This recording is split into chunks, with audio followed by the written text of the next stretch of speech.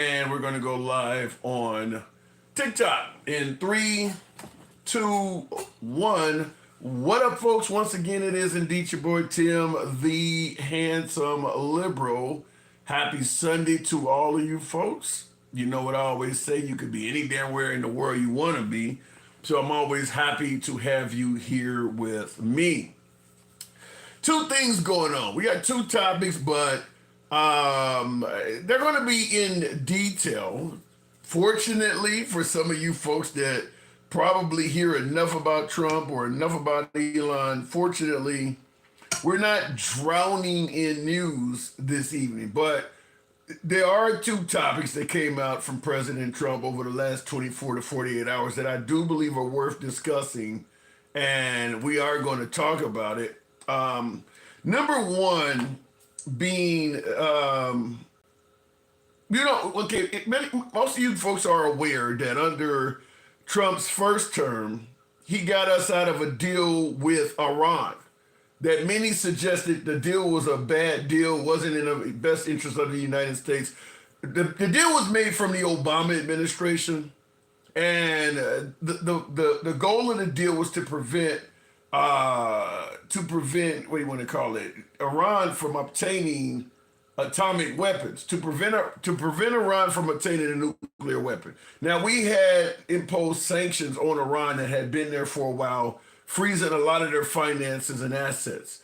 And under the Obama administration, they had to promise they would not get an atomic weapon. And any deal, there's give and take in any deal. So their give to us was the promise that they would not obtain nuclear weapons. Our give to them was we would free up their financial assets that we had been holding via sanctions and frozen bank accounts, et cetera, et cetera. Now, under the Obama administration, people were led to believe that America was just sending piles of cash to Iran. No, it was their money. Just like right now with the sanctions on Russia, we froze a ton of their money as well.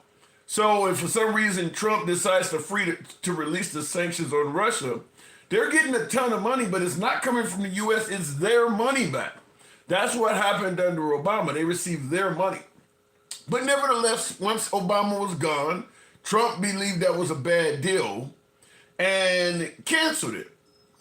Well, now apparently Iran is still trying to develop atomic weapons.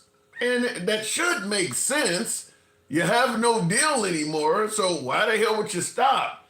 At the end of the day, America has shown that if a country has nuclear weapons, we're not going to mess with it, aka North Korea. So it is in Iran's best interest to obtain atomic weapons because America and other countries from the West would likely back off in their demands if they obtain nuclear weapons. So apparently Iran is trying to obtain a nuclear weapon again because now that we got President Trump back at the helm, he's talking about it. So I do want you to hear this opening clip. This is from Fox, but it does describe what exactly is going on. We are following some breaking news that we wanted to let you know about. This coming out of Iran as the Iranian president has rejected direct negotiations with the United States over its nuclear program.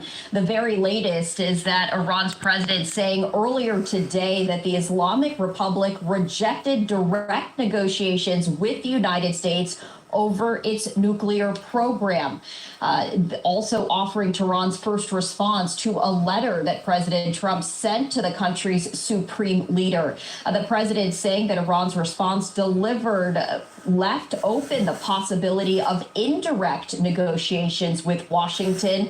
However, such talks have not made any progress. Now, this was 6 hours ago. That clip is from 6 hours ago. I have an updated clip that I want you to hear that shows this may be getting more dire. And by the way, we have moved military assets into the region already. Trump has moved military assets into that region. So it doesn't sound like this is a case of Trump just saber rattling, but whereas America may be getting prepared for something. But I do want you to hear a secondary clip. This one is far more recent That was 6 hours ago. This is far more recent. Against Iran and Russia if he's unable to make deals with them. In an interview with US media, Trump said he was angry when Russian President Vladimir Putin criticized Ukrainian leader Volodymyr Zelensky. Now, this talks about Russia too. This clip is only like a minute long, but notice what's going on here, because this doesn't sound anything like what Trump campaigned on, but I want to hear from you folks. What do you think? I'm going to rewind it because I want you to hear the exact beginning what she says. US President Donald Trump has threatened action against Iran and Russia if he's unable to make deals with them. In an interview with US media, Trump said he was angry when Russian President Vladimir Putin criticized Ukrainian leader Volodymyr Zelensky's leadership and credibility. He also said he has not ruled out imposing secondary tariffs on Russian oil if he feels Moscow is blocking his efforts to end the war in Ukraine. Also in the interview, he said that if Iran doesn't make a deal on its nuclear program, there will be bombing, and he threatened to impose secondary tariffs. Well, let's speak now to Heidi Jo Castro, who's been following the story for us in Washington, D.C. Heidi Jo, Trump's had strong words about Vladimir Putin then. Indeed, he did. And these are very different than the laudatory language that we've typically heard from Trump, though he was quick to say that, yes, he is, quote, very angry with Putin, but he said that their relationship was still good. But he said that Putin knows that he is angry. And this is, of course, in response, Trump said. Now, I'm not going to play her whole thing, but notice that his relationship with Putin is somewhat degraded as well. So the whole claim that he knew Putin, that he can end the war in 24 hours, it doesn't sound like Putin is eager to play ball. So what I want to ask you folks is, what do you think's going on? Remember, we were promised that under Trump, there were no new wars and that we were going to focus on America first and get out of overseas conflicts. He seems to be everywhere now. They were in Greenland yesterday in the quest to acquire Greenland. Obviously, the Canadian becoming a 51st state is an ongoing issue. Gaza becoming the Riviera of the Middle East is taking a back seat right now. But what happened to getting out of overseas conflicts? Biden, Obama, even George W. Bush was not involved in this much shit simultaneously. Month number 2. This is only month number 2. So someone I will certainly look forward to somebody explaining that, but he's literally threatening to bomb Iran if they don't make a deal with him. Obvious pushback is, why the hell would they do that when he broke the last deal? Now keep in mind, Trump is demanding Greenland, Russia, and Iran make deals with him or essentially face the wrath of the United States. We're not offering any of those countries a damn thing to make a deal with us. Nothing. Either you make a deal with America or you face the wrath of the United States. None of them are being offered anything at all. So why would they do it? Why would they do it? Because I've seen in the comments, Johnny 11 said, well, we tried diplomacy. That's what you call diplomacy? Sit down to the table with us and talk, or else? Is that what diplomacy looks like? Anyway, I do want to, we're going to talk about that because I don't understand what the United States stance is on this, and I want you folks to help correct a brother. I'm going to plead ignorance on this one, and I'm going to even come across as more ignorant on the next topic. A lot of you folks are always telling me I don't know what the hell I'm talking about. Today is your day. You get to correct me because I do not know what the hell is going on in regards to this secondary topic. Secondary topic being, as you see, the name of the program is titled The Love of President Trump. A lot of reasons to like Trump. There are reasons to dislike Trump. But he is in his second month of his current administration. He's only in the second month. He has 4 years to turn out to be fantastic. He could end up being lackluster and an average president, or he could fail in the Oval Office. We don't know what's going to happen over the next 4 years. So we can't throw him under the bus, and we should be looking at it like, let's see what happens as opposed to anything else. But I want to play a host of things for you because the name of the live stream is titled The Love of Trump. And I want some of you folks to explain to me how we got here. Clip number 1. Tonight, could President Trump be the first living person printed on U.S. currency? 2nd District Congressman Joe Wilson is drafting legislation to direct the Bureau of Engraving and Printing to go ahead and design a $250 bill featuring President Trump. Take a look here at your screen. According to Wilson's policy advisor, the proposal will represent America's 250th anniversary next year and celebrate Trump's battle with inflation created by Biden. There is, however, a law that was passed back in 1866 that prevents any living person from appearing on U.S. currency, but Wilson's policy... Now that would sound kind of crazy, but actually there's an actual Republican politician that's trying to propose that. But he's not the only one. Representative Brandon Gill of Texas has introduced legislation. Here's another. Brandon Gill of Texas has introduced legislation to put President Donald Trump's face on the $100 bill. Co-sponsored by Representative Troy Nehls, the Golden Age Act would require all $100 bills printed after December 31st of 2028 to feature Trump replacing Benjamin Franklin.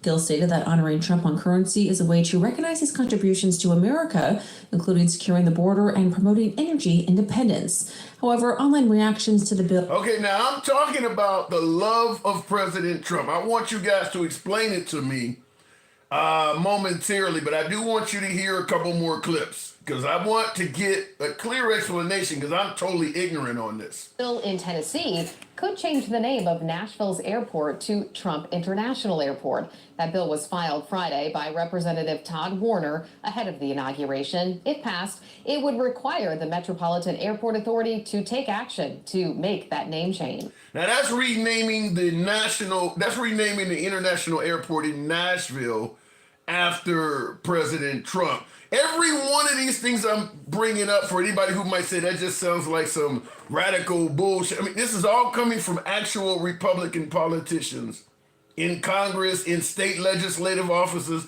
These are actual real proposals. Every one of these are. So it's not the liberals making up some crazy shit or something of that nature. These are all genuine proposals.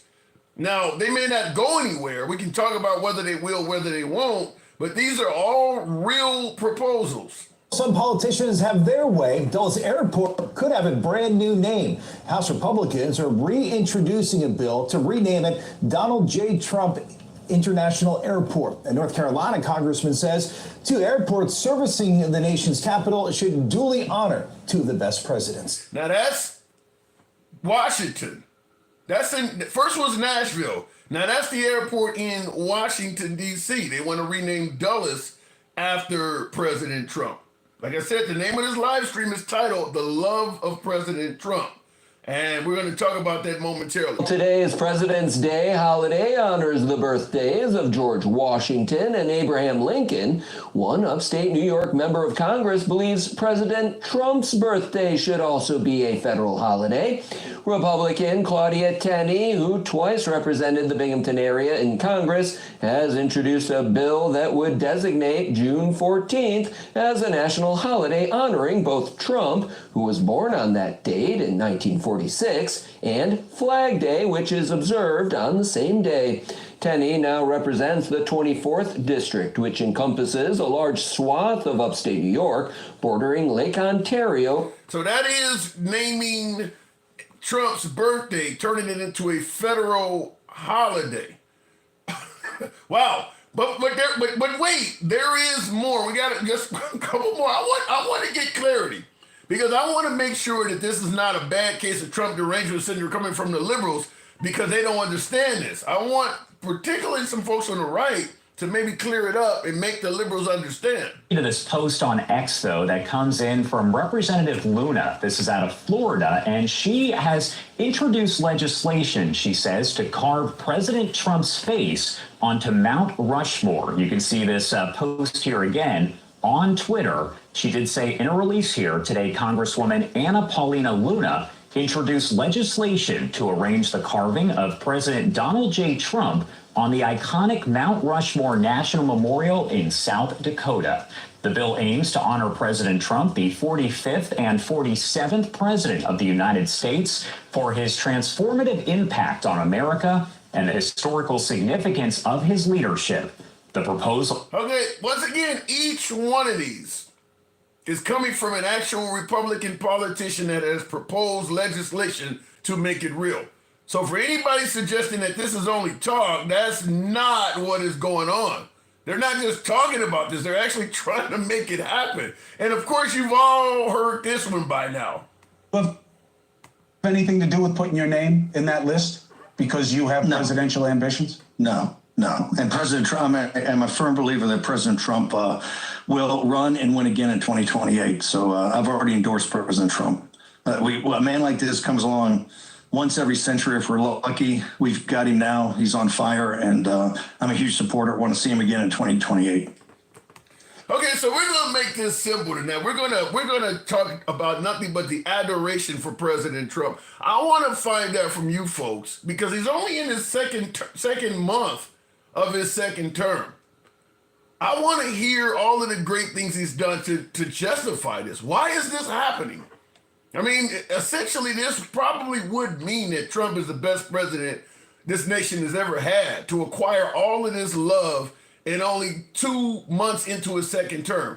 Everybody else that got those accolades, they had to die before they received that, whether it's Mount Rushmore, whether it's being on the front of currency, whether it's having an airport named after them. They want to do all this for Trump while he's alive, even make his birthday a federal holiday.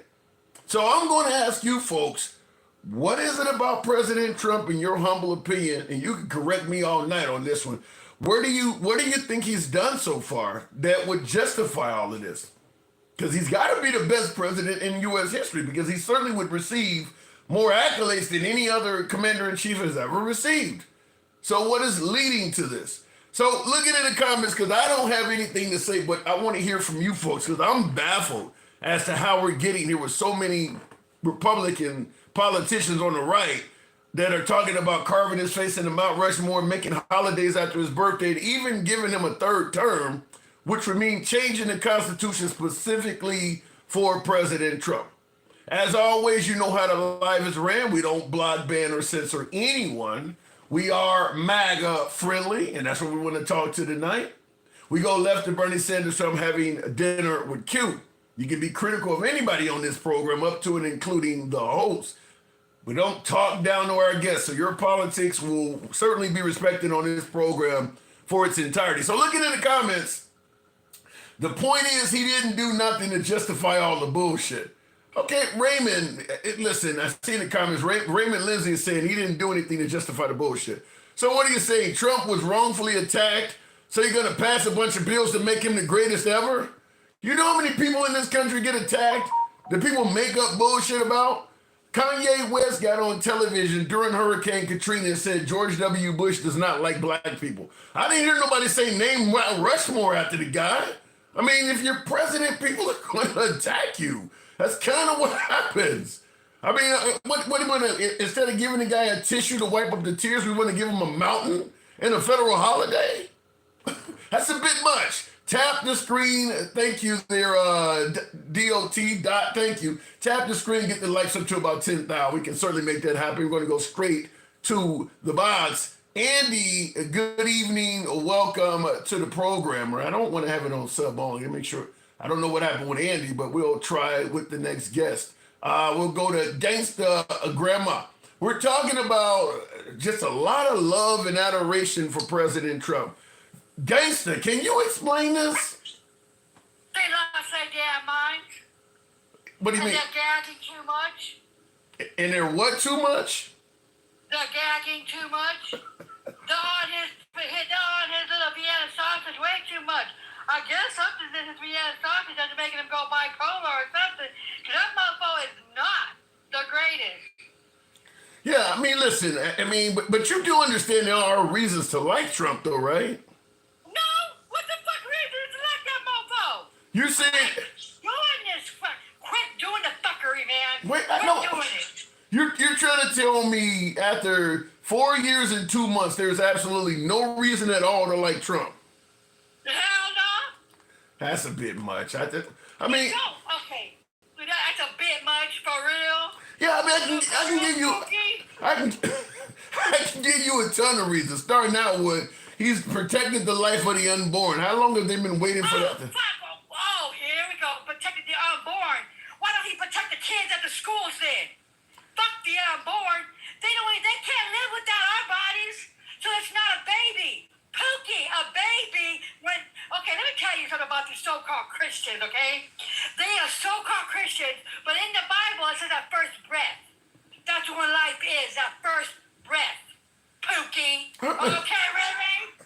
Okay. Why am I getting all these stereotypes? A black man like you over here giving these motherfuckers a reason to spill their nonsense. But yet he won't protect. He will not protect our babies at school. Because the white tea kids are losing their fucking minds because they got bipolar ass mama and daddies making them crazy. So they gonna pew up our kids. But you don't give him any credit at all for protecting the life of the unborn? No credit at all? For what? That's our bodies. That's our bodies. Now, if we want to go and have an AB, god dang it, we can. That's our body. What did the white tea man gotta tell us what we cannot do with our body? Protect our kids that are alive. Protect them. Don't protect them that cannot live without our body. Do you realize how many children will grow up and say that they're only alive because of Trump's law? Oh, shut the hell up. I mean, but is that not true? That's not true. They're forced burning people. You know why they're doing this, though? Now, let's keep it real. Let's keep it a buck. You know why they're doing it? Because the white tea people are going bye-bye. Because the white tea women like the chocolate dangling. And they're fascinated with the shit. But unfortunately, it's not all that. Some of it's good, some of it's not. There's got to be more to it than that. Come on now. It really is the truth. They don't like the entering. Like, them going with the chocolate dang-a-lang and shit. They don't want the intermixing. They don't. That's the real shit. So you're saying that Trump supporters do not like race mixing, is what you're saying? They don't. They racist. How would they? Well, you they do. They don't like none of our asses. You do. Wait. Hold on. That can't be true. You do realize there's a hell of a lot of minority Trump supporters that are in interracial relationships.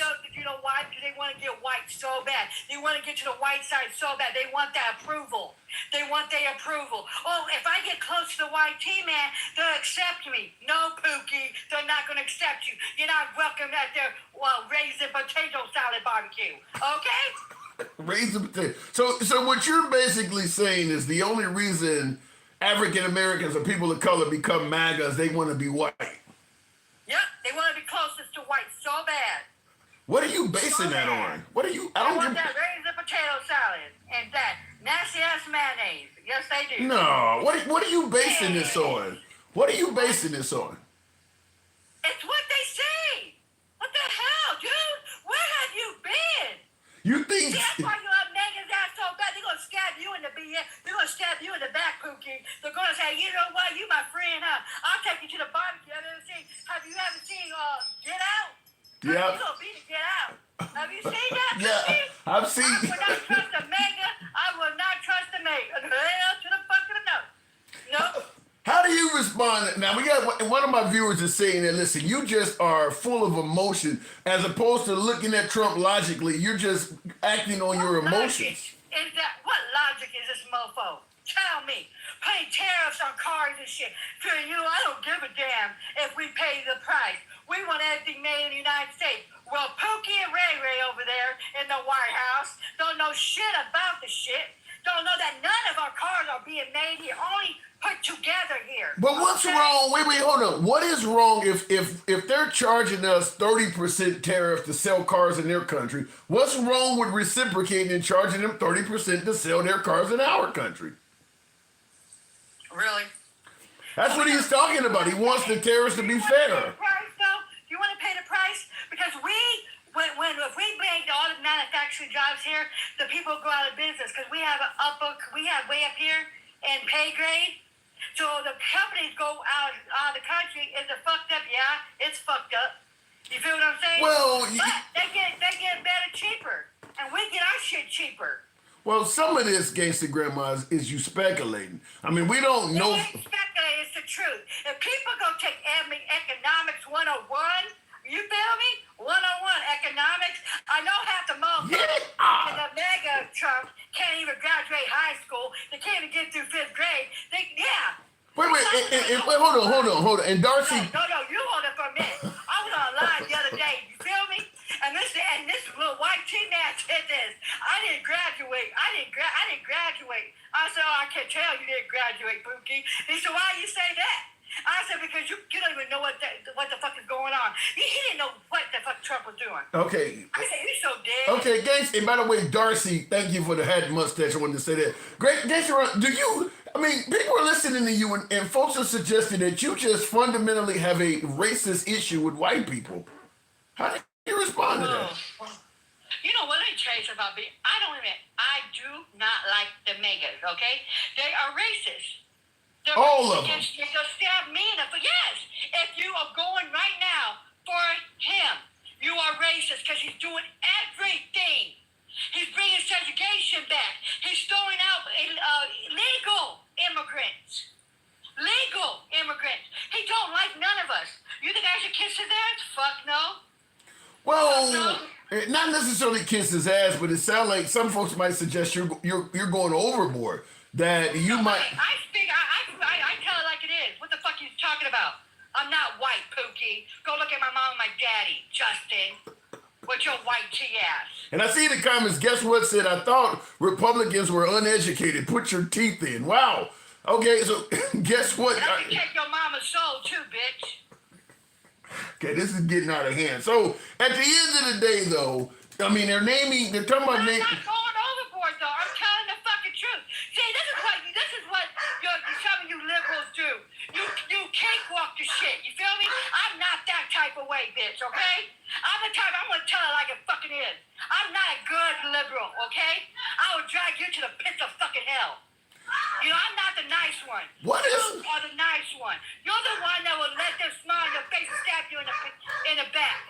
Me, I got the pew pew ready. What has MAGA done to indicate that they're as bad as you're saying they are? Wow.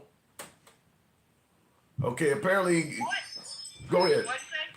I say you're talking about MAGA smiling in your face and stabbing you in the back. What has MAGA done to lead you to believe they're capable of all of this? Really? Really? I gotta ask. Are you serious? The Triple K is hot and ready. The Proud Boys. What Donald Trump did on January 6th, pardon all of them. Okay? And they're still standing with him. So if they could do that, they would stab you in the back and they will unalive us. Do you think I trust their asses? Hell to the fuck to the no. So I guess because there's a lot of minorities, particularly Hispanics, that are MAGA. You think they all? They believe his bullshit. They believe he's gonna get a stimmy check. Oh my God, he helped us before. He's gonna help us again. Oh my God, he's gonna lower the egg prices. Oh my God, our groceries are going down. Our gas is gonna go down. You do our lights are gonna go down. Our natural gas. You do realize, Gangsta Grandma, that the price of eggs and gas are going down. Many are suggesting that's happening all over the country. Break this shit down too, because the eggs are coming back, okay? But let me tell you, the gas, that's not good if the gas is going down. We're going into a recession. That means if the gas is low, that means they're going to start laying off people at the rigs. Well, but comprehend. See, oh my God, we're going to have low gas price. We're going to have low gas price. Yeah, but a lot of people are going to lose their jobs. You know, but see, many would suggest because you hear folks say Trump could cure cancer and folks would not give him credit. If Trump would cure cancer, why is he getting rid of everybody? Why is he funding the cancer research for kids? Well, the belief is that there is waste in government. There's too. Oh, yeah, that's big waste in the government, huh? To give to his bitch, what's his name? Elon Musk. Elon Musk, his little bitch. The one that he's sucking on. Yeah. He wants to give it to them. See, where's the receipts? Where's all the waste coming from? Where's the receipt? He's only been in office for 2 months, gangster. But hell no, but he's over here saying, oh my God, we're finding all this waste. Where's the receipts? Well, Prove it. let me ask you two. We're gonna speculate here. If he gave receipts, would that make you feel better about him? If he gave you, He ain't gonna give receipts, Pookie. but what if he did? Because you know what? Elon Musk isn't an auditor. What He's if- a billionaire that wants to take our money. He's taking from the poor and giving it to them.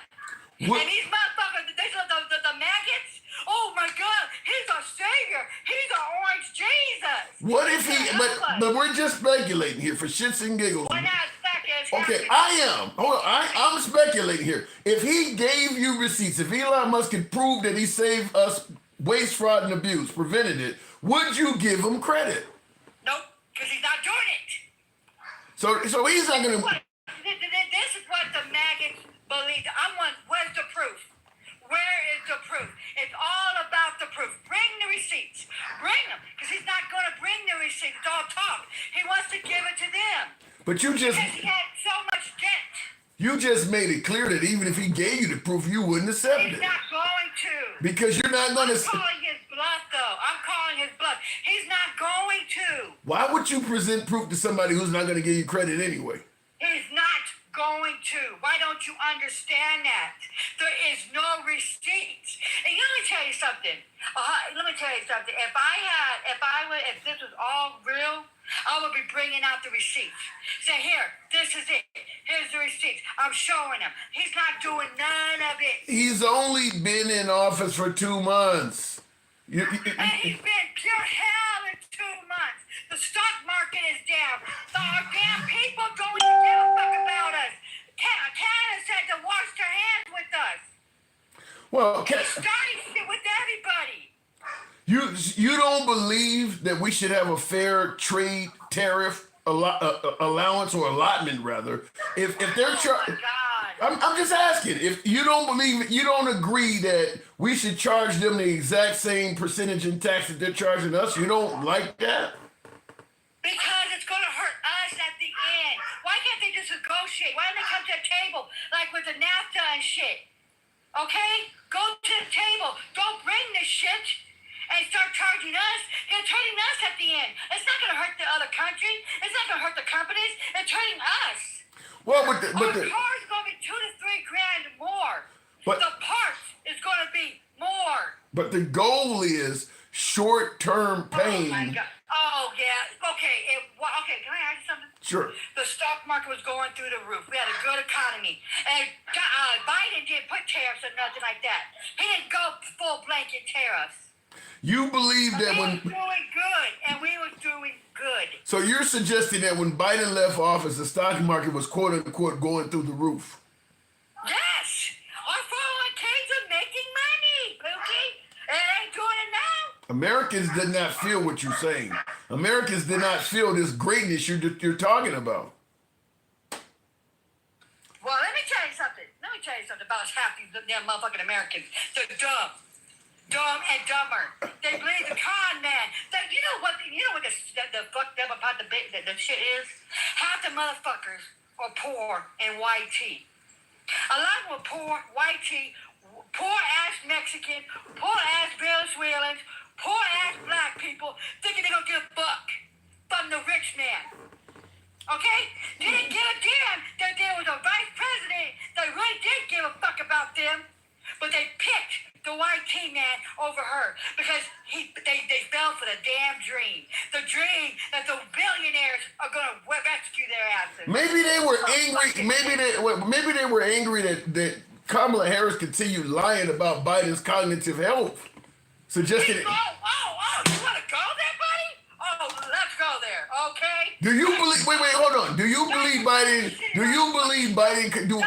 Hold on, wait a minute. Hold on, wait, gangster. Do you believe Biden was capable of doing 4 more years? He was just getting old. That ain't what I asked you. That ain't what I'm asking you. That ain't what I asked you. But Donald Trump was 3 years younger than him. You can say yes or no. Was he capable? Yes, he could have. Yes, he could have. But people judged him about his fucking age. All right. About his fucking age. But guess what? Biden did more for us than than that piece of shit that's in office. All right, gangster. Pookie, huh? Is that my new name? Pookie? You're a fucking Ray and you're a fucking Fluffy. Like you give these motherfuckers a voice that they will stab you in the fucking back. Don't you understand that though?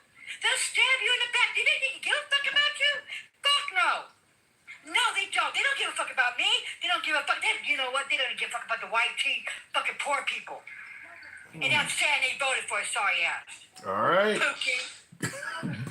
I'll talk to you later, gangster. Always a pleasure. Bye. See ya. And that is Gangsta Grandma, folks. Like I said, folks, we are all about free speech. You can be critical of anybody on the program, up to and including the host. I think she demonstrated that. She always tears me a new one. She doesn't believe that I should give a platform to MAGA, which I vehemently believe that everybody should get a platform, which is why I always say on the program, I am MAGA friendly, because I do believe in free speech. But she's not the only one. And a lot of folks in the comments agree with her. Now I guess my name is Pookie. I see you in the comments there, Mr. McClure. That is Pookie. Now you got me thinking about Chris Rock on New Jack City. Anyway, tap the screen. Jesus, Pookie. Get the likes on up. We should be around 30,000. THOU. Smash that like button if you're on TikTok. For you folks that are watching on YouTube and or Instagram, feel free to give your boy a follow. Smash that like button if you're on YouTube horizontal, YouTube vertical. Sean Herbert, thank you for the super chat. Tim, he wrote the USMCA. What are you talking about? Well, I'm saying that there are reasons to like Trump, just like there are reasons to dislike Trump. My last caller doesn't think there's a single reason to like Trump. I don't agree with that. I don't think any president is perfect or any president is 100% flawed. Now, I do disagree with my opening monologue where I'm playing all these clips of people that believe that Trump's, all of these are all Republican politicians. The clips I played, his name, we should rename the Nashville and Washington, D.C. airport after Trump. His face should appear on a $100 bill. One politician suggested creating a $250 bill to honor the 250th year of the United States and put Trump's face on that. Someone else said his birthday should be, all these are Republican politicians, by the way. These are not, far-right lunatics. These are all folks that are currently serving in office that put bills up. These aren't things they're just talking about. They actually propose bills to make this stuff happen. To make his birthday a federal holiday, to carve his face into Mount Rushmore, and of course you heard Bobart. I didn't play Bobart, but also Steve Bannon as well are both suggesting that Trump could be a good candidate for a third term. So these are well-known Republicans that are saying this stuff. Now, I'm not in that camp. I believe there's reason to like the guy, there's reason to dislike the guy, but damn, I mean, this stuff would make him the best president we've ever had in our lifetime. Because they're talking about doing all this stuff while he's still alive. No other president got this stuff done for them while they were still in the land of the living. Natalie, appreciate the support. Tap the screen, get us up to 30,000. I want to take another caller, but I do have to get the algorithms going. So I'm asking you folks, give a good minute of tap and get us up to 30,000. We'll go to the next caller. Looking in the comments. Hey, can you fix anything on day one? Please put your brain together. He's keeping his promise. It's not going to happen overnight. Have you heard about that? Virginia, listen, I'm 100% I'm 100% agreeing with you, Virginia McCabe, that you can't fix anything on day one. The problem is he said he could. That's the problem, is that he promised to do something, and as opposed to holding him accountable for saying he could do something so quick, we're bashing the voters, suggesting they should have known he was lying about it. That your comment would have a lot more validity to it if you weren't suggesting he cannot do something that he told everybody he could. So I'll just leave it at that. But blaming the voter for not being smart enough to know that he's lying about how fast he can do this, to me seems like you're putting the blame in the wrong place. If you say you can end the Ukraine-Russia war in 24 hours, it's my fault for not knowing you couldn't do it? You have no responsibility for actually saying it? That I don't know. You're actually giving the liar a pass and actually blaming the listener. I don't know where to go on that one. And in the comments, he started to change on day one. Well, that ain't what he promised. You want a participation trophy? You know, I promised to hit a home run on my first at bat. And now all of a sudden I'm talking about on my third at bat, at least I got a double. That ain't what you promised. You promised to hit a home run. He didn't promise to start. He started on day one. That ain't what he promised though. So that's in addition to the fact that now he's actually threatening Russia because Russia is not doing what he wants. We at 30,000 yet? Not quite.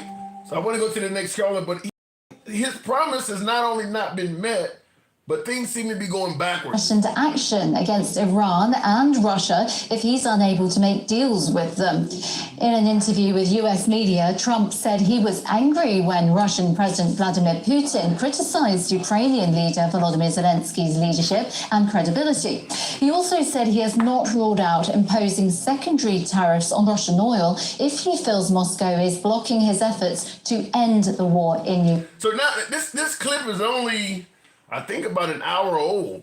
So today Trump is promising that if Putin doesn't play ball in the negotiations, he's going to sanction Russian oil.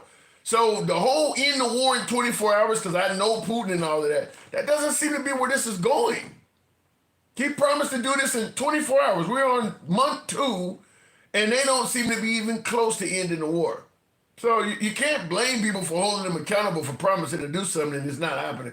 Looking in the comments, shit, man, I support MAGA. What was that comment? Oh, I wanted to read it, but it disappeared. Okay, well, we'll keep going. Almost 30,000. Tap the damn screen for you folks that are on TikTok. He's lying again, says Jackie Dwayne Starks. Well, you certainly got to look at it that way to some degree. Like I said, I have a hard time holding the person that made the statement accountable and giving the person that made the statement accountable. You're not holding them accountable at all. You're going to hold the listener.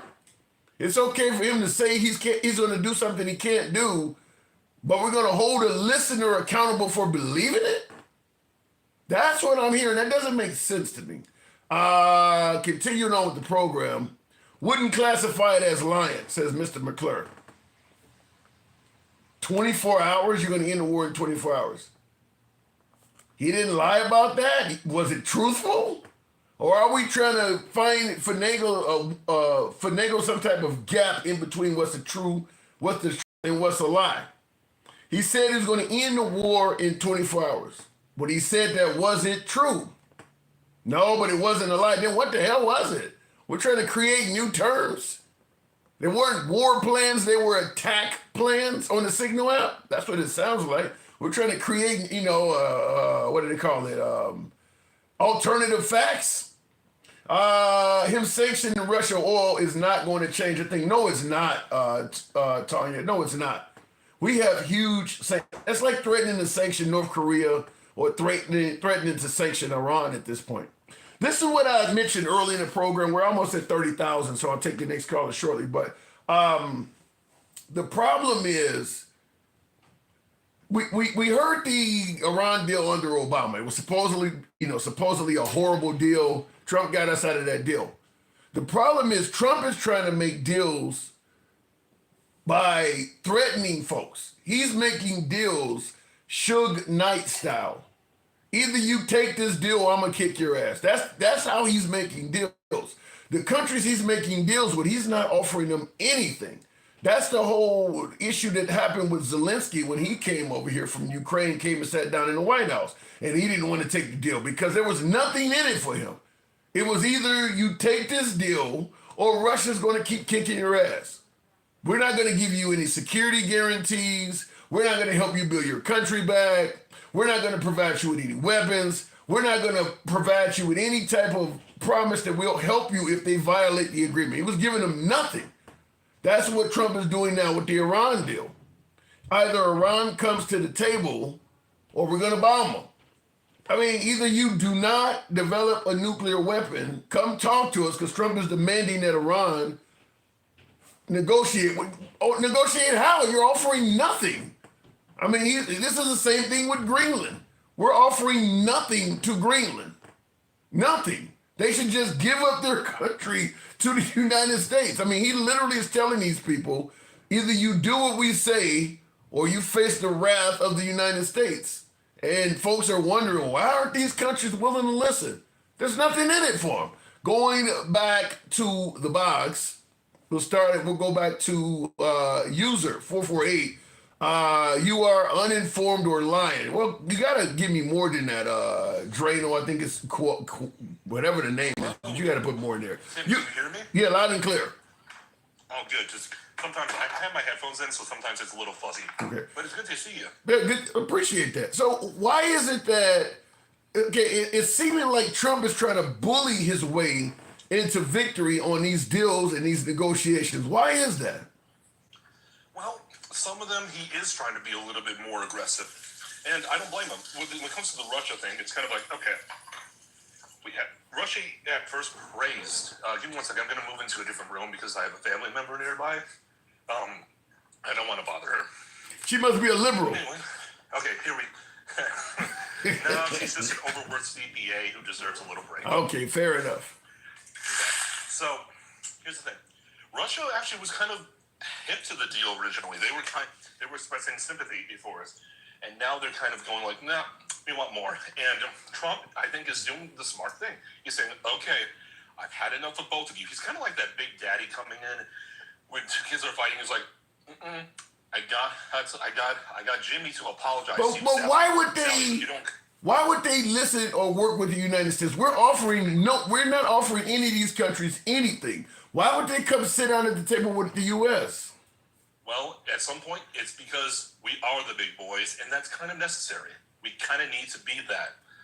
But it would work if Trump imposes these sanctions, and then maybe if they continue to disobey, imposes a complete ban on trading with Russia, which, by the way, secondary bans, in case you're not aware, are where the United States says, we won't trade with you if you trade with Russia. Yeah. So that's another level of a ban. Yeah, but at this point, okay, and I agree with you, because Russia, they're shipping oil perhaps to Germany and some of the countries in Eastern Europe. So let's say Trump says that. Well, we won't work with you if you do business with Russia. The problem is Trump has started to make enemies out of so many of our allies. If we get into a conflict, even if it's a tariff-style conflict, a lot of our allies now may not back us up because we're threatening to fuck them up financially. Well, again, that's kind of the benefit of being the big dog. It's not like we're like the big dog by a little bit, like everyone's a slightly bit behind it. We are so high above when it comes to how much the world depends on us. We kind of have the power to do that. But I'll go even further. You really think that we are so high up that we can just bully the entire planet? Probably not forever, but here's the thing. It depends on what we're doing when it comes to this bullying, quote unquote. So the thing is, most Europeans want the war in Ukraine to end. I think we agree on that, right? Yeah.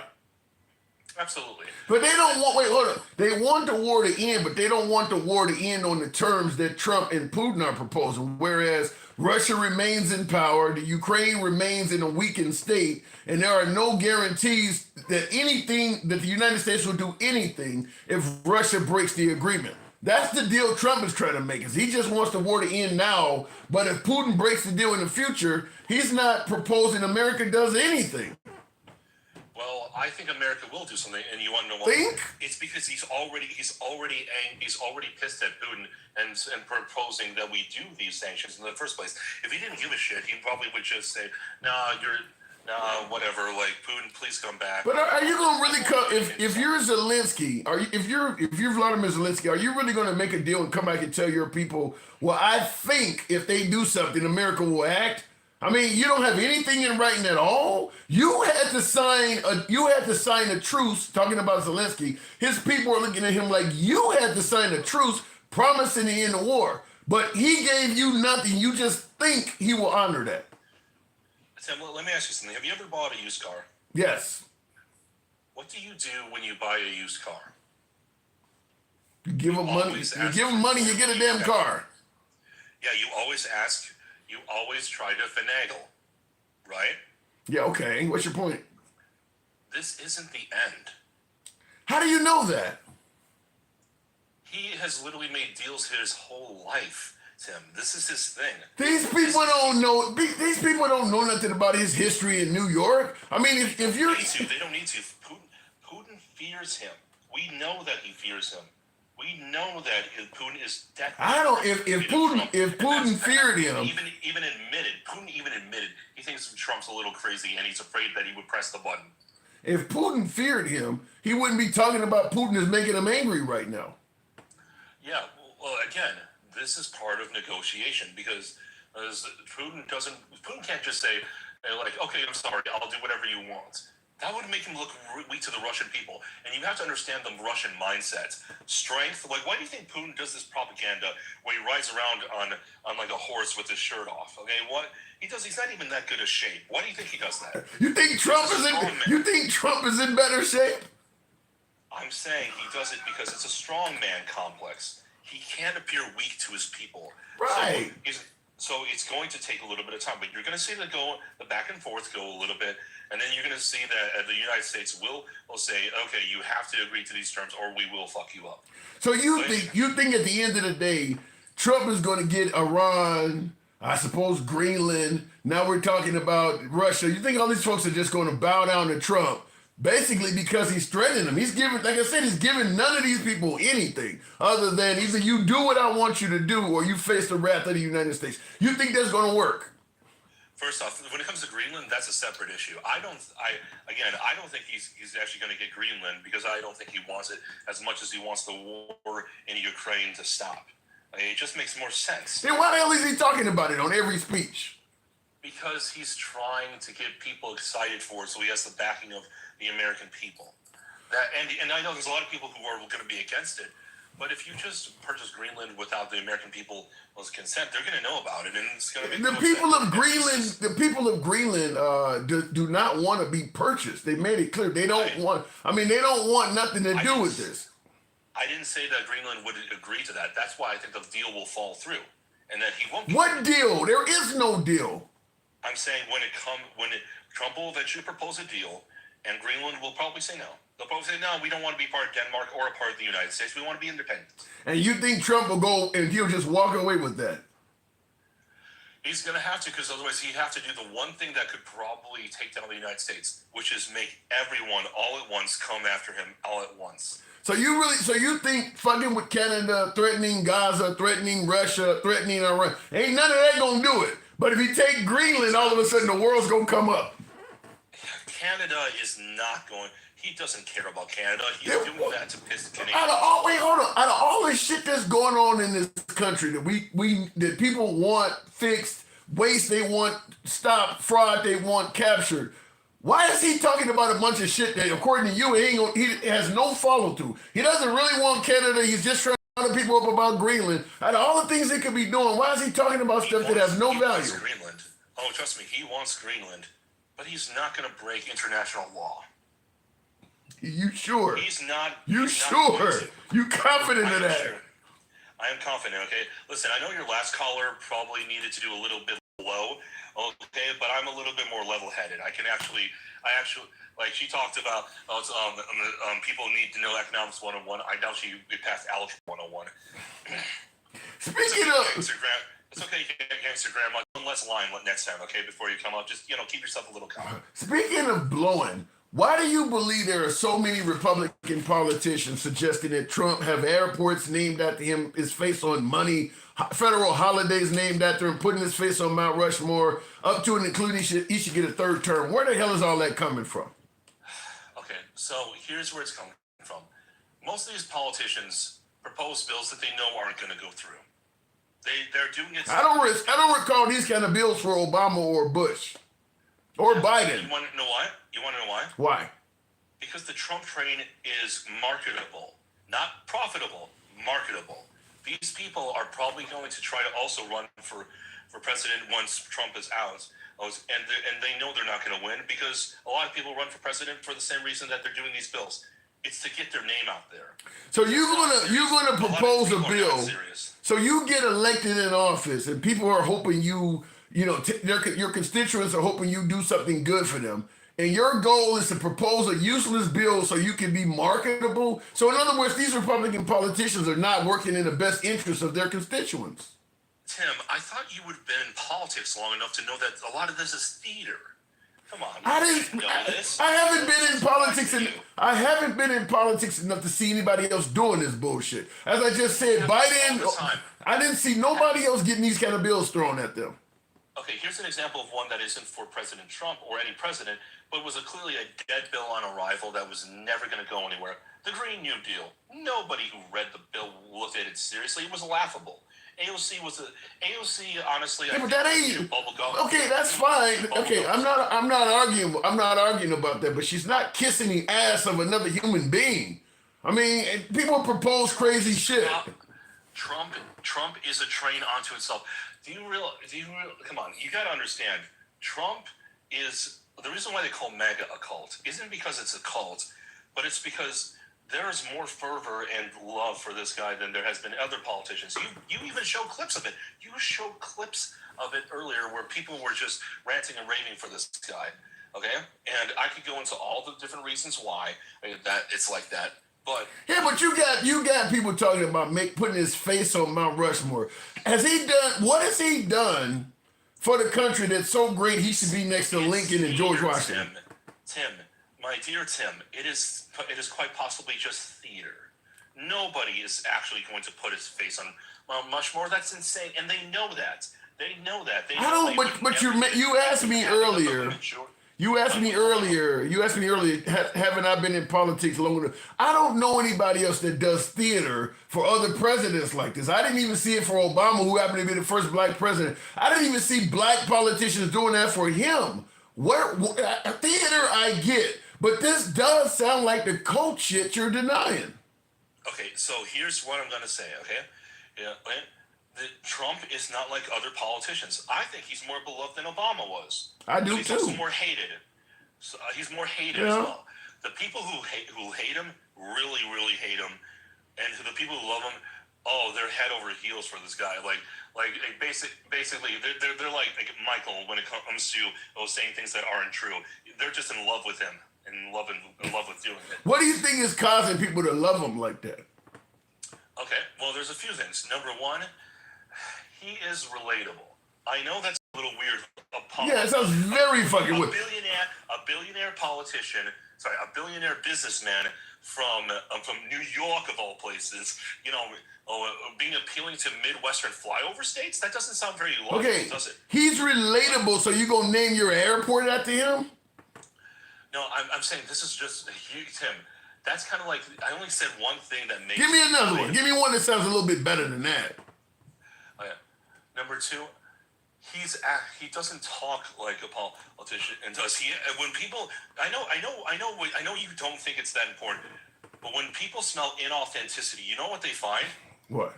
They find every reason to hate you. They think because politicians have always had the reputation of just like lawyers of being two-faced liars that will do anything for a quick buck and to rip people off.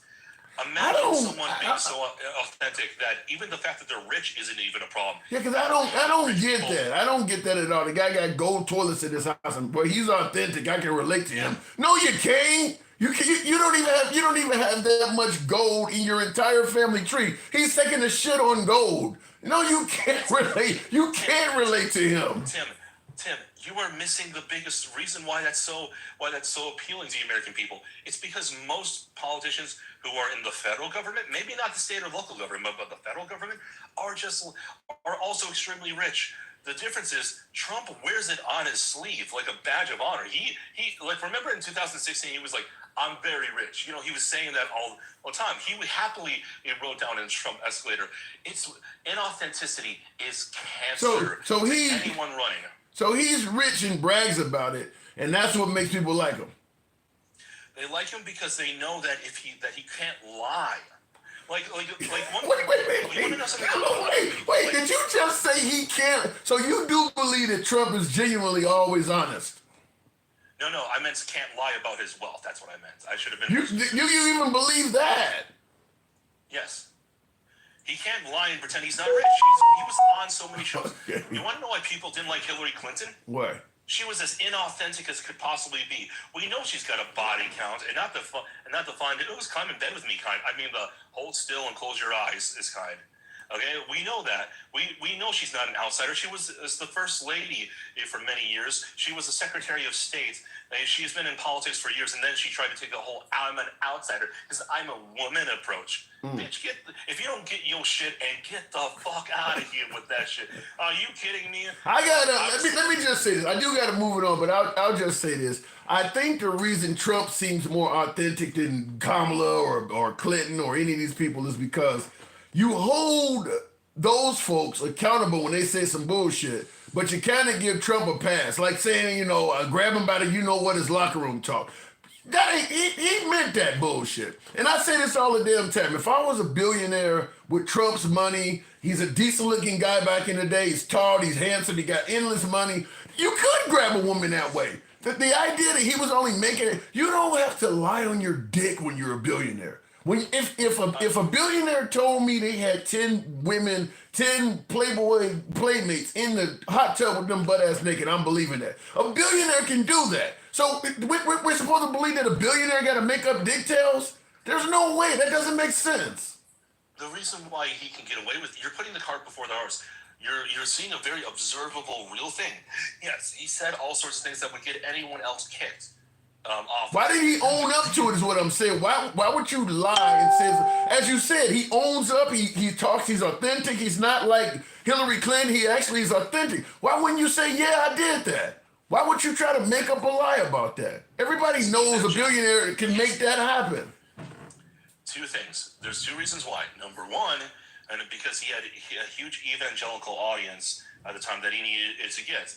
And number two, because there's such thing as saying the right things at the right time. So if he said that and admitted to it right away, he would have a bit of a problem. It would weaken his campaign. But eventually, it would come out that we know he still hasn't come out and admitted it. He still hasn't come out and admitted it. It's been like 6 years ago. He still hasn't come out and admitted it. You basically are saying you're holding Hillary Clinton or Kamala Harris or some of them folks accountable when they say some bullshit that we know is not true. You're coming up with reasons why Trump should get a pass. You're basically saying now, well, for his campaign, you have to know when to lie. I mean, you're giving him a pass on it. That wasn't authentic. I'm not saying. Did I say any of this was good? I don't think he's very moral. You made it sound like Trump is authentic. You made it sound like Trump is authentic and Hillary Clinton is not. When I presented a clear lie to you, that ain't authentic. Not all the time. Not all the time, but by a far wider margin. Listen, Tim, the way I look at it is not like, oh, this makes him a good person. This is more like, oh, this is why he's effective. Well, I'll end with this, okay? Because I know you got to move it on in a second. If you want to kill your political career forever, do the opposite of what AOC and Trump have both done. Because I do not like AOC. I feel like she can't walk and chew bubble gum at the same time. Okay? Yeah, but she comes off more authentic than a lot of politicians from her district. Trump, people have literally admitted that they voted for Trump for the same reason they voted for her. Like, you can think about whatever you want about January 6th. It doesn't matter. If you tell people, I'm going to make your life easier, I'm going to bring down the price of eggs, and then you say hilarious things like, little Marco, oh, small hands, and then you walk right in on a dump truck after people call you trash, and you joke around and you make people laugh after you seem like a guy you could have a beer with.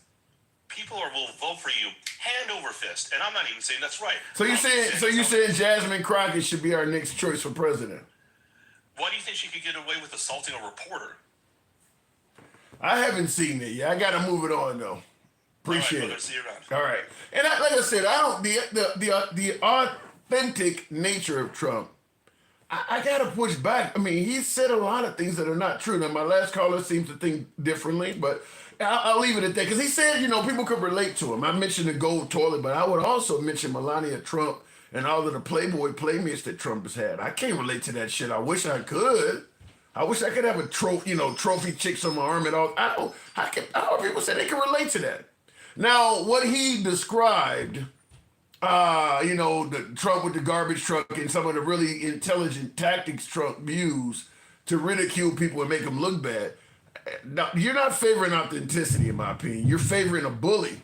You're favoring somebody that knows how to, just what we're talking about right now in the program with Iran and Russia and all that. I mean, you're not favoring authenticity. You're favoring somebody that knows how to bully. But I want to hear from you folks. In the comments, Maxwell Smart says Jasmine is a fake ratchet. You'd have to explain what any of that means. I mean, she's like an attorney. I mean, she got a hell of a resume, by the way. She's not just somebody who AOC went from being a bartender to being a member of Congress. Jasmine Crockett worked for a law firm. I think she's a partner. I mean, she's intelligent. You might not like what she's saying, and I don't understand how anybody could criticize the stuff coming out of Jasmine Crockett's mouth, but you're okay with Trump saying some of the same similar shit. You'd have to explain that. But I see in the comments, Robert Kennedy says, F Democrats. Fuck them all, huh? How is Jasmine Crockett ratchet? I don't know, Katrina. I have no clue. Looking in the comments, a mind is a terrible thing to waste. Too late says, guess what? All right, let me go back to the box. We'll go to one of my subs. You know, we always get a subs a little bit of preference. Andy. Good evening, Andy. Now, I'm assuming you heard a few things. I'm assuming you heard a few things you may disagree with now. I was just laughing. I find it funny how they say he's not a politician, but he lies like a politician. He wants to go hard on Hillary when... Did he see Trump's first term? I mean, where was he? Like, really? Give me what you're talking about. What out of Trump's first term are you referencing? Like, he was talking about Hillary's body count. Let's be honest, that's QAnon bullshit. I mean, it is. Yeah. That fake-ass list they got. And on top of that, like, Hillary spent 11 hours on the Hill testifying. Not one time did she say, I plead the fifth. Damn, Trump can't do that for a minute. Yeah. Not only that. Yeah, I appreciate that. Trump is a political nightmare currently. By the way, you can't put his face on Mount Rushmore. They've already said the whole thing would collapse if it was even tried. Like, that's the dumbest idea ever. Well, they could always add more rock or add more. They could always add more to it. No, they can't. All the rock has already been used. It's already been mapped out. Anything added to that would make the whole structure come down. So they can bring it all down, but he can't add a space to it. That's not going to work. It just didn't work that way. I'm sorry. I didn't know that. Never heard that. But why do you think there's? Why do you think a politician would even propose that? They're sycophants. They worship him like I don't know. I've never seen anything like it. It reminds me of Jim Jones. It's kind of scary, actually. Wow. So you do see the cult mentality. Mm-hmm. Well, they fit the model. Like, the government has a model for that. It's called the bite mark. Explain. It means behavior.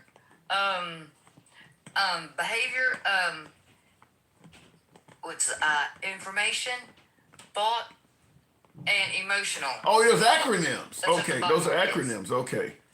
I've never heard that. And so this made, like NVIDIA stock plummeting, much to my chagrin. Why? What are those are chips, right? The computer chips. Right. Yeah. And where they'll be allowed to sell, and this, that, and the other. Trump has literally got his thumb on business, which, that's not good. Yeah, but people think Hey, like, I heard your people come up. I heard that guy come up there. He never mentioned Pete Hegseth or that disaster. A good leader would have fired somebody. Trump was on it. Oh, Joe Biden didn't even fire anybody. Well, Trump needs to get on that firing because Pete Hegseth needs to go. And, yeah, but they are going to bring up that under Biden, 13 service personnel lost their lives in the botched evacuation of Afghanistan, and he didn't fire anybody either. Well, that Donald Trump orchestrated and he drew down the troops to 2,500. I'm surprised that's all we lost. But why do they never mention the 67 that were lost under Donald Trump? Like, I'm very confused. Why do they only want to use the service members that were lost under Biden, but they never mention the much higher number under Trump that we don't even talk about Nor do we even. That's the discuss bad. fact that I tell you, I'll give you the answer to that. hold on, we changed the way that we do reporting on casualties for human lives in other countries because Donald Trump wanted to cover up what was going on in Syria. Let's not forget that. Well, in regards to your answer, why didn't we talk about that stuff? This is what I mean when I say the bad messaging of the Democratic Party. Everybody knew Trump was going to run for re-election. You had 4 years to bring that stuff up. I don't recall Biden or Kamala Harris mentioning that hardly at all. I mean, they had plenty of time because Trump was bringing up the 13 service personnel. Well, as somebody whose family has served, and I have lost family members to war, I will say that had they done that, I would have never voted for them again because that is using the military. I do not know why Republicans fall for that, especially when Republicans wouldn't even pass the PACT Act. Now Donald Trump's pulling that, and Republicans actually want to talk about veterans. It's obscene. Well, the goal is to win, Andy. And talking about veterans, talking about folks that have lost their life. I mean, they're winning. The goal used to be to want to strive to be a better leader. We did not care about the country and lining your own pockets. And by the way, I think what he's doing with Vladimir Putin is purely performative for both of them. Makes Donald Trump look like he's hard on Russia, and it makes Vladimir Putin look like he's not giving in. It's a win-win situation for both presidents who were under scrutiny for being looked at for the fact that Donald Trump removed the cybersecurity from Russia, even though he was the only president to be hacked by Russia in U.S. history and one of the worst cyber hacks we've ever had. Now, what I don't get in regards to that is, how does Trump, now I asked this one with Jeremy, my last caller, but why is it that Trump is assuming that he can literally just threaten people to bargain with him? I mean, he's offering none of these countries, Iran, Russia, Ukraine, Greenland. He ain't offering none of these countries anything. He's just saying, you're going to either do this my way or face the wrath of the United States. I mean, how does that make us look on a world stage? Oh, I have international people on my panel. I think you slid by. They're very disappointed. And America talks like we do so much for these other countries, but in reality, you've been around the military. You know for a fact that how many of these countries host other base for us? Do we do that for them? No. But we're looking at it like this. By you having a U.S. base in your country, we're providing you free protection. You're looking at it that way because it's beneficial to you. But realistically, it just means we have eyes and ears in the region, and we can reach a jumping off point quicker. Yeah. So in reality, it's more beneficial to us. I don't know. I don't know about that, Andy. Let me tell you why. Let me tell you. We do that. Wait. What does every Republican president say? We fight over there so we don't have to do it where? Over here. Is that not a good thing? That's what those bases ensure. So when they provide those bases, they are a help to America. Let me tell you why. Let me push back on that. Well, hold on. I'm not going to. I just want to point this out. We always point out how we're a help to them. I know how we're a help to them. We hear it all day, every day. But there's never anybody that says the other side is helpful too. Y'all never recognize that they do anything at all. Okay. You know, you want people to say, name one thing Donald Trump's done good. Why can't y'all name anything these other countries have done for us? Like go to battle with us every single time America's called, even though they didn't need to, wasn't beneficial to them.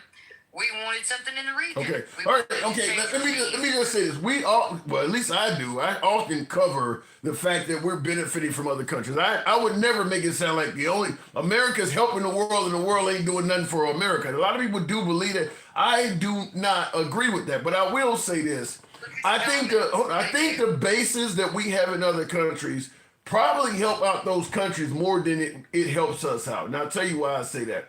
If we have a base in a country, that gives them a reason not to spend a lot on their own defense budget because they know as long as U.S. service personnel are here, ain't nobody going to attack us. So that's why they can give their citizens stuff like entitlements, stuff like universal health care and things. They're not spending a ton of money on military like we are. It's because they know as long as we got Americans here, we're even selling that in regards to the Ukraine. If we're over there refining minerals while we're there, ain't nobody going to mess with you. So I think it may help them out a lot more than you realize. Because Putin is not going to stop because we got some damn low-level miners over there with a corporation. That's like American exceptionalism has been hyped just a little bit too much. Look at Afghanistan. It took all of our allies, and we still got our ass kicked in the desert. I wouldn't be so sure that we're the best thing on earth. We tell ourselves we are because it makes us feel good at night. Yeah. We tell ourselves we are because we go bully other nations into doing what we want. Yeah, I don't. You won't hear me. You won't hear me suggesting that. Well, hold on. These people in your comments that are just pouring through really think that we're the best thing since sliced bread. In reality, they have no idea that we are a fledgling nation, for one, and two, that it takes a community, to raise a child. It takes the world to get it right. And if we're going to be isolationist, well, then we're not the leader of the world. Yeah, but we're not. We don't deserve anything. We talked about America first and getting out of overseas conflicts and being isolationist. Trump said, I'm a nationalist. That ain't what he's doing, though. That's why you and I are talking about Russia and Greenland and Canada. He certainly ain't talking like an isolationist. He's in everybody's business. So he may have run on that, but that ain't what he's doing now. Hey, pizza lover, they're not going to deport me. I came here with the colony in the 1600s. Forget that. I know you'd want it. Oh, my God. That's why I know the history of this country a little bit better and bothered to learn it because of the atrocities this nation has committed. Not only that, America would not have even bothered to go World War II at all. We were minding our own business. If Japan hadn't popped us, we were willing to let Europe go up in flames. Yeah. And because I tell the truth about our country, I don't hate it. Not at all. I love America. I want us to be better. I don't want us to be on the human rights violation list. I don't want us to have starving children in America. I don't want us to have such a high poverty rate and a high mortality rate and infant mortality rate. I want all those things to be better. We don't make them better by doing what we're doing now. And Donald Trump's up there saying today, I don't care if car prices go up. He did say that. I heard him say that. I did hear him say that. Like, you can't say that prices are going down when he's out here actually saying they're going up. It's ridiculous. I did hear him say that. I'm like, wow. At what point do they actually look at America and go, hell, we've given away everything to the 1%? The entitlements they're saying and the fraud. I hear them in these lies that, well, we have hungry children in America. Well, they're not going to get any of that money. It's going to the 1%. Yeah. You are making the biggest transfer of wealth in America, all because you weren't paying attention and worshiping a Nepo baby who's never had to work a day in his life, would not fight for this country because he claimed he had bone spurs, but he plays golf every weekend, and he weighs what he weighs, so they can't be too bad. And he doesn't care. He thinks everybody owes us and everything's transactional. Well, it's not reality. We need the resources from our north a lot more than they need us. They could take direct shipping from China and sell their oil. Whoa. So you're saying we need Canada more than Canada needs us? For oil and lumber, yeah, we do. And other countries would happily take what we don't take right now. I don't know if most Americans agree with you on that, though. I don't care whether they agree with me or not. It's numbers. It's facts. We should not have this, it's an opinion. Reality. We require a certain amount of things to keep this country running. What if they turn off the power? Well, they're not turning off the power to the whole country. It's some metropolitan areas up north. To the north, though. What if they turn off the power to those 4 major states? Then we'd have to figure it out. Americans, you know good as I do, one of the ways the military handles problems is they turn off the water, the power, and the communications. And what happens? I'm gonna tell you something. If Canada turned off the power, Andy, if Canada turned off the power, chances are America would go up there and militarily take control of those power stations and restart it. I mean, that's what would probably happen under Trump. You do realize then that would cause Article 5 to be invoked, and the rest of the world would come for us. Like that's. I don't know if that's certain. I hear what you're saying. NATO, Article 5 would be invoked because I've discussed this on multiple international panels, and Europe and them would come for our ass. That's not as simple as that. You really believe that if we had an incursion with Canada Canada could depend on NATO to take their side against the United States? Yeah, they're already signaling that all over the world. I'm Why do you not. think they're having I think meetings it, without us. NATO is having meetings without us. Has that ever happened? No. my guess is it would probably fracture NATO, but I don't think NATO. I think some nations NATO might. doesn't care about us anymore. When they put us on the human rights violations. Why do you think that they're going to care? We are falling. They know it. We just saw $6 trillion of U.S. wealth in the stock market. Let's be honest. Yeah.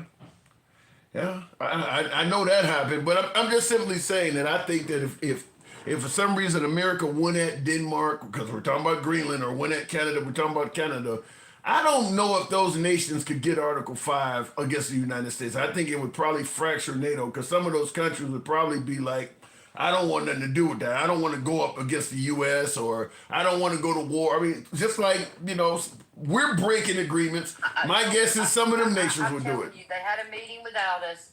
They'll do it. And not only that, Tim, they're sick of our shit.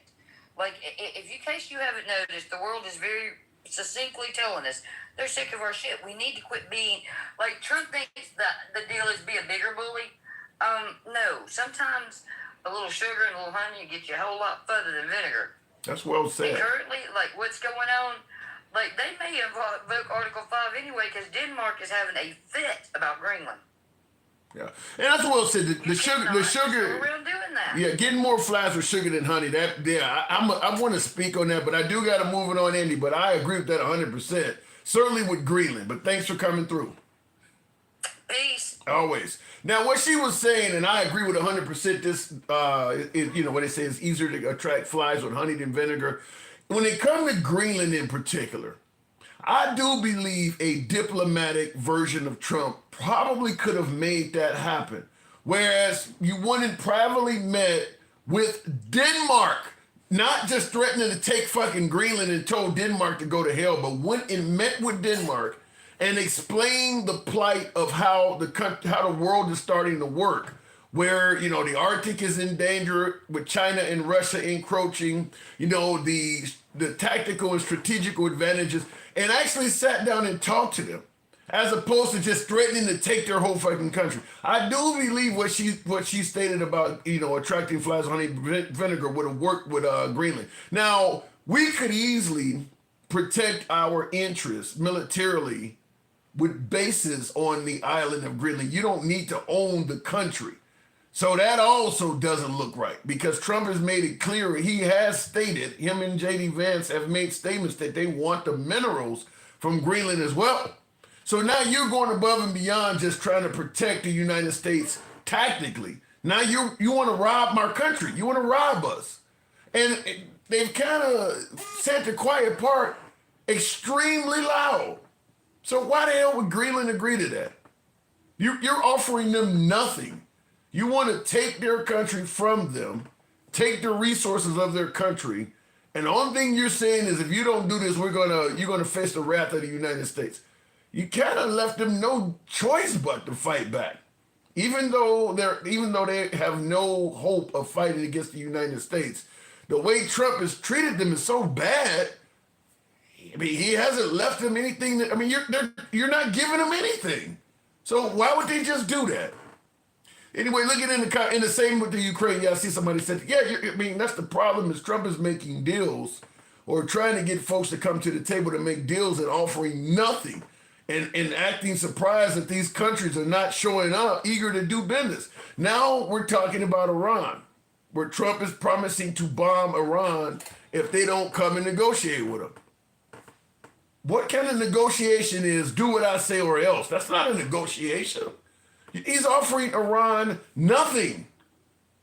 So the negotiation will simply be, now that we're sitting down at the table, I'm just going to tell you straight out, you got to stop your nuclear program or we're going to try to kill all of you. That's it. He's not offering them anything. So you realize how weak you would look to your people agreeing to some shit like that? That's the whole reason Saddam Hussein is not with us anymore. It's because he didn't bow down. You can't just bow down like that. You would have no respect in your own country.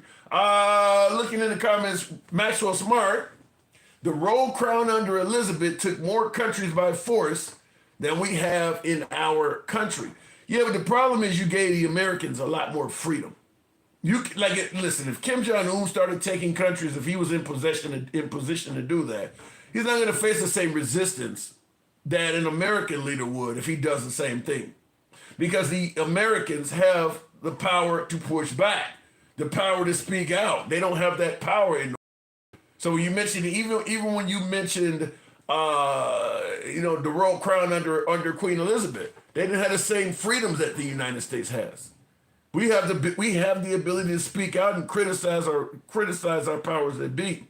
Some would suggest that maybe they don't want us to have that power anymore. But yeah, it's going to be a difference when Trump is. And not only that, but we are a very, very diverse country. Every country we are threatening has residents that live here in America. We got Canadians that live in America. We got people probably a few from Greenland. We certainly have Ukrainians here. So America's not going to look at these people and say, well, you should just be able to go and tell them what to do and give them nothing in return. All right, looking in the comments, Tim Walz doesn't believe in free speech. I haven't heard that coming out of Minnesota. Are you talking about Tim Walz, the governor up there, and Josh Ely? Are you talking about Governor Tim Walz in Minnesota? I haven't heard that coming out of there, if what you're saying is true. And things are not the same as under Queen Elizabeth all those years ago. Things don't work that way anymore. True. You could also, in regards to going back to Queen Elizabeth, you could also go take countries over and your subjects wouldn't even know about it. They didn't have access to international news and all of that like we do now. So it's a whole different era. You can't do what Queen Elizabeth did. I'm from Minnesota and Walz is terrible, says Deanna Cole. Well, listen. No matter what state you live in, there are going to be people in your state that says the governor there is terrible. Ron DeSantis has been a rock star in Florida. The people of Florida seem to love Ron DeSantis, but I'm certain I can find plenty of Floridians that will say he's terrible. You just lean the opposite political direction of Tim Walz, so you don't like him. But no matter where you go, there's going to be people that don't like somebody. Tap the screen or go to the next caller. Get us on up to 65, if you will. Continuing on with MAGA Reacts. Good evening, MAGA. Welcome to the program, MAGA Reacts. Now, making deals for nothing in return. What say you? What do you mean? What are we talking about? We're talking about him threatening Iran. If they don't come and negotiate with him, he's going to bomb them. He's now talking about imposing secondary sanctions on Russia. We already know what's going on with Greenland. He's telling these countries to essentially adhere to his wishes and offering them nothing for doing so. I mean, last time we talked, you're like, why is he being so nice to Putin? Why is he being best friends with Putin? And I was like, he has no reason to do anything else right now because, he wants him to take the deal. But now that he rejected the deal, he first tried to be nice. Now he's trying to be a little tough. And hopefully it doesn't take too much of that to get them to the negotiating table. Where's the nice part, This is basic, deal making. Why do you guys act like this is weird? This is just basic getting people to the table and make a deal. I can answer that. You're saying, why do we make it sound like this? Because I don't know many deals you show up where you get nothing out of it. Like with Iran, he doesn't want Iran to have a nuclear weapon. Okay, so if they agree not to have a nuclear weapon, what do they get for adhering to that? Again, why would Trump offer anything? The way it works is he brings them to the table, and then they tell us what they want, and then we negotiate. This is basic, deal-making 101. You don't need to read the art of the deal or anything. Any experience in business would...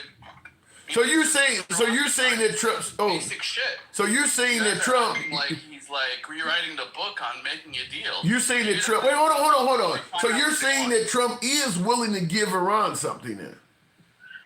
Yeah, we gotta find out what that is. Why would we give shit without them even asking for anything? I haven't heard him. Listen, when he broke the deal in his first term, he didn't give him anything. He just told him, either you stay away from nuclear technology or we're going to hurt you. He didn't offer him anything.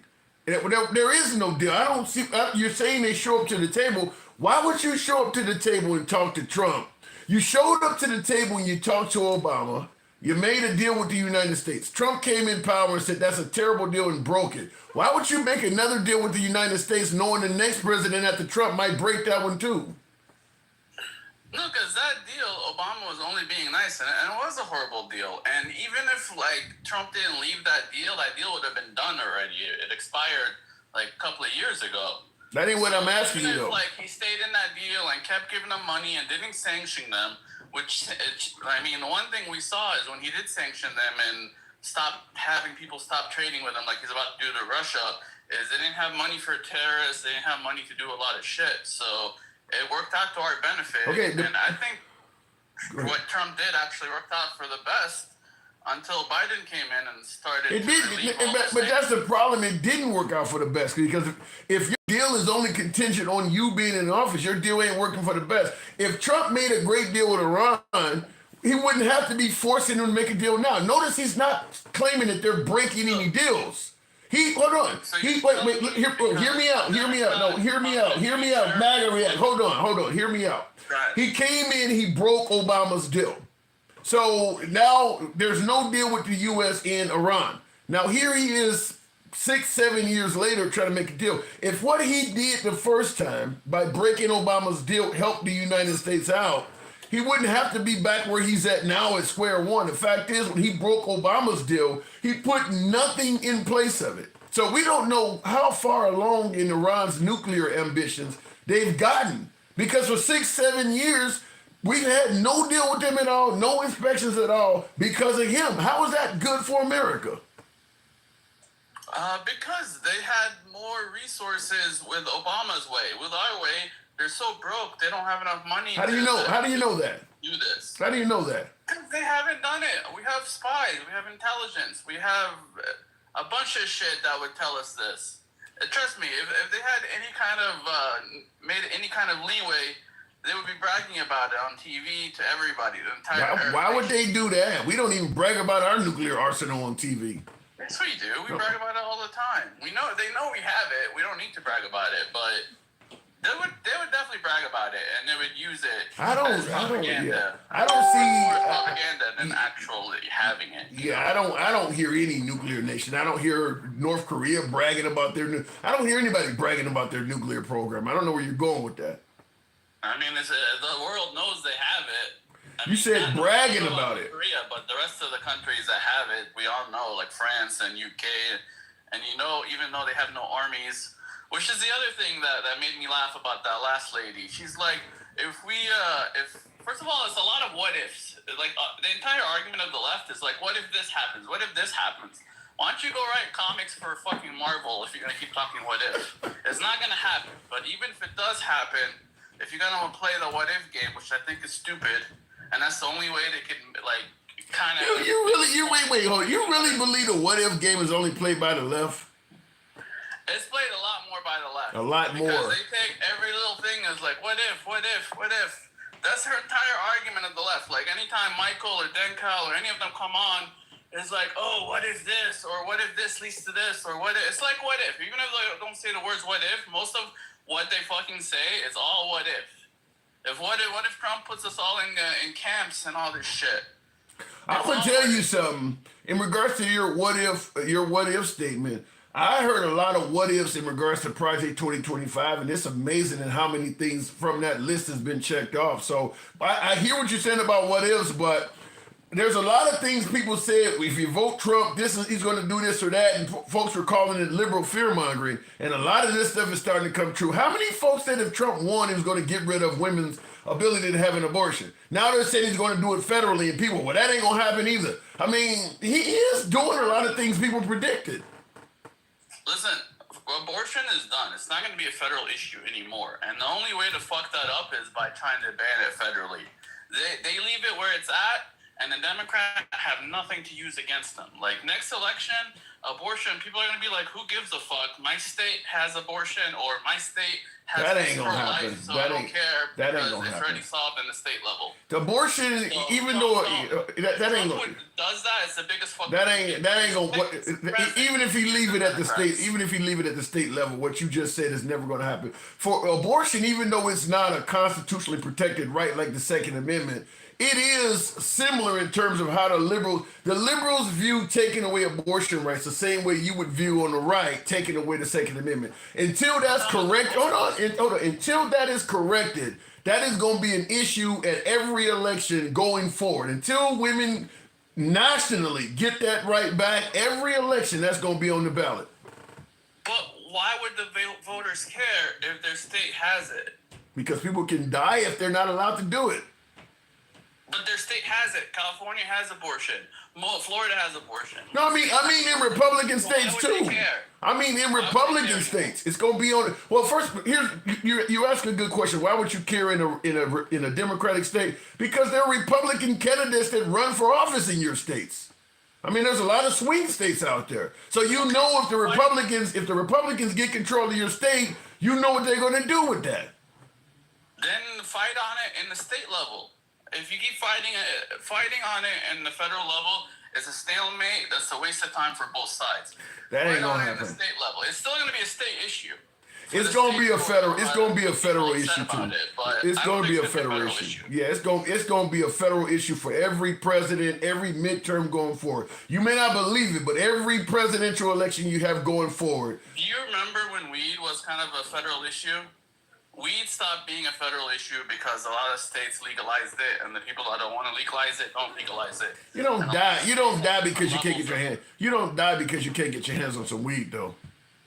But again, people are saying that people are dying because of lack of abortion. That's just people misinterpreting the law. If there's doctors not letting women die because of some stupid abortion law, they're just dumb. They're gonna learn over time that these laws aren't meant to kill people, and they should just save the life of the woman. I mean, these are things that are gonna get ironed out by time. Well, So, if it wasn't if people are for dying, then that's gonna get fixed If at it- the state level, state by state, until they stop dying, and then it's not gonna be an. It's not. I will bet you all the money in the world. It's not gonna be an issue in 2028. It might be an issue in the midterms, but definitely not an issue in 2028. By then, all the bugs are gonna be worked out. All the little things are gonna be voted into law and shit. So you think that by 2028, states that ban it, it'll just be accepted. States that have it, that'll just be accepted. You really feel that way? Yeah, because there's a pro-life side to this too that keep fighting this Right. stupid battle, and they're gonna be content because the states they live in are gonna be pro-life, and they'll just fight it out at the state level. Why waste your time on the fucking national level when we know, like?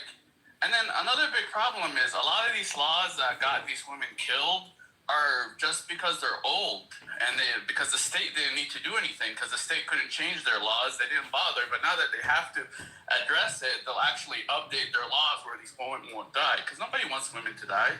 So they'll work on it on the state level, and it's gonna stop being an issue federally. Yeah, and I vehemently disagree with that. I do believe. We'll find out. Yeah. And then I'm getting flagged. Yeah, I see All that. right.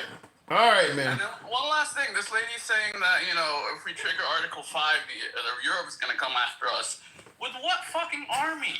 The reason we spent $800 billion where they spent like next to nothing on their army is because they depend on us for the army. They don't need to have an army because we spend all the money in the world to have an army. And they have no army Canada doesn't have a real army. None of these countries have all of NATO doesn't have an army to come after us if we trigger Article 5. It's just bullshit that they're saying when they say that. I don't know. I mean, when people feel threatened, you'll be amazed. I mean, just like when the United States was attacked by Japan, we didn't have a significant army. A lot of that, we started diverting steel. I mean, you'll be amazed at how much people can galvanize when they're under threat. So the idea, well, we can take on Europe, they don't have an army. You don't know what they're capable of when they feel their lives are on the line. I mean, that's millions of people. You can't just discount them as, oh, we can handle them. You don't know how they're going to react when suddenly they feel like their lives are on the line. They may start producing shit like you never imagined, like we did. If it's a real war, we would cut them at the knee and nothing. Like, they're way behind. You can't make an army appear overnight. I'm sorry. I don't care how much motivation you have, how much resources you have. You can't match us overnight. We took since World War I to build up this army. And I disagree with you. What did they attack during Pearl Harbor if we didn't have an existing army? No, they attacked what was there, but what I'm saying is, once we were attacked, we galvanized and this country came to, just literally, same thing with World War I too. We got industrialized and we really came to and developed a really strong army. I mean, when your life is, what they say, necessity is the mother of invention. When your life is on the line, there's a lot of intelligent scientists and people over in Europe. The idea of, isn't that where our nuclear scientists came from? Isn't that what we got? The people that helped us make the atomic bomb? He was a German scientist. So the idea that we're going to just wipe out Europe, that's crazy. I'll tell you this right off the bat. I hate to say it, but you're still stuck in the past. That's true during World War II, but it's not true today. Let me tell you why I disagree. Here's why I disagree. I don't believe that if Trump decided to go on full gung-ho against Europe, I don't think in this nation, with so many Italians and Polish and Germans and Scottish folks living in this country, I don't think he would have full support of the United States. And that would cause a problem within our own border. It ain't the same as it was. Like you say, that stuff happened back in the day. America's a very diverse country. And you would get a lot of resistance within this country for doing that. You may start getting people in this country that don't want to participate. Listen, I agree with you. It probably would never happen, but we're playing the stupid what-if game that the last caller was fucking playing. I don't like this game whatsoever, but if we're going to play the what-if game, even if we take just the Native Americans or the ones that have been here long enough to not have any loyalty, we still outpower the entire world by a lot. Even it would take a miracle for them to. You're assuming the people in this country that do not agree with Trump would not be doing things to sabotage his efforts. You're just assuming they're going to stay on the sideline, and the people that are MAGA, that are down with the program are going to help. But the folks that don't agree with Trump are just going to stay on the sideline. No, they may be operating to sabotage what he's doing. Listen, go ahead. Look, anything is possible. Aliens could show up and defeat the United States because they think Europe is right. I hate playing this. This is why I hate playing this what-if game. Let's just wait and see. And, that's why I hate it. That's like the Democrats' whole game. What if, what if, what if? And that's why I hate playing it. Wait, hold on now. You're threatening Greenland, Canada, Panama, Gaza. You expect no what ifs? You expect people just to sit back and see what's going to happen? Ain't nobody going to speculate or do any what ifs on that. You see it coming more from Democrats, because no Democratic politician put us in such a grave scenario like that. Otherwise, you would be what ifing too. Again, that's another kind of bullshit lie. All the shit that you said, we never seen this before. It's all been done before. Give me a politician who did it. Like as far as what? As far as threatening several countries simultaneously. We threaten countries all the time. Give me a politician that threatened several of our allies simultaneously. I can't think of anything. I can't either. I can't think of any either. Example. With the people being sent to El Salvador, we sent a ton of Arabs to Egypt after 9/11 in the same way we're sending, and Cuba, Guantanamo Bay, in the same way we're sending people to El Salvador right now. Exact same thing. We had a bunch of people that we wanted out of our country, or we basically did the same shit with Egypt, my home country, back after 9/11. the same way we're sending them to El Salvador. And trust me, what they're doing in El Salvador is nothing compared to what the people watch a movie called Rendition, I think, or something like that. It shows you some of the shit they I don't think you can't. You say trust me what they doing to the people in El Salvador. You don't know what's happening to them down there to make that statement. You don't know if they'll ever get out of there alive. You don't know that. It can't be worse what happened with Egypt. They were literally sending people to Egypt to be tortured. They just got down. Wait, hold on. Actual torture because they're trying to get information out of them. Michael, they just got down to El Salvador less than a month ago. You don't know if they're not going to be tortured or killed. You can't make that statement yet. All of what you're talking about that happened in Egypt, it may happen down there. They lose like 200. I think I heard like 200 and some prisoners in that facility die every year. So you don't know what's going to happen. Anyway, the difference is we don't need any information out of these people. The people sent to Egypt were tortured because we needed information about terrorists and shit. We don't need fucking information about some shitty gang in Venezuela. We just want them out. Yeah, but So you're making it sound like the people in El Salvador. I'm not saying it's gonna be a fucking what's it called? Like a spa. It's not gonna be a spa day, but it's not gonna be torture like Egypt because You don't know that. Information out of these people. You're saying it's not going to be torture as if you know what the El Salvadorian government is going to do. You don't know what kind of people they are, so you can't say it's not going to be torture. Like, if they torture them, it's just the torture from being in prison. How do you know? What are you basing They that don't on? need anything from them. Why would they torture them if they don't need any information from them? You know, what would they torture them for? What Okay, would be the reason? They would take time and effort to beat them up. Wait a to get minute. Information on what? You said, why would they torture them if they don't need any information? You realize how many people in U.S. prisons get tortured every year and they don't need any information from them at all? That's from other prisoners. That's not from the actual prisons. Are you serious? You don't think prison guards in America torture people? Again, if they do it, it's not because the government's trying to get information out of the prisoners. That ain't got nothing. No, what the point I'm making is you're making it sound like because they don't need information out of them, ain't nothing gonna happen to them in terms of torture. People pick a whole ton of people can pick any kind of reason they want to torture you, and it got nothing to do with information. You're twisting my words. They're still gonna have a bad time down You there. said they won't get tortured. You said that. Torture with a purpose, like in Egypt. My whole argument is Egypt was worse because they were trying to. You don't know that, and that's what I'm saying. You don't know that. It can't. No, I do know that. No, you don't. Someone for information, it's gonna be bad to get the information versus torturing them for fun. Why would you put effort into it if you're just doing it for fun or for no reason? You make it sound like our penal systems, even in America, do not have a history of torturing people for fun. People sometimes. So why if you're admitting it happens here, why are you saying it won't happen in El Salvador? I'm not saying it won't happen. You are saying it won't happen. In Egypt, it won't be as bad as what happened in the past. Getting tortured is getting tortured. It's like a unprecedented thing, like something that never happened before. Getting tortured is getting tortured. And it happened worse. And that's my only argument. And your argument makes no sense. You're speaking on behalf of El Salvador like you know that country. I'm not saying torture is gonna happen, but there's no way in hell you can feel so confident that it won't. I didn't say that. You keep twisting. I didn't say it won't happen. What are you It saying? was worse in Egypt.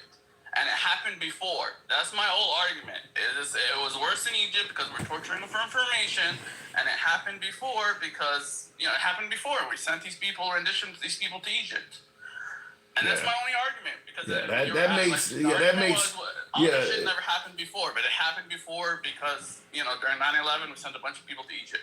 Yeah, that makes no sense. You're suggesting that if a person needs information from you, that's guaranteeing they're going to torture you more to get the information. Maybe somebody just really likes torturing people for fun and they do a really good job at it. Just because somebody's trying to get information doesn't mean they're going to do a worse job than you than some other sick fuck. You don't know why somebody's torturing somebody. You can't just make some assumption that Egypt is going to be worse all of a sudden while they're trying to get information. This person might just hate people from Venezuela.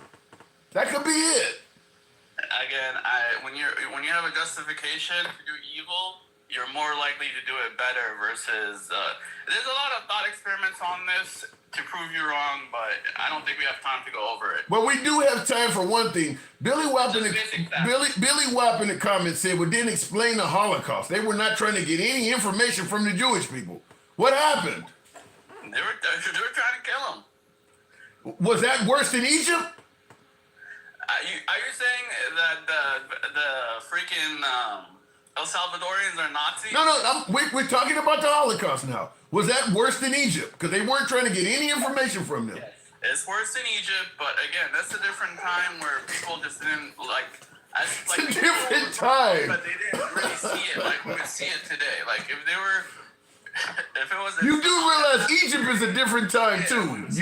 You do realize Egypt is a different time too, right?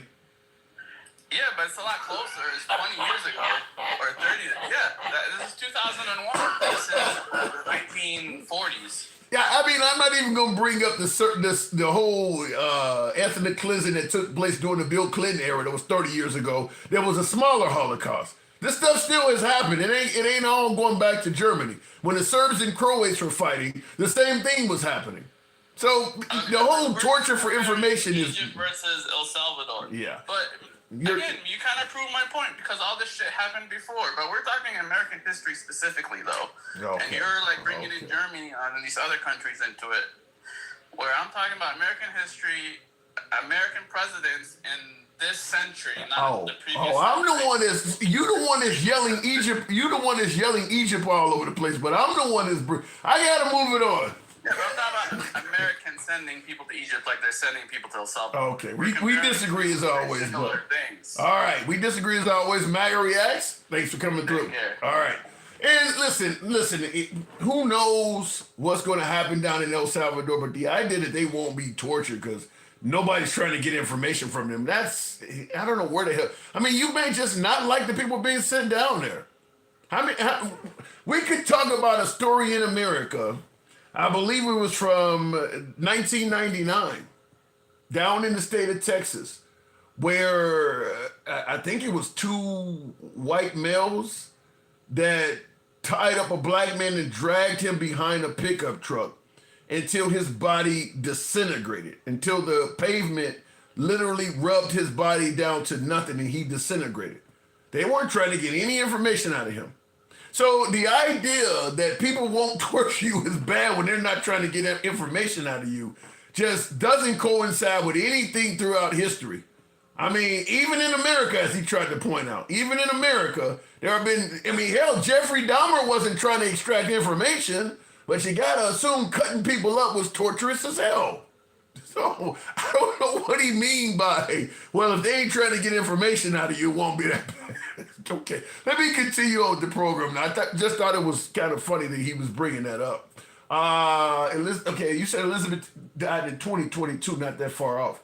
Okay, maybe I don't know what you're talking about there, Maxwell. I know you're trying to say under Elizabeth. I'd have to look into it. I mean, because now we're kind of way off topic.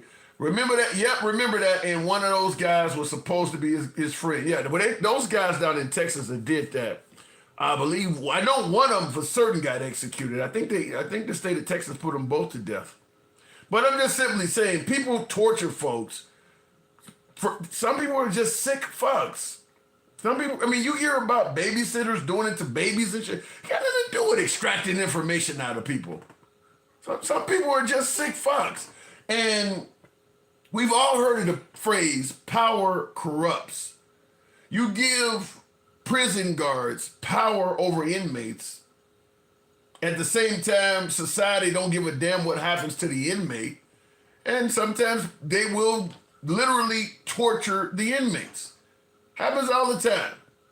You could have a pedo come into a penal facility and the guards can use that as currency because, you know what happens if I put you in general population with your history of sexual abuse. Or if I release your record to the inmates. So I need you to have your wife send me some money every month. Guards do all kinds of torturous, corrupt shit in our facilities. But yet we're going to assume El Salvador, they'll be safe in El Salvador. Look it in the comments. What does it say here? Yes, buy Canadian. Well, you can't really get access to Canadian goods in this country, can you? Robert Byrd, KKK. Yeah, we are the Robert Byrd. So I'll go back to the box, but I assume you're trying to tie Joe Biden to Robert Byrd. That was constantly used against Biden during his term. You know, Trump ain't racist. Biden is the one. The vote for me, you ain't black guy. The guy who who was hanging around Senator Robert Byrd, who was part of the KKK. What never came out, what they didn't tell you is that about a decade before Robert Byrd, I think he died in 2010 or 2013. Anyway, at his funeral, Obama was there, Jesse Jackson was there. What they don't tell you is that guy had basically made up with the African American community. He was an affiliate with the NAACP. And I think that it was either Jesse Jackson or Obama eulogized his funeral in addition to Biden. They don't talk about that, but they just simply say that Biden hanging around Senator Byrd makes him racist. Now, that dude really atoned for what he did with the black community. I just want to bring that up. So, because you only hear the part about him being in the KKK, they deliberately chop off like the last 10 or 15 years of his life to make that point. So that's why I'm bringing that up. And I see in the comments, First Watch, you said, so what? Well, so what? It's an incomplete story. How many times people say something about Trump and folks go, well, you're taking it out of context, or you're only playing a short clip of it? Let me hear the whole thing. You hear, or anytime you see a controversial police beating, well, I need to see the whole video. I don't want to just see the last 20 seconds where he called the guy N-word and shot him in the back of the head. Let me see what the guy may have done to lead up to that. So Senator Byrd is exactly that. There's a lot more to that story than people are telling you. He just want people never to leave him. Actually, that one young kid, after drilled into his brain, okay, I don't know what you're talking about there. True toxic, but you know it's more than false. I don't know what's going on. You guys are talking amongst each other in there. I want to ask you to tap the screen, though, to get the likes up on the program, and I'll go straight to Natasha. I think he had a little criticism for me. You know, we enjoy the criticism. Natasha, what am I getting wrong? Oh my God, everything. I can't believe it. I'm literally shaking. Okay. I can't believe you. Correct me. Let me hear what I did wrong. I can't correct you. It's no correcting because I don't understand. So you came on here to do what then? I said I don't understand your point. You are on here talking about gang members that came from other countries that came into our country and set up gang rings. They set up and took up apartment complexes. They cut off the hands and heads of our American citizens. They unalived minors. So why do we care what happens to them over in El Salvador? I don't see that much upsetness about Lincoln Riley, the college student who was minding her business when she was unalive. Why do we care what happens to El Salvadorian gang members? Okay, let me respond to that. Right off the bat, I'm 100% behind you. Gangbangers, people who are cutting off limbs, you know, people who are taking lives. I'm 100% with you. I don't give a damn what happens to them in some prison. The reason why you and I have a difference of opinion here is they didn't prove any of that existed for the folks they sent to El Salvador. Is it wrong for me to say, let me at least see some evidence that what you're saying about the people you sent down there is true? Is it wrong to ask for that? Well, let me just say this. You didn't answer that question, though. You didn't answer that. What question? Is it wrong to ask, you're saying all these people that you sent are rapists and murderers. Is it wrong for me to say, can you show us some evidence? Huh? Do you want me to, are you expecting the government to show it to you? Even their families don't get the evidence. I mean, to show it to nobody? You know what? Listen, if we were talking about American citizens that winded up in that situation, then maybe, I guess. But we are talking about gangs and serial gangs that have been now designated as terrorists in this country. They have come and they came over in this illegally. So now I can't get upset about what happens to them over in El Salvador. So if I'm still upset upset about what happened to Lincoln Riley and the 12-year-old that was found under the bridge and all of that. That's who I'm upset But wait, but Lincoln Riley, her killer. Wait, hold on. Lincoln Riley's killer was caught and is punished. These people in El Salvador have nothing to do with Lincoln Riley. That guy is serving time in prison. You know what? If you are in a gang and you came over to a country and did uninvited and carried on crimes like these people are accused of, I'm sorry. Bye, see you later. And the fact that you are up here and some of your followers in the comments that y'all find it really, really appropriate to mourn their not being unalive, but being sent to jail. There are so many Americans are away from their families in jail, some without cause here in America. Where's your tears for them? Well, we're not talking about them. Why are we talking about a gang that came from, I don't even know how many countries away. They're not even in Mexico. We're talking about real deep in South America, and we are sitting here shedding liberal tears about them. Well, first of all, to answer your first question. Okay, to answer your first question, what do you care about Americans that are doing time in jail and things like that? You guys call us bleeding heart liberals when we speak out on behalf of folks in America, American citizens that have been charged with crimes and over sentenced. You don't like when we speak out on behalf of Americans either. You start talking about left-wing judges let people out too easy and shit. You don't even want us speaking on behalf of them. But what I'm saying in regards to the folks that are being sent down to El Salvador is, I'm 100% behind you if there's actual evidence that those folks that are incarcerated fit the narrative of what you just said. They don't have it. They're not presenting anything. They're calling these folks rapists and murderers. They're using what you're saying, Lincoln Riley, while showing us nobody that these people killed. Is it wrong not to question that? Well, we have a whole Homeland Security. We have the Border Patrol. We have FBI. We have the intelligence. We have all of those people who have their eyeballs on this situation. And if they're rounding these people up, we have the Federal Bureau of Investigation who has been watching these people for a long time and know exactly where to go put their hands on them. They ain't been watching them for a long time, though. Yes, they have. No, they haven't. That's how they know where to go and collect them and their little family members. So when they do so, I'm trusting that they show them the paperwork. They don't have to show me. I wouldn't know. So they show who the paperwork? You said you trusted They're it. showing it to them because Who is them? Who are them? Listen, they're showing it to the proper people. Who are the proper people? Who are the proper people? FBI, the Homeland Security, Border Patrol, the USCIS. All of these people have know what's going on. They don't need to show me. If they're putting these people on the plane with the Federal Bureau of Investigation, who has been watching some of these gang members for a long time, why should they have to show me? They obviously know who and what they're doing. Let them do it. So do you believe that the FBI and Homeland Security and our police law enforcement throughout the country are flawless? They don't make mistakes. They never arrest the wrong person. They never charge somebody. Before we listen, if we were to say, feel sorry for someone who had made a mistake, we have plenty of people to pass our tears around to here in this country that have been in jail and been wrongfully accused and been in jail for a long time. It's a long time before I'm gonna start crying over a Venezuelan gang. So in other words, I'm just not gonna do it. Okay, so in other words, because there are plenty of people wrongfully charged in this country that you have to cry over, you're gonna.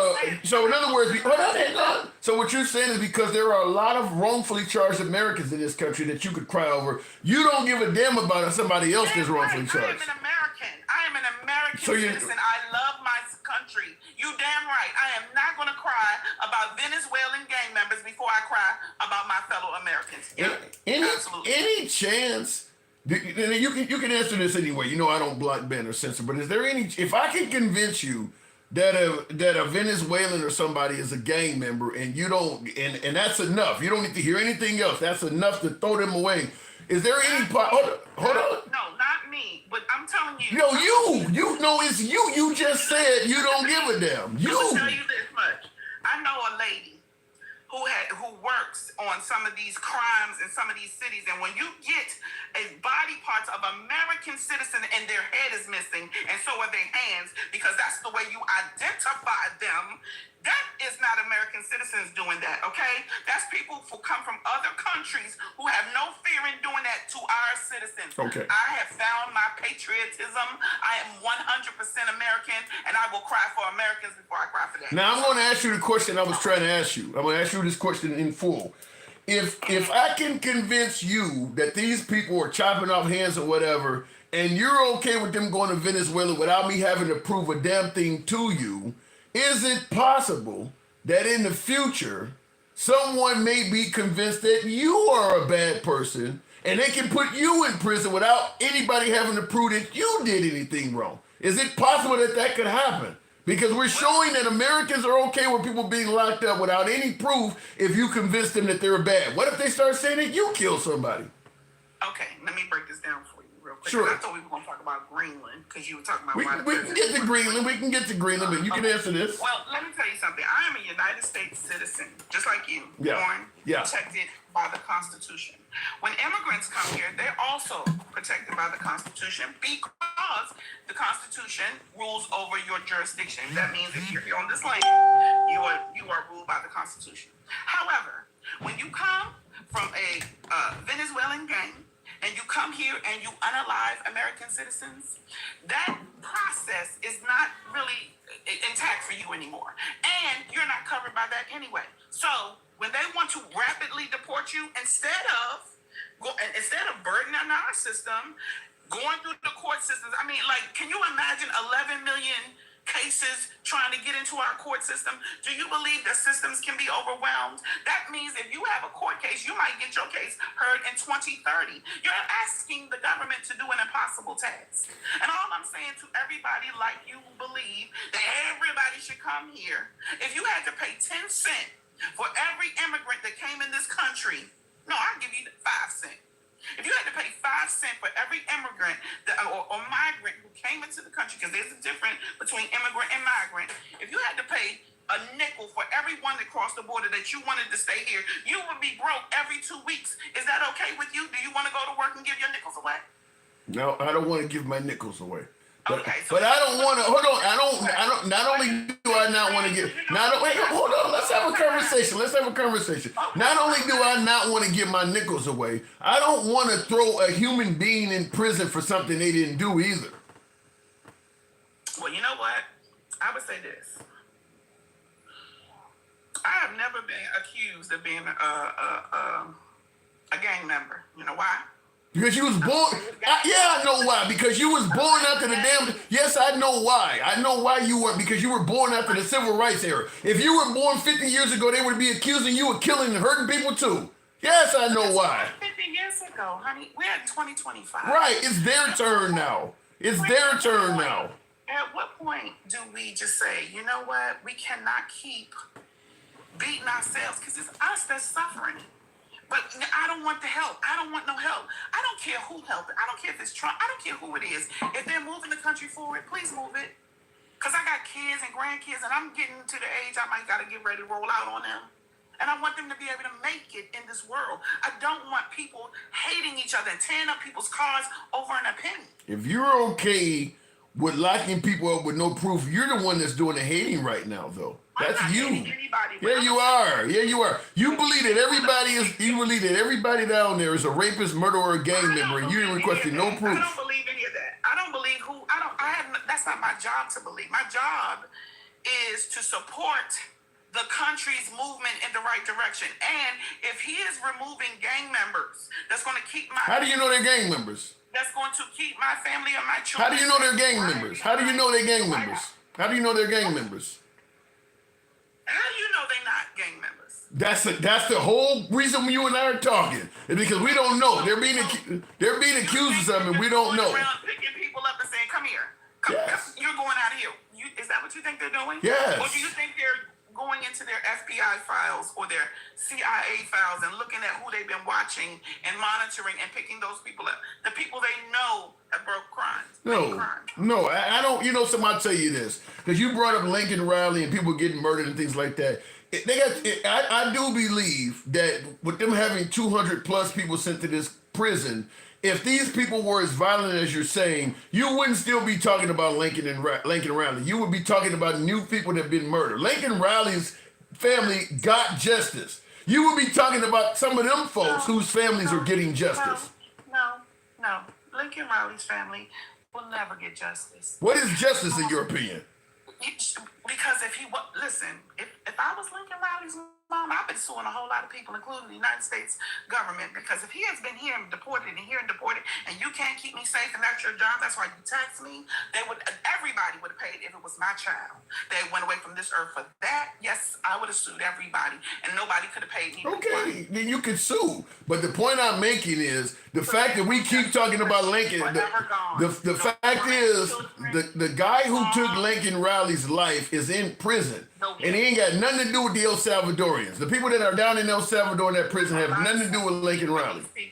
And I'm telling you that Lincoln Riley's mother will never have a wedding, a grandchild.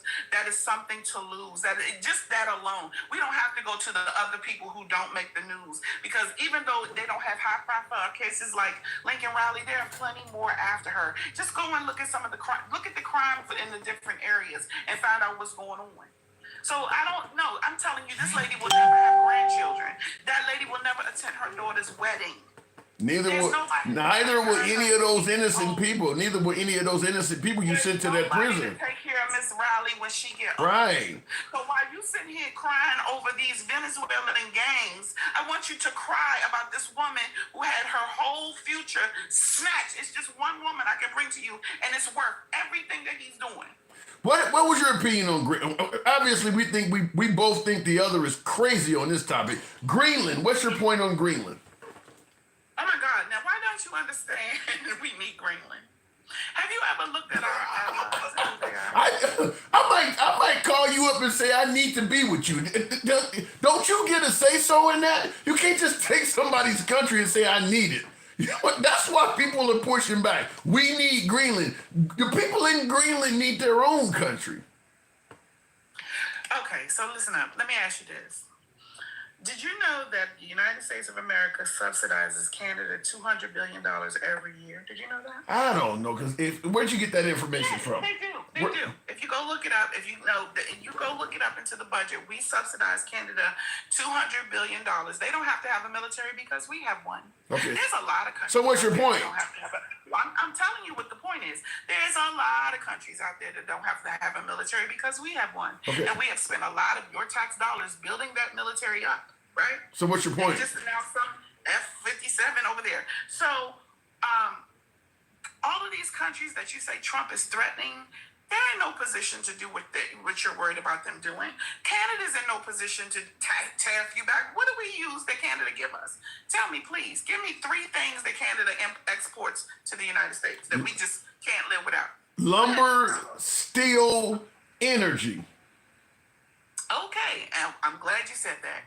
So lumber, we have enough lumber in the United States of America that we don't need Canada's lumber, and our lumber is better. Yeah. Did you know that? Yeah, if you get rid of all of the beautiful forests and things like that we cherish and turn them into damn near deserts, we'll be okay on the price of lumber. I get it. What else you got? No, we should let Canada do that, right? Okay, no problem. So let me ask you about the steel. Did you know that Canada was selling us, the United States, our buddies, those are our friends, our good neighbors, was selling us steel at a premium rate and was collecting that steel from China, and it was secondary steel. Did you know that? No, I didn't. I've never heard that before. Oh, yes. It was a big thing that the United States was paying premium dollar, and they were getting cheap steel from China and selling it to us as a premium. We don't need them for that. We don't need to get our steel from that. And what was the third thing you said?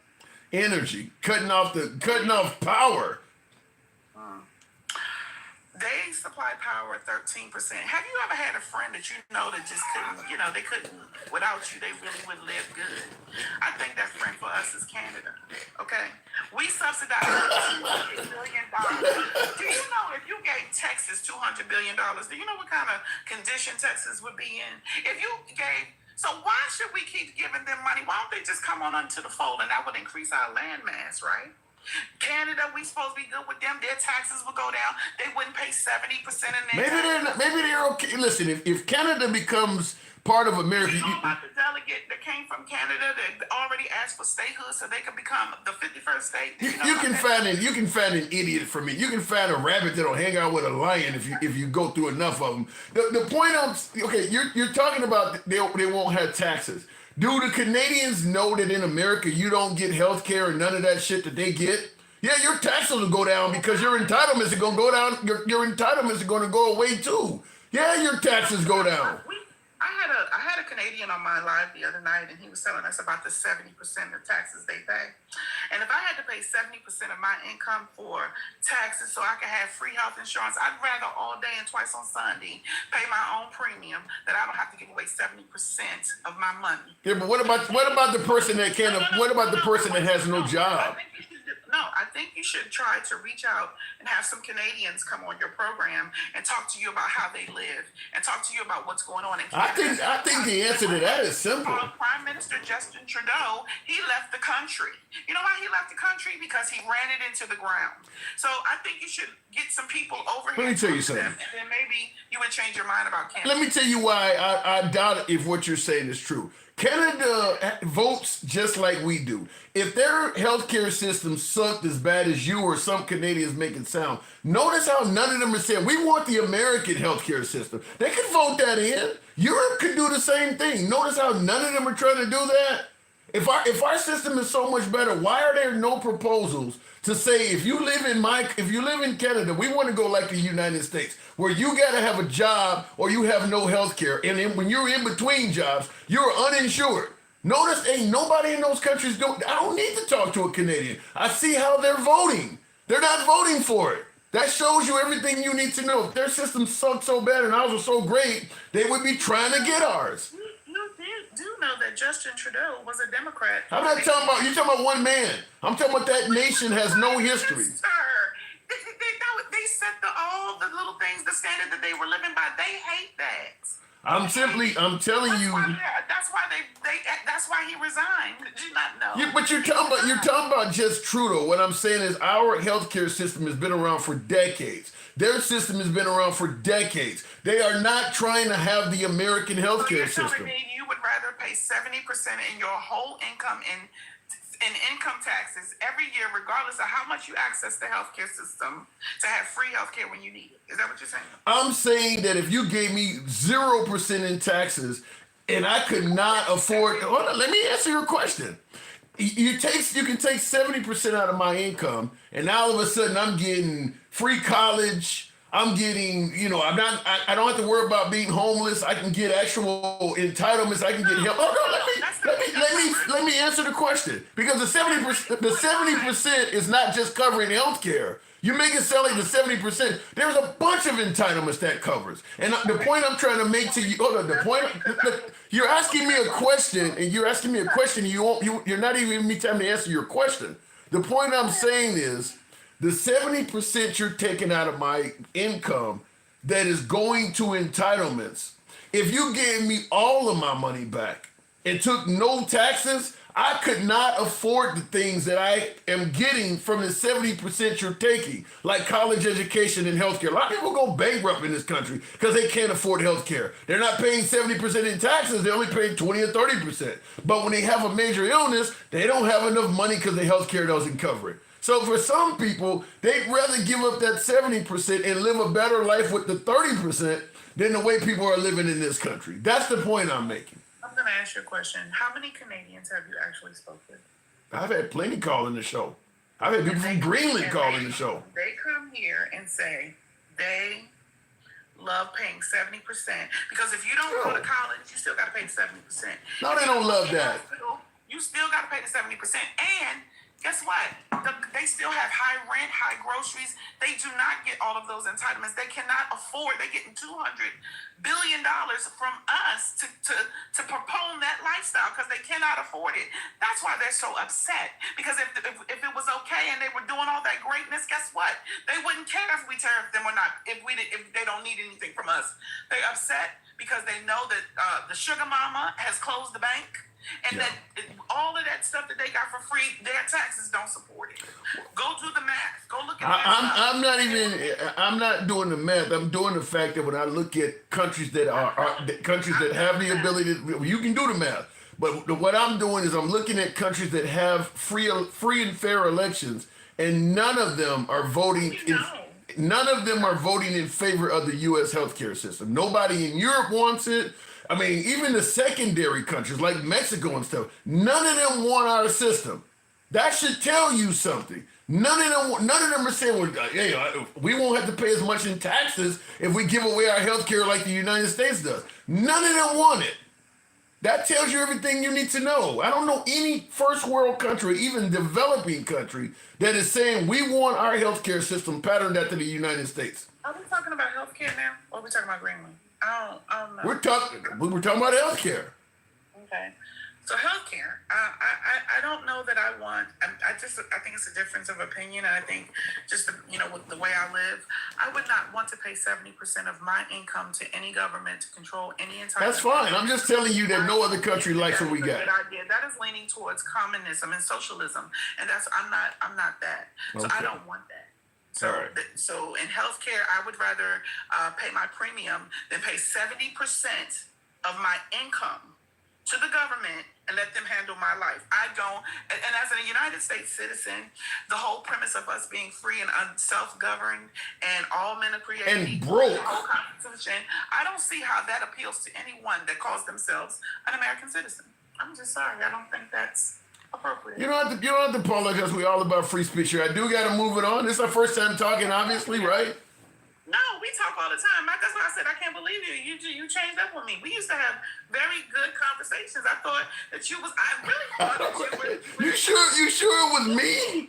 Yes, you used to sit in your car with the red hat all the time before you got the little setup. I've been talking to you since you was sitting in the car doing this. I don't remember us talking about this subject this way, because I'm definitely different than what you're saying right now. But I got to move it on. Nat, All right, take it easy. appreciate you coming through, though. Thank you. Okay. All right. Moving on with the program. And I've seen a lot of folks in the comment section. I'm going to say I don't know what the Canadian tax rate is, but a lot of folks are saying it's not 70%. That is exceptionally high. To think that if you work on a job, they're taking 70% of your taxes. That is exceptionally high. And I saw several people in the comments. I didn't even challenge her on that because I've never heard that before, that you're paying 70% in taxes in Canada. And I've had Canadians come on the program. Listen, I know some of the European countries charge more in taxes than America. I'm sure of that. 70%? So I just let her say that, but I saw a lot of folks disagree with that. And by the way, I think that if they were charging that much in taxes, you probably would have more Canadians speaking out. But the point I was trying to make was they hold elections in Canada.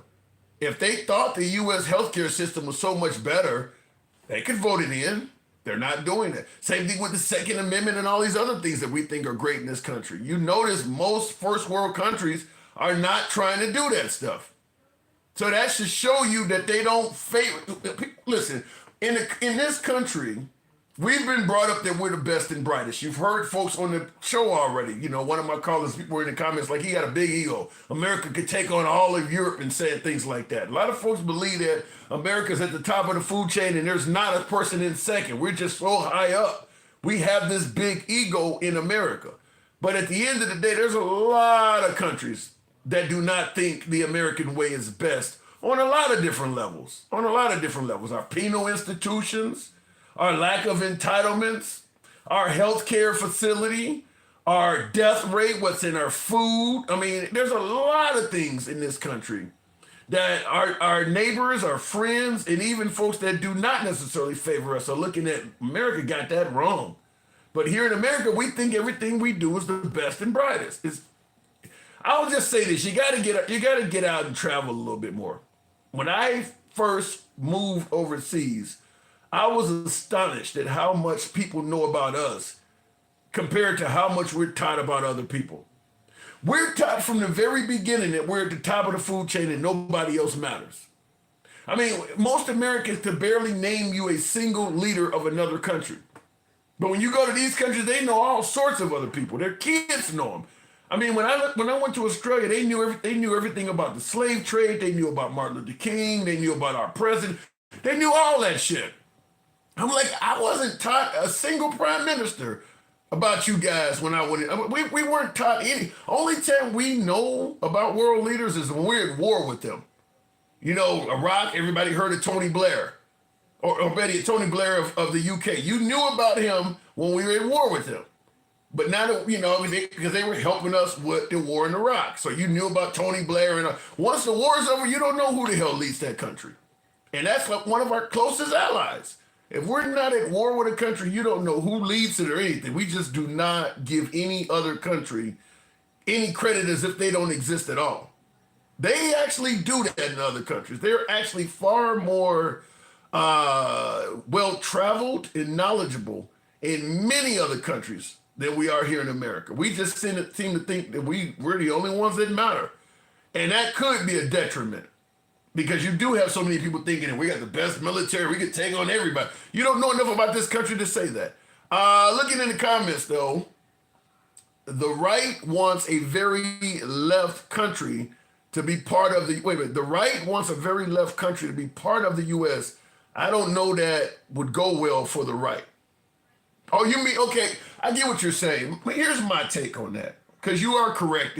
If Canada became the 51st state, they would have a lot of representatives. Congress would go, what he's saying is that because Canada is left of the United States, you're going to have a left-leaning Congress, and I guess the Senate, you only get 2 senators per state. And that's a whole lot of real estate to only have 2 senators. But the point to be made is, yeah, if Canada became the 51st state, it would switch the balance of government to the left if we play by the rules. My belief is that if we made Canada the 51st state, we would change some rules to prevent that. We would change some rules to prevent Canada from making the country go left because it's a right-wing government trying to take over Canada. So yeah, there's no way they're going to bring Canada on board and then give them, 20 or 30 congresswomen and make no, they're not going to do that. They're going to pass some kind of law to prevent that from happening. So Canada is not going to be properly represented, if you ask me. They would do something to change that. Tax rate 15% at 55,000, 29% at 173,000 with perks. That came from Entropy. Of course, he's saying in Canada, if you make 55,000, they're taking 15% of your income in taxes. If you make 173,000, they're taking 29%. Now, the Canadian dollar is a little bit less than the American dollar, depending on when you look at it. I don't know what it is now, but that, I don't know if it's true or not, but to me, that sounds a lot closer to reality than taking 70% of somebody's income. That is exceptionally high. Going back to the box and tap the screen, get the likes on up. Oh, 110. Well, I didn't realize you guys were tapping the screen. Thank you for tapping that screen, showing the program some love. The SAVE Act has a provision that workers have last names to match their birth certificates. Oh, wait. I've heard about that, Katrina. The SAVE Act has a provision that women's last names have to match their birth certificate. That's allegedly being done to put a hurdle in women's right to vote. That's what they're trying to say that's happening, is that it's being done to put a hurdle in women's right to vote. What'll end up happening if they start doing shit like that? Women will get married and not take their husband's last name. That's what'll probably happen if they try to get something like that done. But it's not 70% just for healthcare. Like I said, I don't know what their tax rate is, but 70% does sound astronomically high. I want to talk to this guy just because of where he's located at. I'm so glad to see you in the comment section, Mr. Greenland. Haven't heard you on the program in a while, but I definitely want to talk to you right now, Mr. Greenland. Good evening. Hi. What's up? Listening to you about an hour or so. Yeah, man, I want you got a lot. We got a little bit to talk about now. What time is it over there right now? It's 22:54. So it's about Almost 11. 11 o'clock at night. Okay, so how are you now? Last time we talked, you guys were concerned about Trump trying to potentially take over your country.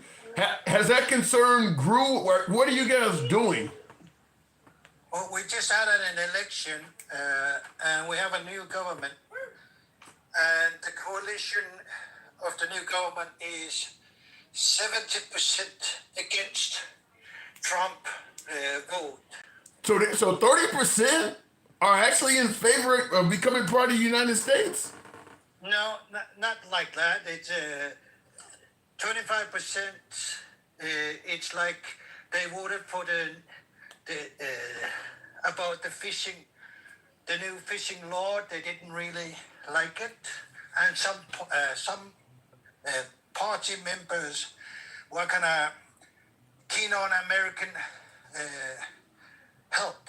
But what is the fishing law? Just real quick, what is the fishing law? oh, the new fishing law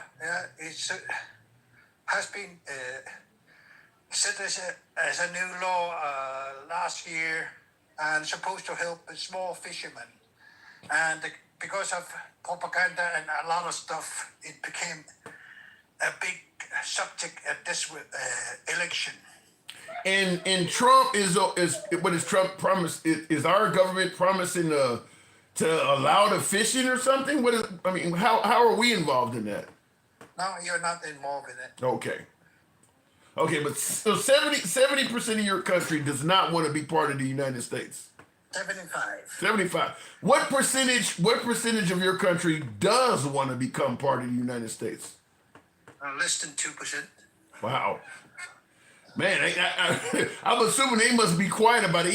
Any idea why? Why is that 2% wanting to become part of the United States? That's mostly propaganda and lack of knowledge. What kind of propaganda are you being told? Oh yeah, the propaganda is Trump would make all the small villages and a lot of people rich in Greenland. But for those of us who have some education, we know that's a lie. So they think Trump is going to bring money and wealth to them. Yeah. No, I can tell you over here in the United States, that ain't going to happen because we didn't get nothing like that. That definitely ain't going to happen. But I guess if it's only 50,000 of you guys, what is your population? 50, something like that? Yeah, 56,800 or something. How much would you need in terms of I mean, how much do they, I mean, how much are they expecting to get? Because we do got a lot of money in the Trump administration. We got Elon Musk out there, so they could throw around some money. You don't have a huge population. Yeah, but money is not what we after. We want our own country. We do not want America here. If Trump tried to take Greenland, even we are so few, most of us would fight. Even we're gonna lose. Even if it means dying, you be liberty or death. Yeah. What would Denmark do? Yeah, the whole NATO would help. Definitely. It would help even if it takes years and years. It would help, and Article 5 will definitely go start and help Greenland, but it would take years. But when you think about American politics, 70% of America would not agree with Trump. Right. And I said that earlier, is that America's a very diverse country, and there's a large portion of America that is not a fan of taking over Greenland or, annexing Canada and some of this stuff either. I mean, so he would face resistance for doing, just like in Israel. There are Israelis that are not fans of what Netanyahu is doing, and they were attacked by the Palestinians, or at least by Hamas. You guys ain't done nothing to us. So, I mean, if Netanyahu is facing resistance, yeah, Trump would face a lot of resistance internally for doing that. But you think NATO would side with you guys and actually provide assistance? Definitely. Wow. Okay, let me tell you about our culture. Our culture has existed more than 25,000 years in human history. And our culture had never warrior culture. we never been in war. So we are the greatest people in the world. You've never been in war, but you're the greatest. Explain that, because I mean, you're not going to be. You're not obviously not trained for war. Yeah. We never been in war because we don't have a warrior culture, and we do not believe in war would help people.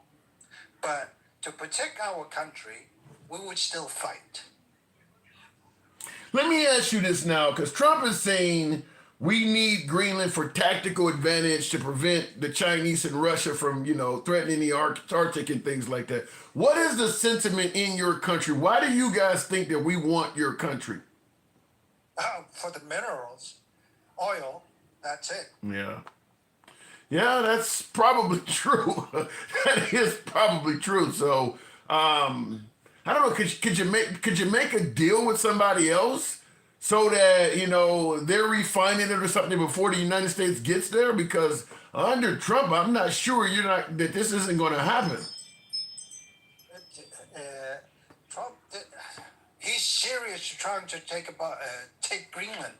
Yeah. He means it, and he's serious, and he has insulted our government, insulted Danish kingdom, and it's so ignorant of the American leadership right now. Yeah. Excuse me, my son wants to say something to you. Oh, sure. Hello. Hello. Donald Trump wants to get oil and different new crystal things and different things. I forgot the name. Do you like Donald Trump? What do you think of him? I don't like him. My guess is that's the sentiment of many folks in your country right now, is that they don't like him. Now, we had our Vice President, J.D. Vance, in your nation a little bit over a day ago. How did that go for you guys while he was there? It's an insult to our government. We were in the midst of creating a new government. So to visit Greenland at the time, when Greenland government has told America, we don't want any influence right now. And that's an insult to Greenland. So what do you think J.D. Vance was trying to do? Oh, it's create a movement of some kind, but we are in Greenland. We are not. Let me say, how do you say it? We are not. We are a little bit more educated, a little bit more for following what's going on in the world. So we know what's America, Trump government is trying to do. So we are not that easily persuaded from the Trump government. Let me ask it to you this way. Now, obviously Joe Biden had a whole different agenda than President Trump. Do you folks in Greenland have somewhat of a gripe or a low opinion of Americans, or is this something that is tailored only at the Trump administration? Or do you look at America like, well, he wouldn't be there if you folks didn't vote him in, so you're viewing all Americans this way? Or do you realize that most Americans are not a big fan of what he's talking about in regards to Greenland? And it's not that Americans can do anything about it. He's in power now. We just kind of are powerless to let him do it, kind of do as he may. Are you blaming all of America for this, or just the Trump administration? Most of them who are educated, we are blaming Trump administration. For those, a lot of who are not well educated, they are blaming all Americans. I understand, because we would blame your whole nation for it as well, because it is a free election. I mean, the American people collectively voted Trump in, and he's going around saying he has a mandate, and he won all the swing states. So any of the, as you say, lesser educated that are blaming all of America, my opinion, that's kind of legitimate, because we would do the same thing. I mean, he wouldn't be in power if the majority of Americans didn't vote him in. So yeah. As one of your listeners where you were talking to before, in Greenland, we would not have American healthcare system. We would not take that. we have a universal healthcare system, and we will have that. How much are you paying in taxes? Right now, including municipality taxes, in total, I pay 43%. 43. That's high for it compared to America, though. But 43% if you're getting health care is actually, when you factor in how much they're taking out of your check for health care, it's probably, if you factor in how much Americans pay for taxes, and then you also add on how much they're paying per paycheck for health care, it's probably more than 43%.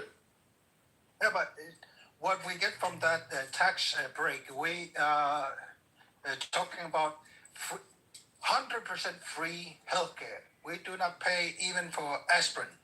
Wow. And if we talk about school, it's totally free, 100% free.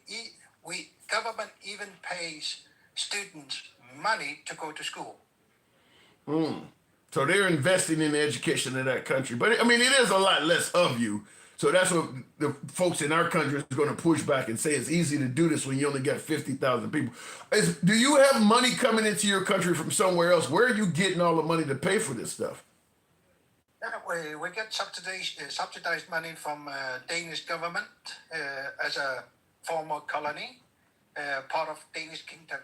We have, I don't know how much it is in dollars, but it's 300 million Danish crowns we get every year. Yeah, we have colonies or territories, so to speak, as well. Puerto Rico, Guam, U.S. Virgin Islands, Samoa. We don't give any of them that shit. we don't treat any of our territories like the way the Danes are treating you. Now, do the Danish citizens in their country get that same stuff? Yeah. Let me say, we would say in Greenland, the territories in America has, they are occupied, not a part of America. What do you explain? You are holding them with military force, so they don't have anything to say. You keep them poor on purpose. So you're saying that the American territories like U.S. Virgin Islands, Puerto Rico, Guam, we are occupying them and we're keeping them poor on purpose. Yeah. Because in Greenland, we has been always a society very much in social help in core. In even ancient times, we help each other. If somebody needs food, we provide food. If somebody needs healthcare, we provide healthcare. If somebody needs clothes, we provide clothes. If somebody needs house, we provide house. So it has been always part of our culture. Yeah. And real quick in the comments, Mike Hawk said, and the rest of the world would just let us do that, right? Yeah, they would. Yeah. I mean, he's saying with the rest of the world just stand by and idly let us keep our territories poor. Yeah, they would. I mean, not to mention, listen, the territories of the United States, they don't live as wealthy as a U.S. citizen, but they still live in a lot of cases, they still live better than citizens around the world. So we may not be keeping them dirt poor. Like if you live in Puerto Rico, you know, the average Puerto Rican live poorer than the average person in America. But there are plenty of places that are far poorer than Puerto Rico. So yeah, the rest of the world would sit by and watch us do it. And how can they stop us? I mean, what are they going to occupy Puerto Rico and give them a better life? So yeah, ain't much they can do about it. So and, a lot of us who has a little bit some education, what we see America as right now is a third world country with money. You see America as a third world country with money? Yeah. Explain that. Because you're not providing universal health care, universal education. If you're not helping everybody, only helping as we see it, the 1%. Wow. It's not helping, it's not really making your country strong or powerful. Now, my caller before you, not a shade in the comments, I see you say that's socialism at its finest. Now, do you guys consider yourselves a socialist country? We are a socialist country, but social democratic country. That's what you need to learn about our social democratic system. Is social system, but with capitalistic intensities. So you could open up your own business or things like that. Yeah. Yeah. And 43%. Yeah, and like I said, for me personally, considering that I do lean left, I think that the term socialism has been really demonized to the point where, people don't realize capitalism can be awful as well if it has no checks and balances. If you don't have socialist tenets, if you just have unrestricted capitalism, ain't nobody gonna want to live like that. I always use the example of do you want to call the police and they charge you for their services when they get there? That's capitalism. Dialing 911 and being guaranteed assistance when they come, that's socialism.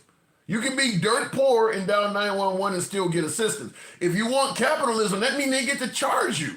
And I don't think anybody in this country will want that. So I think we have demonized that term. Yeah, I think it's a lot of people in America. You have tendencies to fall for right-wing policies, and it's very, from our point of view, it's very easy to fool American voters.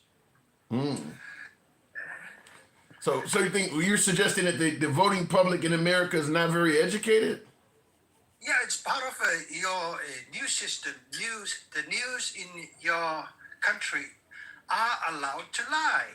That's insane from our point of view. So your news cannot lie to you guys? No. It's against the law? If they lie, it's all in Europe also. If they lie, they lose their licenses to be news reporters. Yeah. I didn't.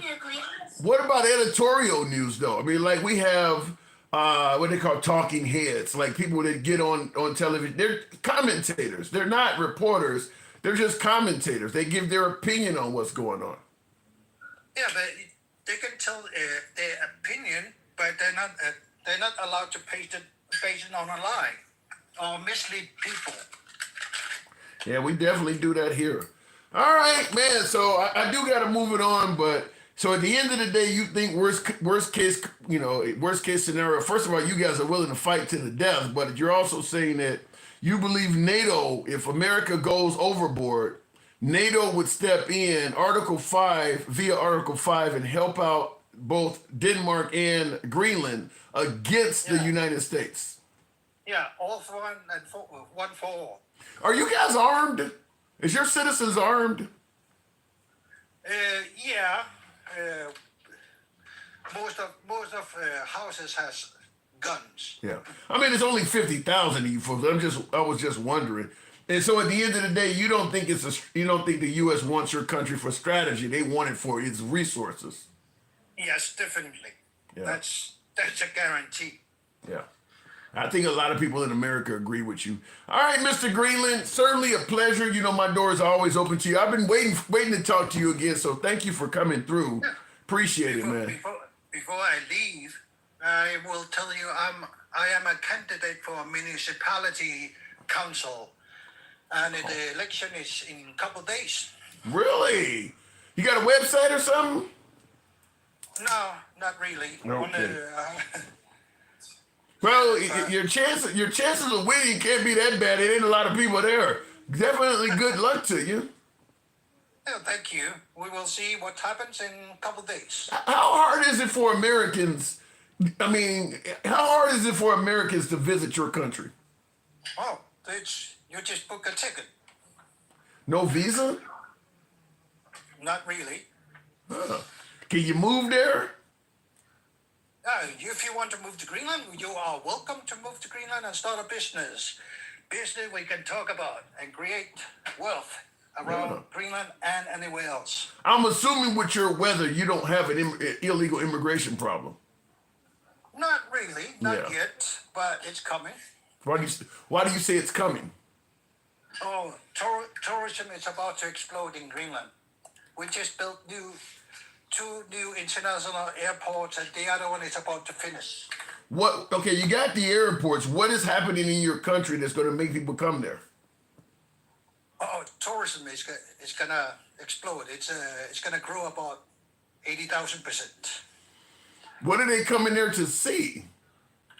Ooh, we have incredible nature, incredible, beautiful nature. Everything is mostly untouched. Nice. Is snow on the ground there year round? Not really. In summer we have all, especially in North Greenland, we have midnight sun, everything, and in summer never ends. Yeah, midnight sun. So it's daylight at midnight. Yeah. That's got to be hard to sleep. That's got to be rough when you're sleep. Your whole biological clock. I can't imagine stepping outside at midnight and it's daylight outside. That would be rough. But well, but you sleep when you're tired. That's easy. Yeah, that's a good point. All right, I got to move it on. Mr. Greenland, as always, it is certainly a pleasure talking to you. Thank you for being in. Thank you for waiting. I didn't see you in there. I would have certainly brought you up, but thank you for coming through. All right. Talk to you later. Always. All right, moving on with the program. I enjoy calls like me and Mr. Greenland. We've talked several times long before Trump got elected, and long before Trump was even talking about acquiring Greenland. They had some concerns because Trump was already talking about disbanding NATO. So the people of Greenland, the people of Denmark were already concerned about Trump possibly becoming commander-in-chief once again because of his threats towards NATO and his favoritism in regards to the Ukraine-Russia war towards Russia. Because most of that region is, concerned about Russia trying to restart the Soviet Union. So they were already concerned about him. And this was long. Nobody ever expected him to get in office and start talking about taking over Greenland. So that was a whole different conversation. That wasn't even on the discussion block. So yeah, Trump is went in a whole different direction with that. But looking in the comments though, real quick, and by the way, tap the screen, get us up to about 120. Can we make that happen? Tap the screen, get the likes up to about 120. Oh Lord, don't vote for this guy. What's wrong with Dana Worley? What's wrong with my previous caller? Why would you say don't vote for him? The whole notion, before I go to the next caller, the whole notion about socialism, like I said, in this country, we've demonized that term. But as a result of us being more of a capitalistic country, we got a huge wealth gap in this country, homelessness in this country, people who are underinsured in this country, that a lot of those countries that we call socialist countries do not have. Now, I started the live off by playing a few clips, and I do want to, because I got a lot of new viewers in here now, the viewership has changed. I wanted you to hear this because the whole live stream is titled The Love of President Trump. A lot of folks love Trump, but it's at a level where I'm starting to question a few things because maybe Trump is becoming our best president in U.S. history. Maybe he is becoming the best president we've ever had based on some of the things I'm hearing, such as... And new tonight, could President Trump be the first living person printed on U.S. currency? 2nd District Congressman Joe Wilson is drafting legislation to direct the Bureau of Engraving and Printing to go ahead and design a $250 bill featuring President Trump. Take a look here at your screen. According to Wilson's policy advisor, the proposal will represent America's 250th anniversary next year and celebrate Trump's battle with inflation created by Biden. There is, however, a law that was passed back in 1866 that prevents any living person from appearing on U.S. currency. But Wilson's policy advisor also said... What do you think? Trump on the front of money? A new bill created in Trump's honor? Now, that ain't the only one. The show started with me telling you about some of the things why I'm starting to think that many view Trump as the best president we've ever had. Representative Brandon Gill of Texas has introduced legislation to put President Donald Trump's face on the $100 bill. Co-sponsored by Representative Troy Nehls, the Golden Age Act would require all $100 bills printed after December 31st of 2028 to feature Trump replacing Benjamin Franklin. Gill stated that honoring Trump on currency is a way to recognize his contributions to America, including securing the border and promoting energy independence. However, online and we could go into that, but that's now we're going from the $250 bill to taking Benjamin Franklin's face off of the $100 bill and putting Trump's face on that. Bill in Tennessee could change the name of Nashville's airport to Trump International Airport. That bill was filed Friday by Representative Todd Warner ahead of the inauguration. If passed, it would require the Metropolitan Airport Authority to take action to make that name change. Now, everything I'm playing for you, this isn't some far-right person or something of that. These are all actual serving politicians that are currently operating within the Republican Party in various states that are putting these as bills. They're not sitting around talking about it on some podcast or something like that. They're actually proposing this stuff as actual bills, which is why I say it's starting to appear as if Trump is the best president we've ever had because, wow, Antonio Perez, thank you for that. Appreciate that, Antonio. Thank you very much for supporting the show in such a manner. Antonio, thank you. Absolutely. Appreciate that. In addition to this, thank you, Antonio. That dumpster fire, is that what, was that what that was? Was that, I was thanking him for, was that what I saw? Did he send me he sent me a dumpster fire? Oh my God, that is hilarious. Not only did he support the show, but he did it in probably the most hilarious manner I have ever seen. I'm about to go back and look that up and make a YouTube short out of that. That's hilarious. Thank you, Antonio. Oh my God, that's funny. Okay, in addition to that, like I said though, let me get my face hurt laughing at that. In addition to that though, these are all politicians that are actively serving.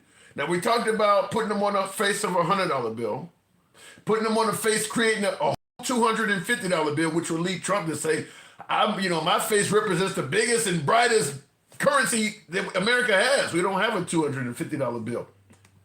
But there's more. Have their way, Dulles Airport could have a brand new name. House Republicans are reintroducing a bill to rename it Donald J. Trump International Airport. A North Carolina congressman says two airports servicing the nation's capital should duly honor two of the best presidents. That's Dulles Airport. So that's in D.C. now. Somebody in D.C., in the D.C. area also wants to name an airport after Trump. So you got Nashville. But you heard that commentator state that naming it after two of the best presidents ever. They have Reagan International in the D.C. area, and then they would also have Trump International. So like I said, these are all Republican politicians currently serving in our government, putting these up as bills. These are not far-right folks talking about this stuff on some podcast or some corner of the internet. They're actively in our government proposing this stuff. Today's President's Day holiday honors the birthdays of George Washington and Abraham Lincoln. One upstate New York member of Congress believes President Trump's birthday should also be a federal holiday. Republican Claudia Tenney, who twice represented the Binghamton area in Congress, has introduced a bill that would designate June 14th as a national holiday honoring both Trump, who was born on that date in 1946, and Flag Day, which is observed on the same day. Tenney. So what do you want? You get the day off work if you work for the federal government. If you're one of the last 10 employees working for the federal government, you get Trump Day off. So you and your other 9 co-workers that remain, the one FEMA worker, the one guy that runs the Department of Education, the one CIA agent that's left, you all get Trump Day off. So what do you think? What do you think? Trump's birthday for a holiday. But as they say in the old 90s infomercials, but wait, there is more. I do want to take you to this post on X, though, that comes in from Representative Luna. This is out of Florida, and she has introduced legislation, she says, to carve President Trump's face onto Mount Rushmore. You can see this post here again on Twitter. She did say in a release here today, Congresswoman Anna Paulina Luna introduced legislation to arrange the carving of President Donald J. Trump on the iconic Mount Rushmore National Memorial in South Dakota. The bill... I'm assuming you're now saying there are fruitcakes there, Tony Perez. I hope I'm not butchering your name. Tony Perez, Thank you for your support and your hilarious contributions. Thank you very much. But yeah, so there you go. On money, a federal holiday, 2 airports. I believe there's a highway proposal in Oklahoma City or in Oklahoma somewhere. But now you got on the face of Mount Rushmore. And last but not least, this one you all probably have heard by now, but I got to bring it up because two well-known Republicans have talked about this one as well. People getting the nod at CPAC to be president. A lot of people were surprised by this. My first question, you have anything to do with putting your name in that list? Yeah. Because you have presidential ambitions? No. And President Trump, I'm a firm believer that President Trump will run and win again in 2028. So I've already endorsed President Trump. A man like this comes along once every century if we're lucky. We've got him now. He's on fire, and I'm a huge supporter. Want to see him again in 2028.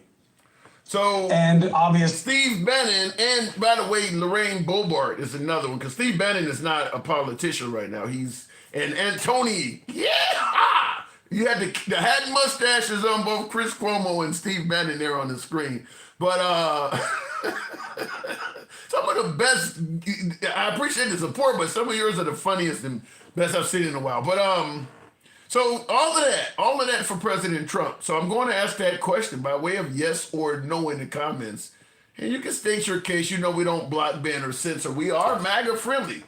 We are MAGA friendly. We've always been that way, always will be. But the question right off the bat is, do you believe President Trump is indeed the best president we've ever had? I'm only asking because all of those accolades, none of that has ever been given to any other president out of all the previous 45 presidents we had before Trump. We've never had any president get all of that stuff, particularly while they were still alive. They want to make his birthday a national holiday, and he ain't even dead yet. They want to put his face on money that he could literally be carrying around in his own pocket. They want to name airports after him that he could literally fly his own aircraft and land at. So, best president ever. No other president got all of these accolades, awards, items named after him while they were still alive. Would have to suggest that Trump is the best ever. Antonio, shout out to you. Is he the worst ever, says Billy Watt? No, he's not the worst president ever. No, Trump is not the worst president ever.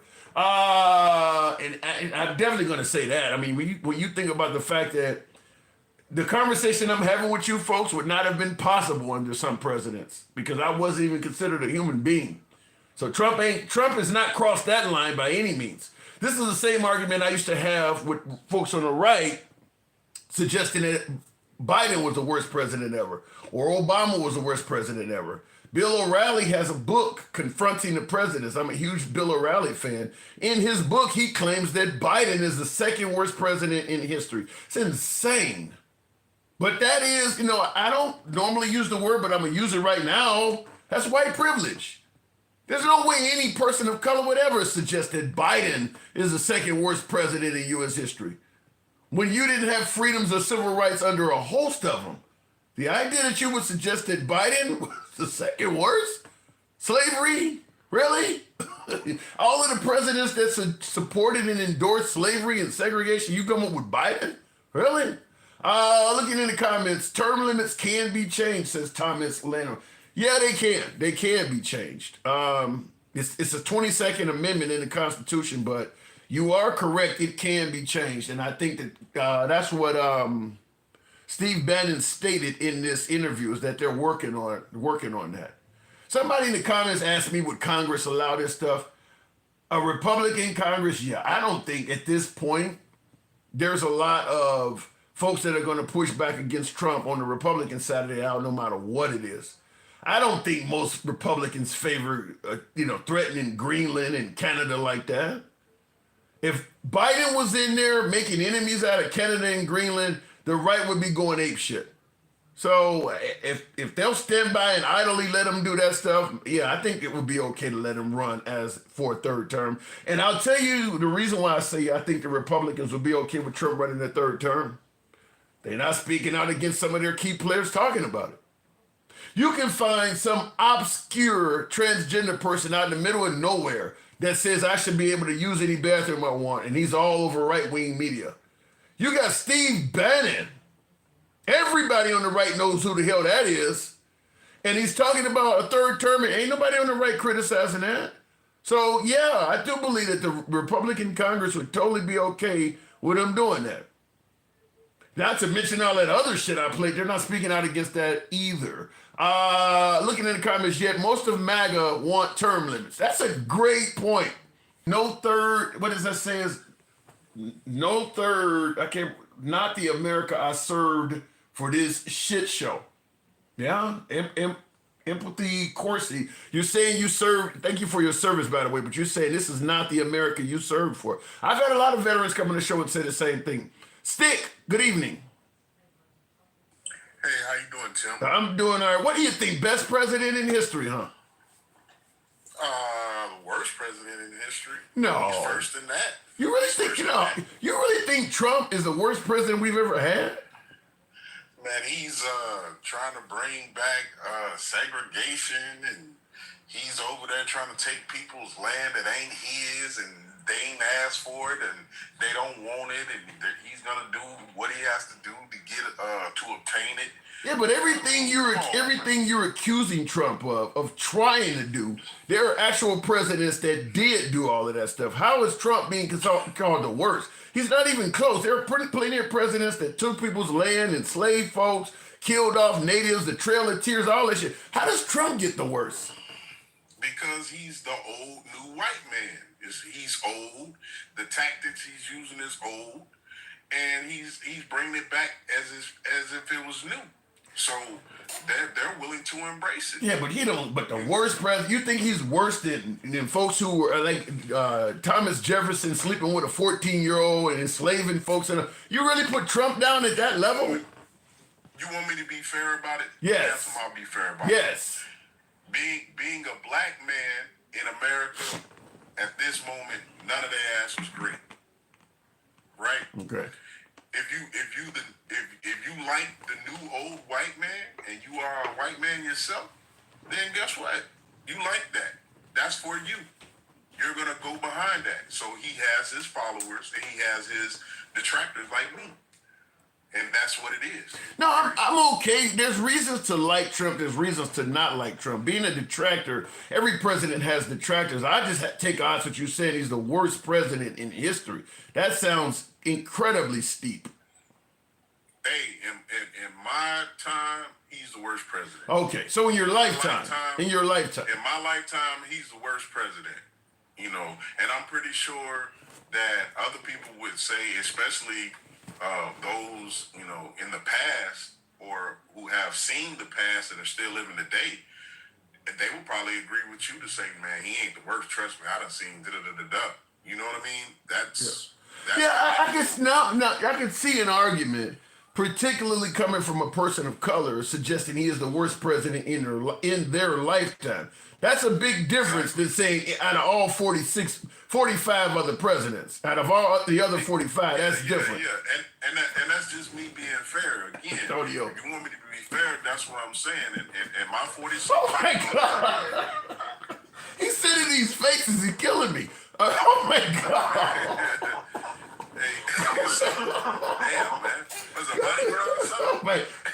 He's supporting the show in the worst way possible. Let me put somebody else's face on the TV by me. Well, go ahead. What were you saying? Kill me with that.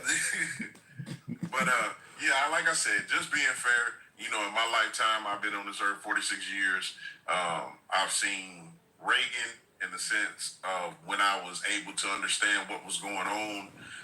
Bill Clinton, Daddy Bush, Lil Bush, Barack Obama, Joe Biden, and Trump. And at the end of the day, Trump is at the very end of that list. Wow. At the very end. I'm having a hard time talking to you. You're murdering me over here. Yeah,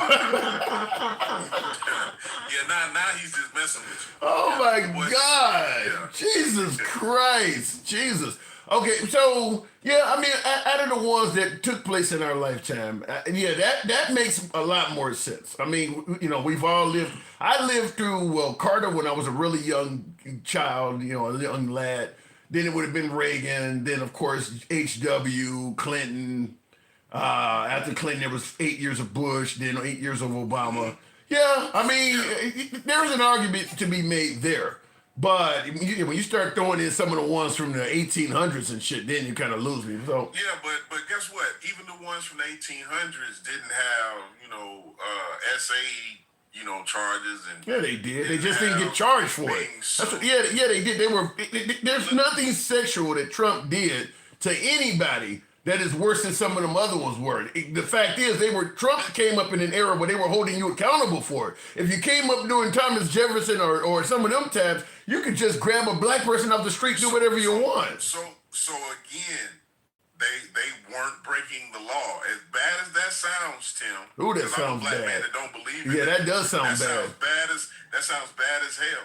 But at the end of the day, it's against the law right now, and he did that. Yeah. I get the point. You see the difference? I kind of see the difference. I mean, I don't know. I just, when I think about... in your face, he told you I could grab him by the, who? Come on, Tim. Yeah. He's telling you, I walk in there when they changing at these little pageants. You know what I'm saying? I get to group and see, and I get to do all that because You know something, though? I kind of look at the whole Trump saga like I do the R. Kelly thing.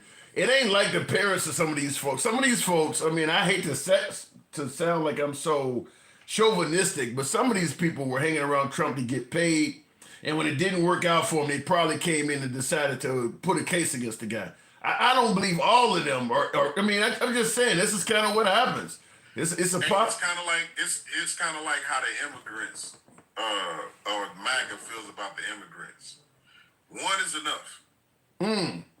You win that. You win that argument. Yeah, one is enough. We don't need a whole bunch of people that we have to swim through to prove if they're lying.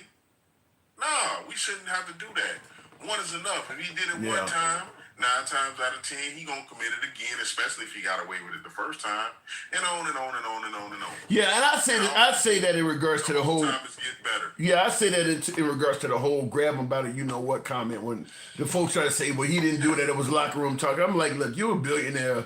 You own half of New York. You're a decent looking guy. You don't need to make up stories on your dick. You don't need to lie on your dick when you're a billionaire. I mean, if you say you did something and you got $1 billion in the bank, you probably did that.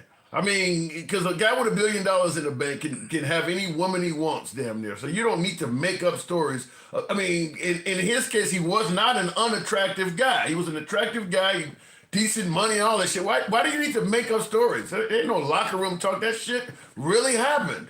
I mean, he was a regular at the Playboy Mansion with Hugh Hefner. Why would you need to make up stories? You had access to plenty of women. He don't have to make up any stories. Exactly what he told people is what happened, and you need to take them. Once somebody show you who they are, you need to believe them the first time. We don't need to have to go back and prove that they're not that person. No, they need to prove to us that they're not that person. And that's the problem that we have. We have MAGA so psyched out and so worshiping, trying to make him deity or close to deities, and they got Jesus touching him on the shoulder and all this other stuff. I've seen that. And it's ludicrous because if we had black men talking about Barack Obama that way. But wait a minute, is it not part of killing me? He got some of the best graphics. He got better graphics than Nintendo 64. So, but what about the notion that he's making the country great? He's going to make us wealthy with the tariffs. I mean, he's going to, correct the trade imbalance. I mean, is it possible that Trump may turn out to be, if you give him time, a really effective leader? Well, I'm going to tell you this. The stock market can't keep losing 700 points a day. It can't keep doing that. So if we going by facts, then he's doing a horrible ass job. If we're going by how he's doing at the border, depending on who you talk to, if you talk to some family members of people that may have been, deported just because they look a certain way, then he's doing a horrible job. But if you just somebody that just want to see, who did you have up here earlier? Nada Shea. Man, she tore me up. She tried to tear me a new one.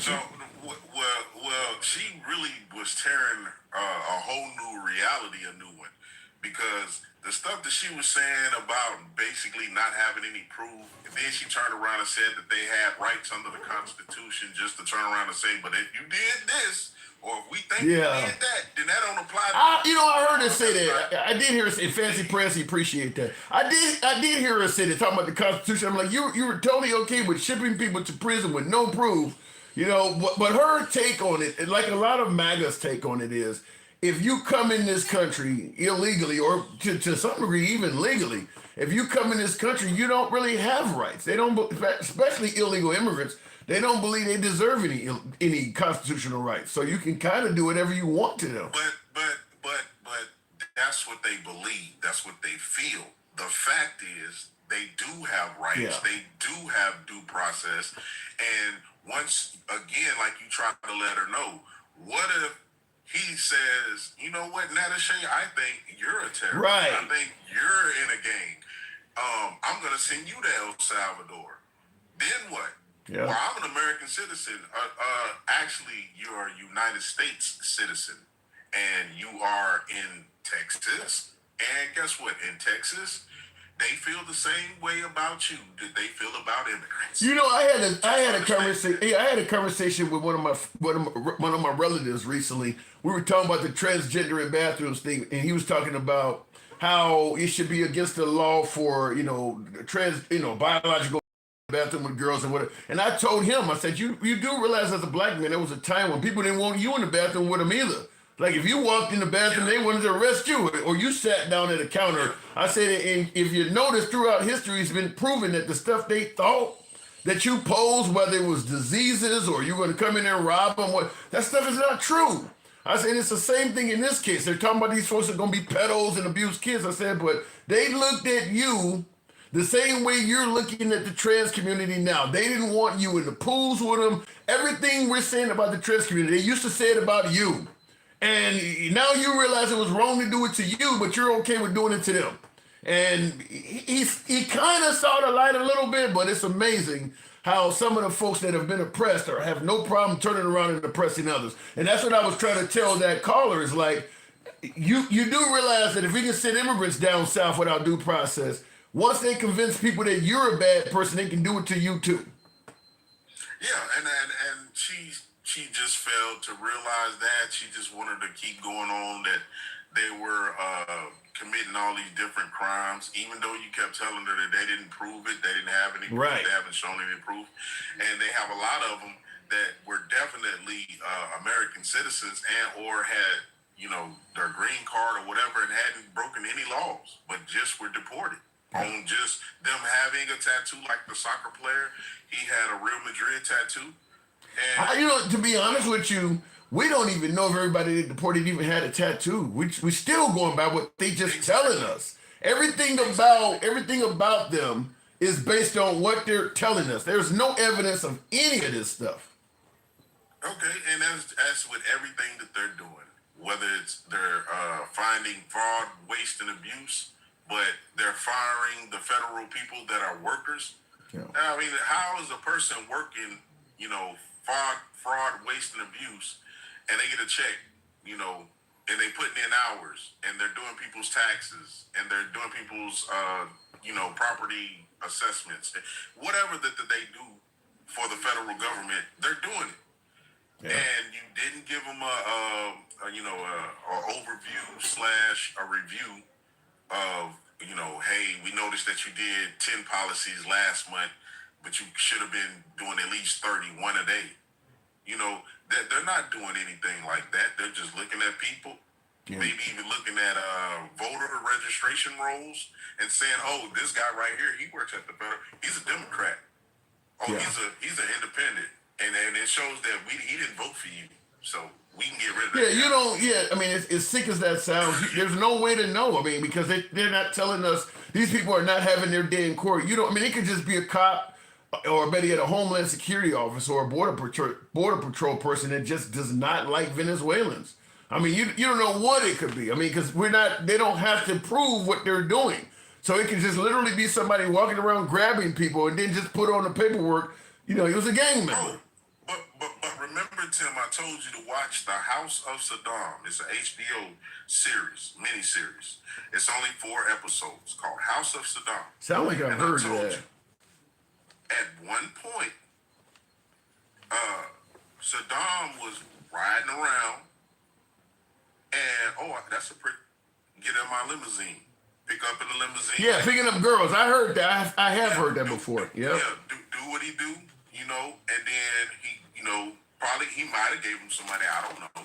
Or he might have felt like it was a privilege that he did what he did because you got to be with the man. I'm the man of the country, So we don't know what he did, but we know he was doing it. And then his son, Usain, was even worse. So, and all I see, and when I mirror certain people, I see Trump. I see every move that he's made. I've seen other people do it, and I've seen documentaries on other people doing it.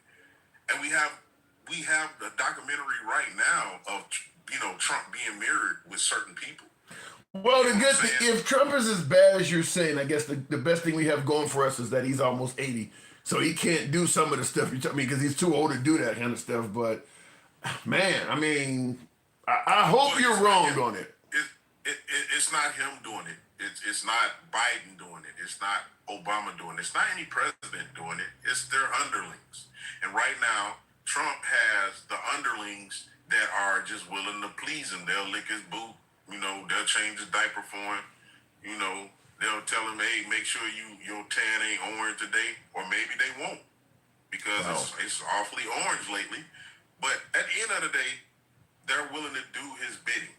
So it's not him doing it. It's him coming up with the idea or somebody, like Putin giving him the idea, hey, man, why don't you just take all the Americans? You should just take all the Americans. Who's going to stop you? Yeah. I believe that's their talk. And, hey, you get all of Europe. Who's going to stop you? PG and Ching, whatever his name is, over there in China. You get all of Asia. Who's going to stop you? And then they're probably talking it out of who's going to run the Middle East because it definitely won't be Israel. It won't be Israel. The Saudis. That's what I think. So we're kind of friendly with the Saudis, so it could be the Saudis. And we'll split Africa. Always the Negroes. I gotta go. I always leave us. No pun intended, but they always leave us hanging. I gotta go. Hey, they're doing it now, right, Tim? Ain't that what they're doing now? China is doing it. China's doing very well taking over Africa. They're certain parts of Africa speak French, like Morocco. Certain parts speaks the King English, like South Africa. Then you got the Chinese over there. They're in, East Indian. You got to blame some of it on the people in the country too. I had a guy on from Greenland earlier who stated, he said, we know we can't beat the United States, but we're willing to fight to the last man. The Africans never had that mentality. If you look, you're gonna certainly during the slave trade, because back then, even though the slave owners, the white men that came over there had superior firepower, it wasn't that many of them. If they had been willing to fight to the death back then, the slave trade probably would not have happened. So they could take a page out of what they're talking about in Greenland. We're going to lose, but we're going to go out swinging. We're going to go out fighting. Whereas in Africa, people have sold their own people into this shit. Even now, if they show up over there with the worst intentions for any country in Africa, you're going to find other Africans that are going to side with them, that are okay with it. Hand them something shiny, and they're okay with it. Well, I'll tell you one thing that I know for sure, that if he's able to get away with it during this presidency, he will. Trump is one of those people that he would probably put in primo nocte. You know what that is? What? That's when the noble gets to sleep with the wife before the husband does. Jesus. Yeah, that's the type of president we have right now. He's almost 80. You do know he's almost 80 now. Yeah, I'm gonna do my noble right. I get to sleep with her before you do, my friend. Well, at this point, maybe a PP tape or something like that. He's too old to be doing all that shit still. I gotta go. Hey, he likes a little new. Bye. Moving on with the program, tap the screen. 130? I know I'm asking a bit much, but tap the screen, get it on. And yeah, he is the oldest president. Trump is the oldest president we've ever had now. He is older as of January when he was inaugurated a couple months ago. He was older when he got inaugurated than Biden was when he got inaugurated in January of 2021. So Trump is the oldest president we've ever had. So, and keep in mind when Bernie Sanders was running, hell, when John McCain was running, or even when Ronald Reagan was running, they were talking about they were too old. So people change their minds when the right person comes along. He's bringing it back like nothing was wrong with it in the first place. Talking about slavery and all this other shit. The U.S. evolved. He's taking us back to bad. Worst in my lifetime. This is sad, says Entropy Corsi, saying that Trump is indeed trying to take us back to a darker time for people of color, women, marginalized groups. I'll tell you this, that was one of the biggest complaints from people of color in regards to Trump's statement, Make America Great Again. When was America great? I cannot tell you how many times I've had to answer that question to people of color asking me that, because I have the MAGA hat always behind me. Tell me as a black man, when the hell was America great? Because they did believe that that was Trump's goal, was to take America back to a time when not everybody were civilly free. So we'll see, but he's not the only person that says it. MAGA is going to fall. The GOP is done, says Samuel. I'm not seeing that at all. In fact, right now behind the monitor here, or behind my cameras that are all filming me right now, I'm watching on News Nation.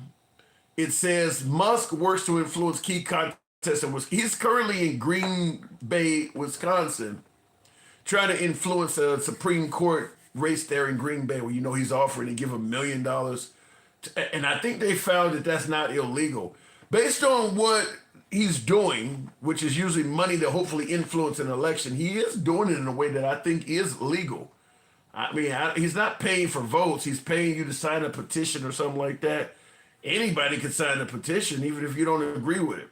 So, but Elon Musk is showing he's willing to put money in politics. He literally is, he's not crossing the line, but he's going right up to it. I give him credit if he didn't lie about everything. Says that, well, a lot of folks believe that Trump has been always honest. Here's who you ask. Johnny Robertson can't spell felon without Elon. F-E-L-O-N, can't spell felon without Elon. And Trump has already spent $15 million of taxpayers' money to play golf. What a lazy, out of touch piece of shit, says Johnny Robinson. What, 15 million? Is that true? Has he spent 15 million already in 2 months? Wow. That's it. I don't know. Is that possible? I mean, I guess it is possible because you're taking Secret Service details and shit like that. 15 million already though? And I see in the comments, Mike said it's actually 26 million. I remember watching Fox, and they were counting how much Obama was spending playing golf. Double-digit millions in only your first 2 months in office. That's insane, if that is true. Stick the Ruler says the Super Bowl cost 15 million for him to go there. A large portion of America, though, don't care. They like that. EM has access to data. Paying for votes, in my opinion, says Introvert. Yeah, what Elon is doing, in my opinion, I don't think it's quite paying for votes. I don't like it, but if I was the judge, I probably would say he has the right to do it. It looks shady, but it's not.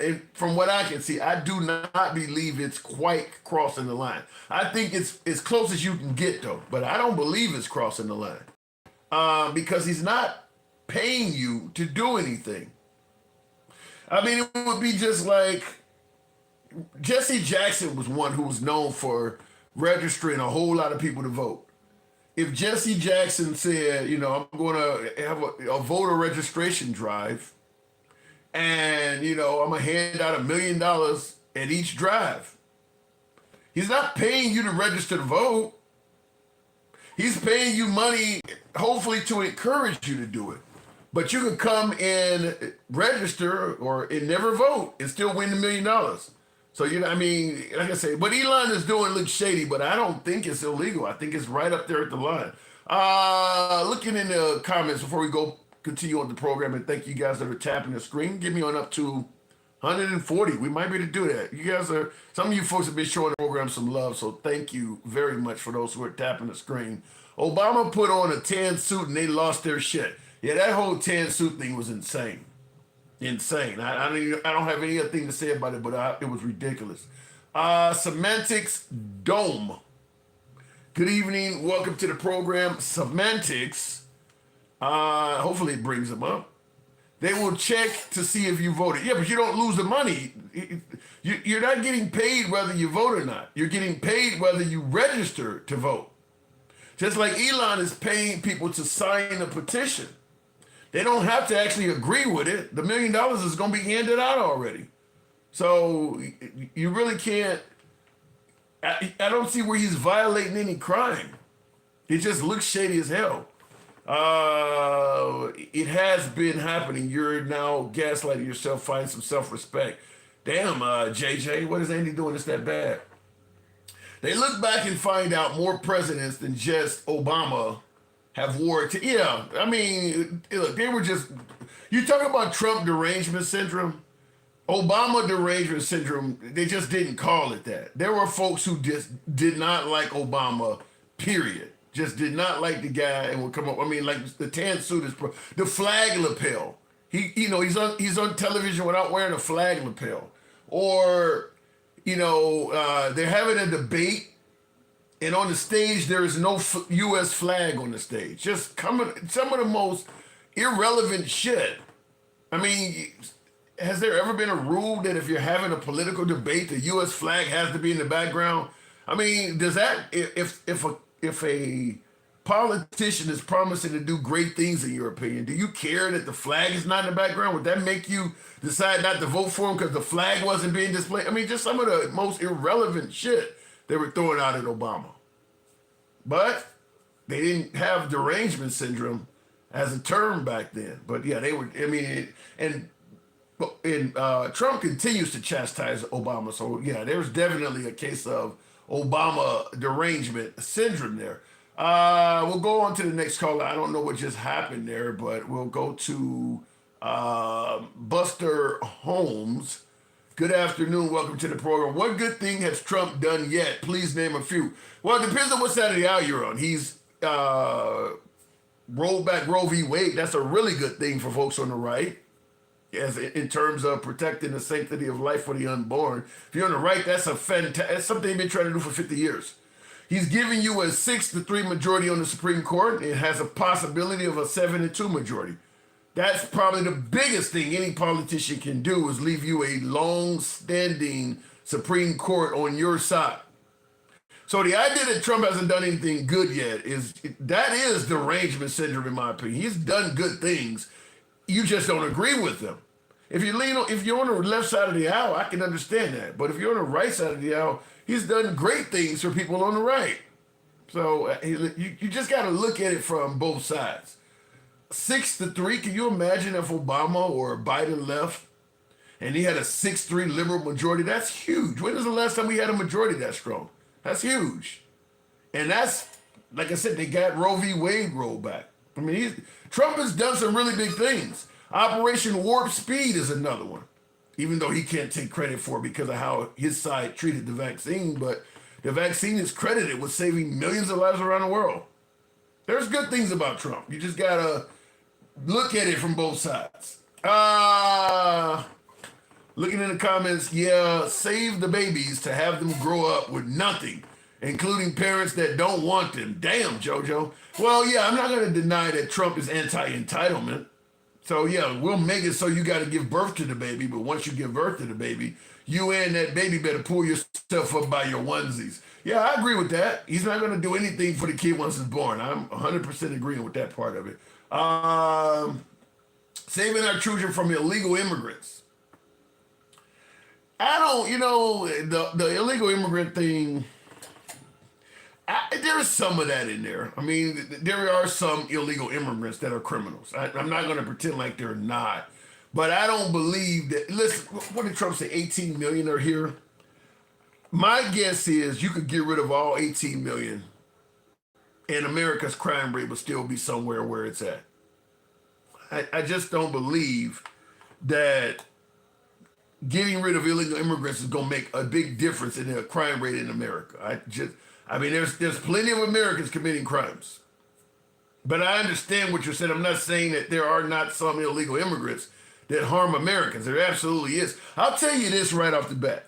If illegal immigrants were as dangerous as Trump alludes to, rapists and murderers and all this stuff, you should have a lot of that happening right now. If you're going to deport me to Venezuela, to El Salvador, some shit like that, based on a tattoo, if you catch me, right now I would be robbing to live. I would have no problem taking lives or whatever. I mean, at the end of the day, I'm going to El Salvador anyway, right? I mean, you're already going to give me the worst. So if all of these folks are as violent as Trump is saying, you should see a very big uptick in violence right now. And you're not seeing it. So to me, it shows that they're not as violent as he was suggesting. I would also tell you this, and I don't know why I'm having trouble bringing up callers, but I'll try a caller in a second here. But I also tell you this, the border towns is where all the immigrants come in. Laredo, El Paso, San Diego's a border town. These are the, Nogales, these are where all of the immigrants come into the country. If the majority of them were rapists and murderers and violent, the border towns should be the worst, most dangerous cities in America. Because those towns is where they're all passing through. Those towns, the murder and rape rate should be off the chain. You should be able to look at McAllen's murder or rape rate, Brownsville, Texas, you should be able to look at their murder rate. It should be way higher than anywhere else in the country. Because this town is just constantly being inundated with rapists and murderers. They're just constantly coming through here every day during the Biden administration. They're lined up. They're literally on the other side of the river lined up to come through this town. But yet when you look at the crime rates of those towns, it does not fit the narrative of what Trump has been saying, and the right. If you notice, it doesn't even fit the narrative for the whole damn state. Texas, Arizona, New Mexico, California. California is a big state. There's a lot of other drama. But the point I'm making is these are the states they come in. These should be the 4 most violent states in America. If millions of rapists and murderers are coming in those states every day, gangbangers, MS-13, Trinidad, Wagwa, the actual crime stats do not measure up to what they're talking about. That's all I'm saying. It doesn't measure up. Now, some have pushed back and suggested, well, they know not to do anything in this state and they know how to. That doesn't make any sense. There should be a ton of crime in El Paso, Texas, Laredo, Texas, McAllen, Texas, Brownville, Texas. It should be a ton of crime happening in those states. Way more than somebody talking about, I'm a rancher and I have to worry about them breaking into my shed. No, they should be breaking into your house and raping your wife. You're not hearing about that. So it doesn't measure up to what he's saying. Looking in the comments, Abbott sent immigrants on a flight deeper into our country. Yeah, Sam, Texas Governor Greg Abbott did do that. But the immigrants had to be in the country already first. He didn't send 18 million of them elsewhere. Now, here's an interesting one. I can't see that. What does that say? Basketball Jones. He says, nobody said they commit more crimes than citizens. It's just the additional crime. Are you dense? Yeah, you did say they're sitting. Wait. You're telling me now in 2025, nobody said that they commit more crimes than citizens? That is patently false. Trump said they're not sending us their best and brightest. What are they sending us? He didn't say they were sending us average citizens. I don't think you understand what President Trump said. He did say they're committing more crimes than the average person. Going back to the box, user guy, one of my subscribers. Good evening, user guy. If it doesn't bring him up, who said they commit more crimes than the average? You got an echo. We'll give him a second. I can't believe some folks are in the comments saying that Trump never said that they commit more crimes than the average citizen. Every time Trump refers to immigrants, he's suggesting it's about crime. It almost sounds like you folks have not listened to Trump. Everything he says about illegal immigrants is criminal. I mean, that's constantly what he's talking about, is they're committing crimes. So I was actually trying to I don't know what happened with my last caller, but he came up and went out. But I just wanted you to hear this before I move on to the next caller, because don't know what happened with the last one, but. Let me see, where is it at here? Say one thing about Donald Trump. I don't see if I'm Aging many people with his remarks about Mexican immigrants. They're bringing drugs, they're bringing crime, they're rapists, and some, I assume, are good people. How can you say? Would you say that about Americans? Some, I assume, are good people, as if you don't even really know. They're bringing crime, they're bringing drugs, they're rapists, but some, I assume, are good people. So you don't even know if any of them are good. So when you ask, well, did he say they're, yeah, he said they're more violent. You wouldn't say that about Americans. Some, I assume, are good people.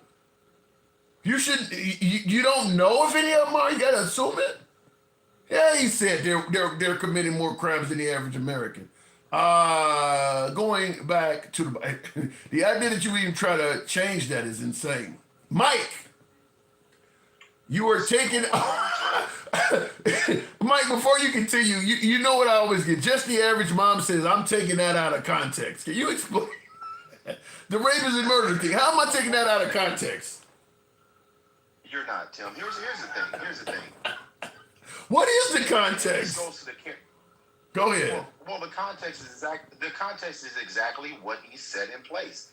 He demonized an entire group of people by saying these countries are opening up their prisons and all of these rapists and unalivers are pouring into this country. And oh God, white folks, you better be scared because they're doing everything. They're raping and pillaging everything. Yeah. That's the message he sent.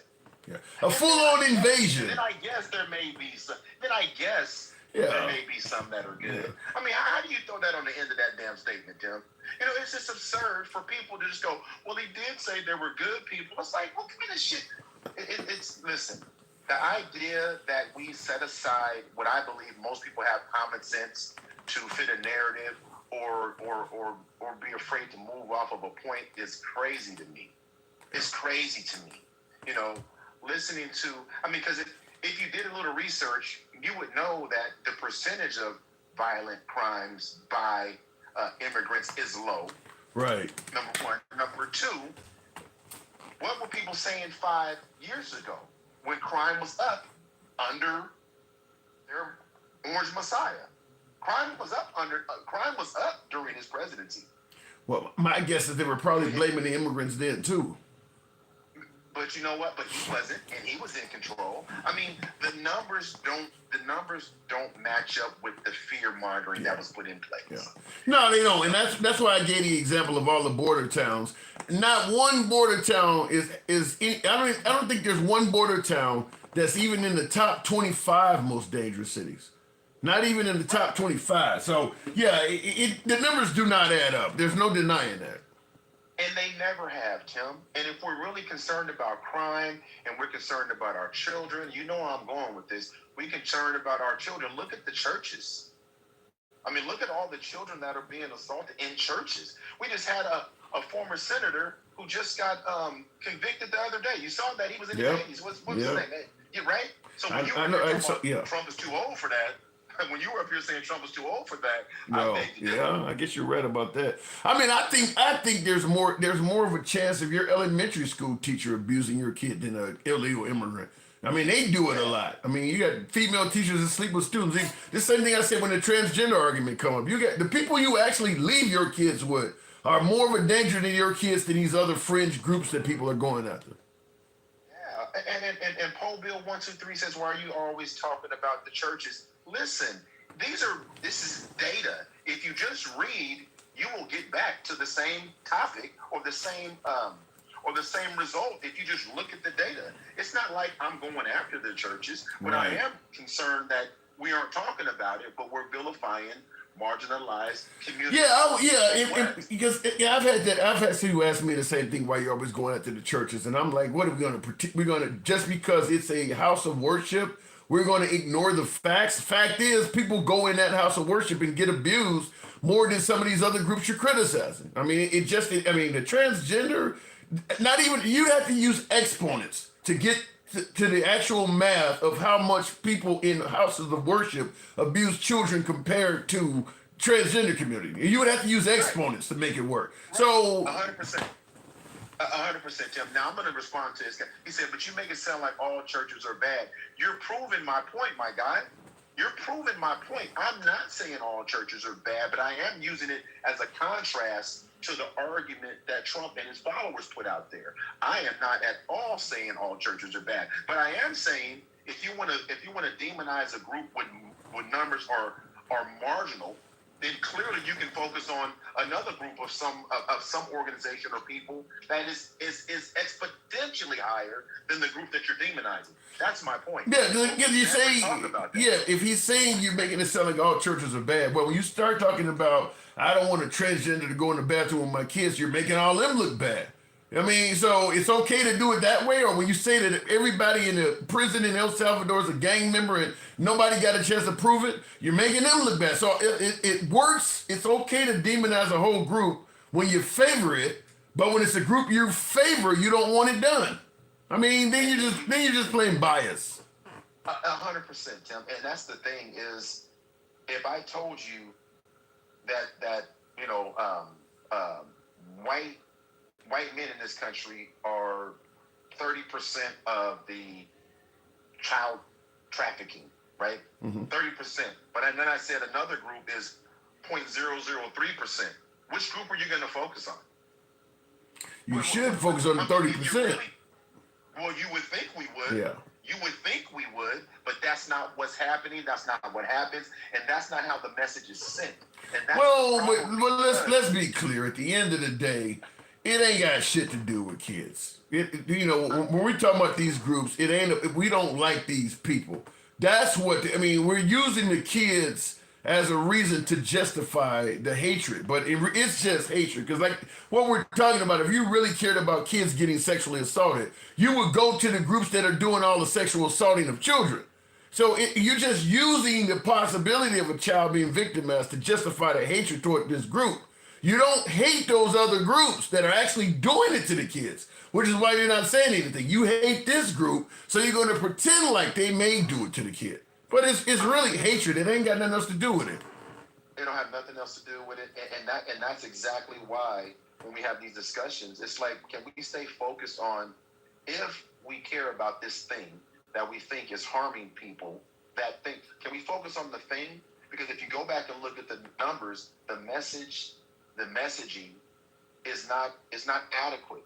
For them to say, like I've always told you, Tim, when I hear the border was open or the border was closed, the border was never open and the border was never closed. It's like those aren't, but when you say it, those are absolutes, and then people get lost in the absolute. That was never a thing, right? So when it was never a thing one way or another. It was never completely open. It was never completely closed outside of COVID, right? So, and it never has been. in the history of the country. It's never been that. Well, the notion, I think most Americans, regardless of what actually happened, do believe that under Biden the border was not secure. I think most Americans do believe. I get what you're saying, but when you look at what Trump is doing with the border versus Biden, I think most Americans are going to side with Trump 9 times out of 10 over Biden. And they might, and again, like I tell you, I just like to take the argument. We have to have a foundational argument.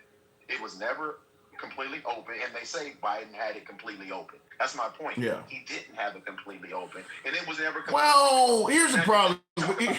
I disagree. Here's the problem. If you can come into the country and claim asylum and they're going to let you in, then essentially it's completely open. All I got to do is say I'm claiming asylum. They're not going to make me prove my case anytime soon. So as long as I show up and I say I'm pleading asylum, they're going to let me in. It's open. It is open. Yeah, but they don't talk. But they don't know because they don't talk about the 60% of people that try to claim asylum at the border that get turned around. Under Biden, 60% got turned around? It's always been a high number of people that try to claim asylum that get turned around. It's just always been a thing. I haven't heard that under Biden. Yeah, no, it's true. But here's the thing, because I didn't want to spin out on that because that's a conversation in and of its own. When Natasha or Gina Tay, I don't remember what her name was, that came up. She had an interesting point of view. She was really, she sounded like a sister. She had a really. And let me tell you, I'll say it. I don't care. Yep, because everybody knows I'm black. Blaggers are worse than maggots. I can't stand to hear them blaggers. I cannot stand it because, like you said earlier, they set aside our own experience as what our ancestors went through. Like you said earlier, before it became the transgender community, it was us. Yeah. I like talking to my black MAGA, but that is true. I don't. Anytime I talk to black MAGA, that's one thing that is true is that they are more critical of us, of the African American community. Black MAGA is really critical of the African American community. Any of the things that the African American community generally has an issue with, whether it's racial injustice, the police, they don't see any of that stuff. They don't have a problem with any of that. They are worse. It drives me crazy because, I don't know if I told you, like my grandmother is still with us. She's 102 years old. I talk to her all the time. God bless her. Wow. Yeah, I know. And you know what? And I've seen her in the last year or so. I've seen her slow down, and she's told me that she's heartbroken. She's seen a lot. She's seen a lot in all those years, I'm sure. Yeah, she's seen a lot, man. And she just to listen to her, and she's like how heartbroken she is, about hearing when she hears, like she said, her own people just completely disregard all the efforts from the civil rights as if, because, sometimes I'll let her listen to certain lives. It just, and she don't even want to listen no more. She's like, I just can't, it hurts her heart to hear it. So, at the end of the day, Tim, all this stuff like Canada paying 70% on federal taxes. You've been around. You've been listening. Yeah, I've been around. I just been listening. I've been listening to that garbage. But here's the thing: they just regurgitate it with no ownership of facts at all. Like they do not pay that much in taxes. Now, capital gains for the rich in Canada are like 53% when you're making millions and millions of dollars. But Tim, you know this, you've been around. That's why a lot of the U.S. sports teams always get there and leave. Because the athletes are like, I want to pay them taxes on all that money they're making. Even when Wayne Gretzky, when he left and came and played in L.A. all those years, part of the reason was the money. They didn't want to lose money on the capital gains taxes at that level, making that kind of money. But it's just sad. It's just sad. And then now we want to talk about just taking the country because we can. What happened to no new conflicts, Tim? I don't know what and I used to defend Trump on that under Trump we had no new wars. He literally has gotten in office now, and I'll give him credit because he hasn't done it yet, but he's talking like a warmonger. Hopefully he's just talking and it doesn't happen, but every time he's talking now, he's threatening somebody. Does intent matter? You know what's the funny part? This is what I want to talk to you about. How we dismiss intent. We dismiss these executive orders have intent. There's a lot of crimes you can go to jail for intent. Yeah. I mean, but we just dismiss it as, well, it hasn't done it yet. He's telling you he's trying to. His executive orders are telling you what he's trying to do. So isn't that intent? Should I ignore his intent? Well, I'll tell you, I've said this on the program before that I do believe if you give people money, you can get them to overlook anything. You can bring back slavery if you give the average American enough money. And I think with Trump, because people believe that there is some sort of wealth for the average American citizen at the end of the table, at the end of the day, or at the end of the tunnel is what I'm trying to say. At the end of the tunnel, they believe there's some kind of wealth for the average American citizen. They'll overlook all of that stuff. I mean, if you're going to get rid of the immigrants, if you're going to marginalize this community, or you're going to prevent this entitlement, but you're going to save me 20% on my taxes, I'm with it. I care about me. I don't care about them other people. I don't care what they're going through. I don't care if they're being mistreated. I care about the 20% you're going to save me on my taxes. I think that's what we're looking at. Listen, at this point, I can't even argue that. It's sad that people think that way. But the funny thing is, if you go back to the agenda that he wasn't a part of prior to 2025, Agenda 47 is what he ran on, and a lot of things he said during his campaign. And now fast forward to today. When's the last time we got an update on Doge? When's the last time we got an update on that?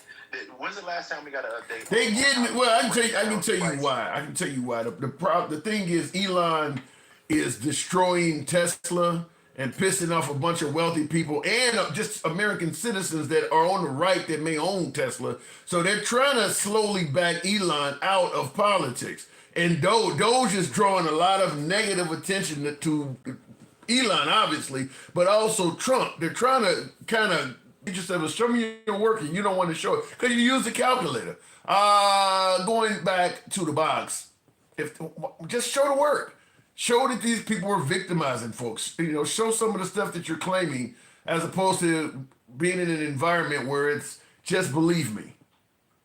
And saying just believe me when you're constantly being caught saying things that are not valid, not true. Brandon, good evening. Brandon, are you there? Brandon is probably passed out. All right, going back to the box, we'll take the next caller and go to, don't know what I'm looking at there, but user guy. Good evening, welcome to the program. Everything Trump says is the opposite of how it actually turns out. Damn, fishy business. User guy, good evening. What's going on, Tim? Not much at all, not much at all. Good to have you on tonight. What am I getting wrong? About what part? Well, do you agree with the taking of Greenland for American interests? Absolutely not. I don't think any sane person would. You think MAGA's not sane? A lot of MAGA agrees with it. What is MAGA going to get out of Greenland? Well, if we do process their minerals and their resources, America becomes a stronger, wealthier country. So I assume that somewhere along the way, Americans will benefit from it. And I'm just assuming. You will. That's kind of like the oil industry. When we first went into Iraq, the Bush administration said they've got so much oil that it's actually going to pay for the war. It's going to pay for the reconstruction. And how much of that did we actually get? It's a great question. I don't think any. Exxon has been making a lot of money in Iraq the last 20 years. Exxon made a good profit. The United States is not in the oil business. The United States itself has never drilled for oil, but the United States companies has. And those United States companies hardly pay taxes, so I don't see what the benefit of the American citizen is getting from any of it. So what are they going to get out of the minerals from Iceland? What about the notion that we need to own Greenland for strategic purposes, military purposes? What's happened to Greenland so far militarily that they've suffered from?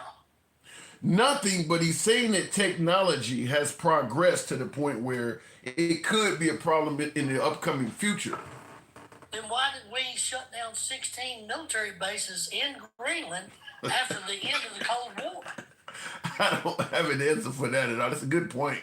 Well, but the end of the Cold War, you go back to the 80s, though. So maybe technology is went in a different direction than they expected 30, 40 years ago. Well, what's happened differently is ice has started to melt. And there's more access to the resources to be processed. Right. Yep. That's true. But it still freezes over in wintertime. And it's not a big tourist center right now. Yeah. And my caller said that they're opening up some international airports, so he does expect them to be a tourist center in the future. But what do you think? Do you think there's a chance that Trump is actually going to do this, or is he just talking shit?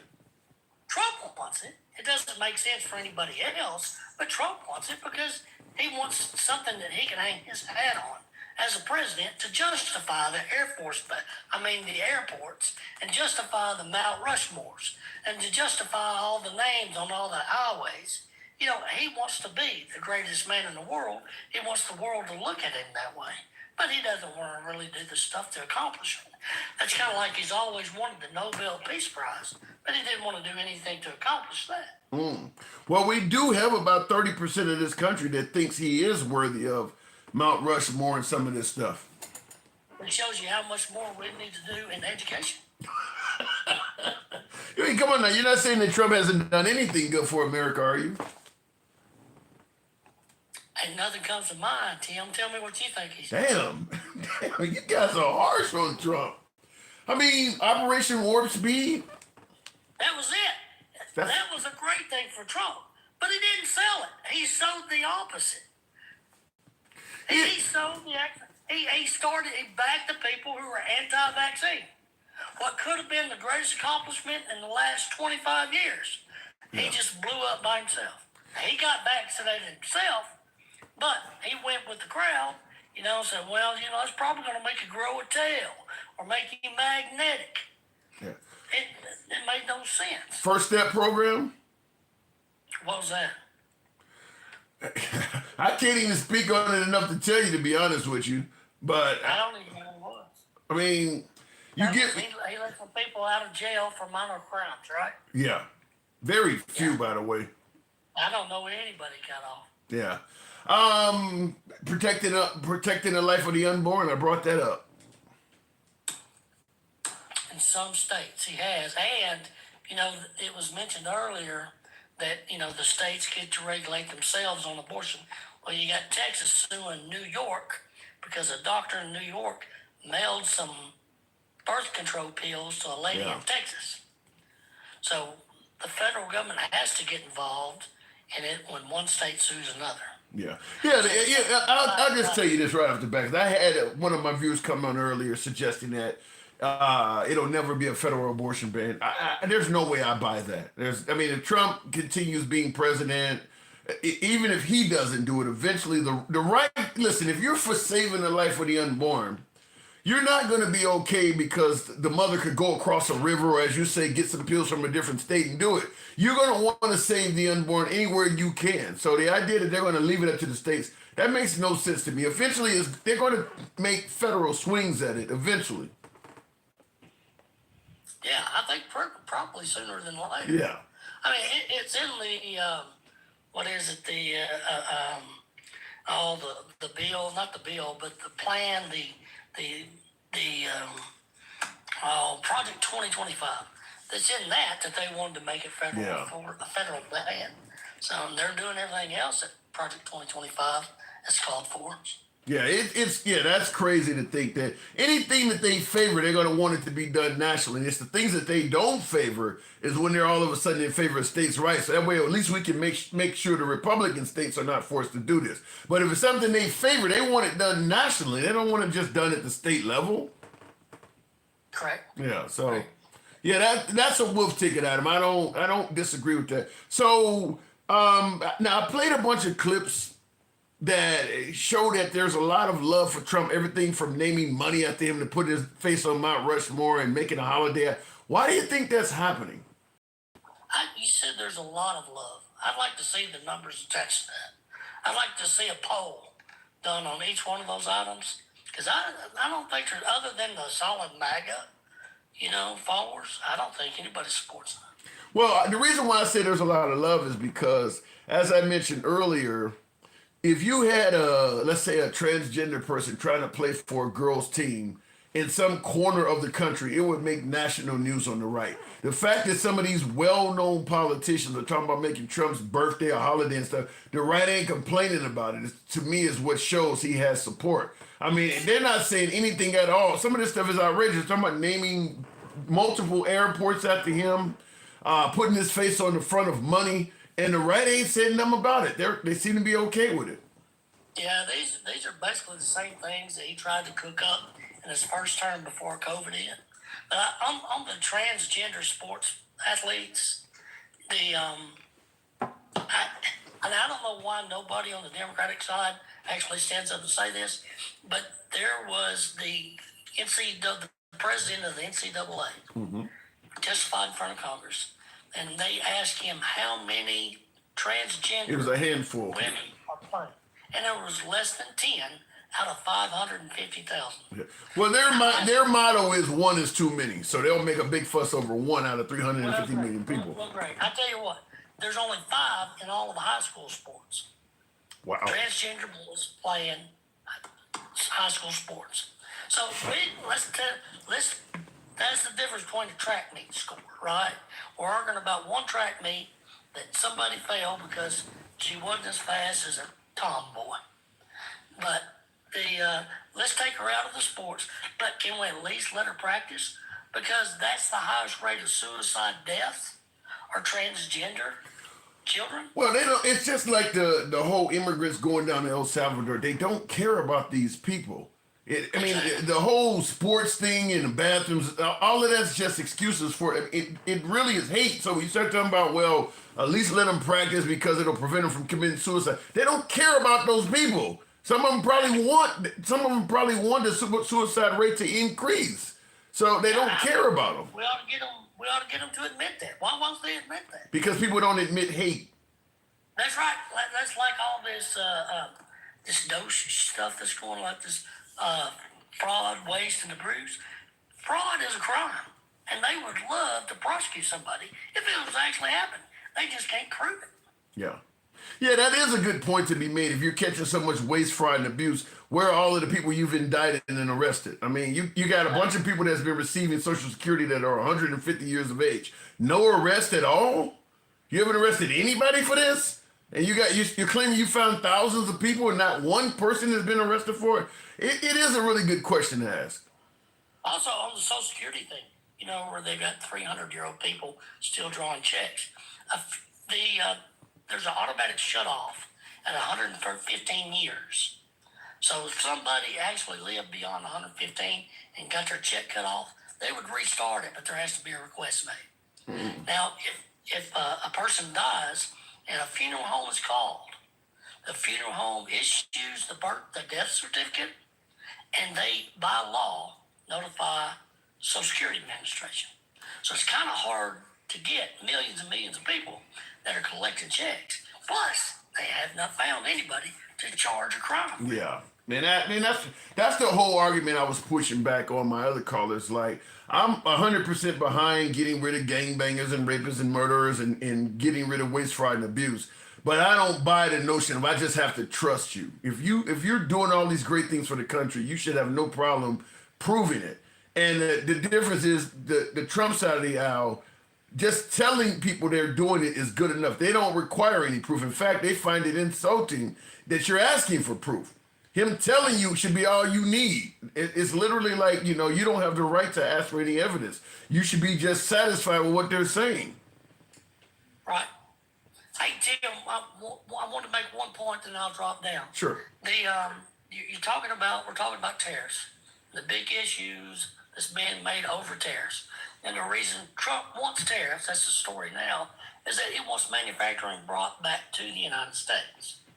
Right? That's a good thing. Why did manufacturing leave to begin with? Because they can hire cheaper labor. All right, that's a good point. Yeah. Good point. All right, the United States, compared to Canada, the labor in the United States is 45% higher than it is in Canada. That includes benefits. The United States labor is 89% higher than Mexico. The United States is 87% higher than China. If you brought them back, what are you going to do with the labor rates? You still got the same problem.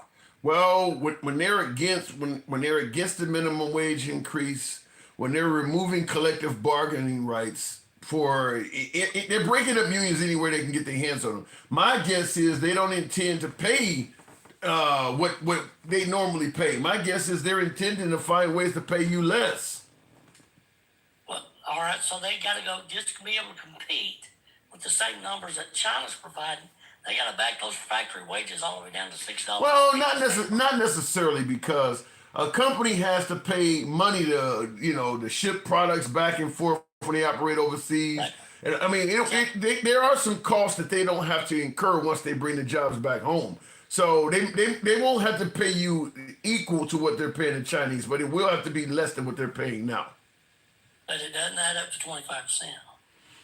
No, it doesn't. But that's, like I said, that's the goal. The goal is to, I mean, in some of these cases, maybe people that are, teenagers or folks that are younger could work some of these jobs. I mean, that's the goal. The wealth gap is going to get bigger. That's the goal. Yeah, but at some point, who's ever worked in these factories, you got to eat too. Yeah. Maybe the quality of the food you eat won't be as good. They eat in Mexico, they eat in China, they eat in the Philippines. It's just not as good. Yeah, and they don't have the cost of living that we've got.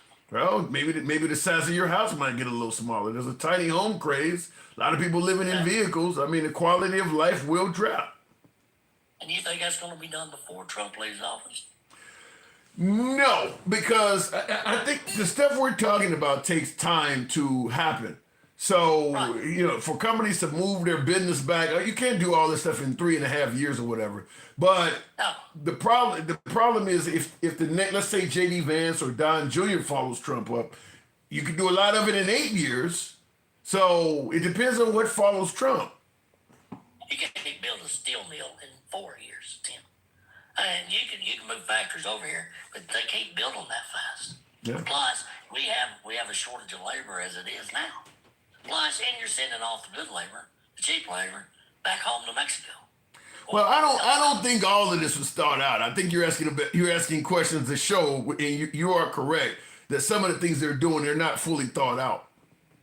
My point, you remember, you're my age, and you remember when the song "Living Here in Allentown" came out? Yes. That's back in '82. And he's singing about all the factories being shut down. They're shutting all the factories down. Yeah. We've been sending for 40 years. Factories been leaving this country. It ain't coming back in 4. It's going to take even if you fix all the labor inequities.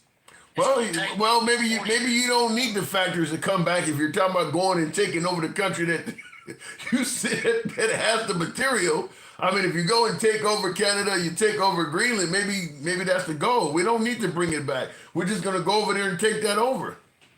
You're exactly right, and it makes no sense. Like, Trump wanted to bring back big copper in the United States. We're going to start making our own copper again.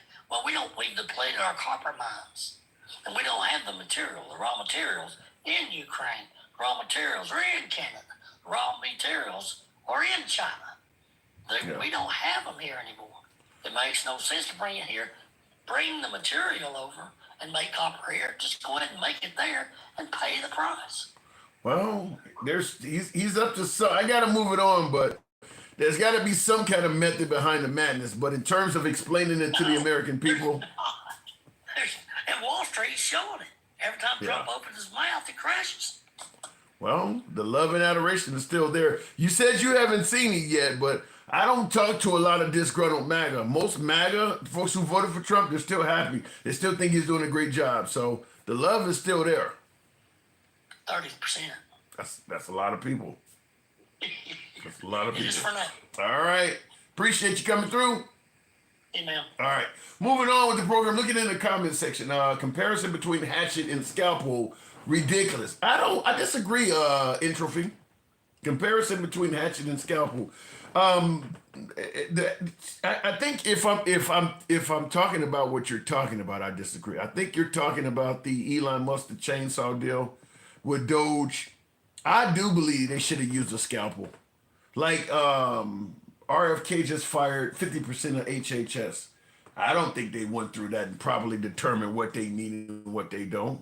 I just don't. I think to me they just decided, we're going to get rid of such and such number of people, and we're just going to cut until we get our number.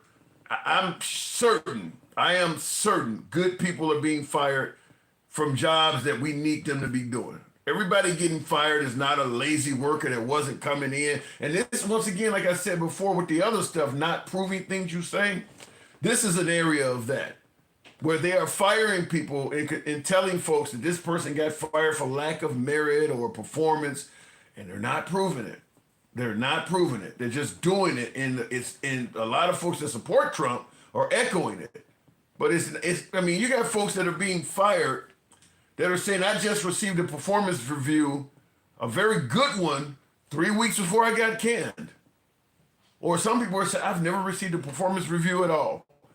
And they're getting fired. I mean, they just literally, in my opinion, from what I can hear, from what I can tell, it's like they typed up a template, just typed up the same letter and replaced it with your title and your name and sent it out to you. And just sent that same letter. I mean, just performance. Just tell them this was performance. Because I think there was a part of their contract. There's, you know, the union employees, you have to have reasons you fire them for. You can't just fire them for anything. You have to have, performance is a reason you can terminate people for. So they just, you know, just like when the police yells, I fear for my life, because it's the universal get out of jail free card. If the cop says he feared for his life, he get wide latitude in what he's going to do. That's what they did with the firings. Just yell, it's for performance. Because you can fire somebody for that. But they don't have to prove it. That's the problem. They're not proving that they fired these people for performance. We'll see how the courts go, but I do believe they're going to lose a lot of cases in court. You know, I don't know how well that's going to go because, you know, at the individual level, most people don't have the money to take the government to court. So hopefully class action will get some of these folks their jobs back. My guess is if you end up with a liberal that replaces Trump, a lot of U.S. dollars are going to go in the form of financial apologies to employees via back pay. We may even have to do some things internationally that we left people hanging on. I mean, the whole USAID thing to me makes no sense. It's about time we stop helping out countries. This is what folks who favor getting rid of USAID. It's about time we stop giving our money to other countries while at the same time threatening to invade somebody. It's about time we get rid of all of the illegal immigrants that are raping, murdering, and invading our country while we're simultaneously threatening to take somebody else's country. We're telling them they need to get out of our country while we're forcing our way into somebody else's country. So a lot of it is very hypocritical, in my opinion. And it certainly goes against Trump's promise that he was going to get us out of overseas conflicts. He was going to focus on America first and take care of home. He got elected and he's involved in all sorts of shit. Biden was not involved in this many international conflicts. He did not run on that. He did not run on that. I mean, I've had many debates with folks where I was defending Trump, stating that, you know, under Trump, we didn't have no overseas wars and all that. That's all he's talking nowadays, is either sanctioning somebody or bombing somebody else.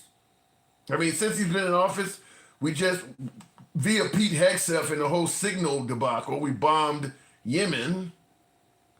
I believe we've participated in some of that shit with the Israelis in Gaza. Now he's talking about bombing Iran. He's only been in office for 2 months.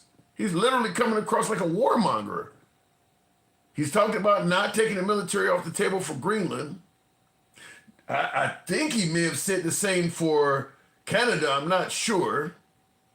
He clearly said he wasn't going to take the military off the table for Panama. Now, seeing the comments, just an average mom said we were not in Gaza. Okay, take Gaza off. Look, we're helping the Israelis out so much, we may as well be in Gaza. But okay, let's go with your statement. We haven't been involved in the Gaza area just yet, but we have been involved with the Houthis in Yemen. And like I said, he's threatening to bomb Iran. He's threatening to militarily take over Greenland. He threatened to use the military potentially on Panama. And we're up in the air on what he's going to do with Canada. He's deemed the Mexican cartel as a terrorist group. I mean, like, how many enemies can one guy have? And I got to assume if we fuck around with Greenland, Denmark's going to be in there somewhere because that's their territory. How many enemies can one person have?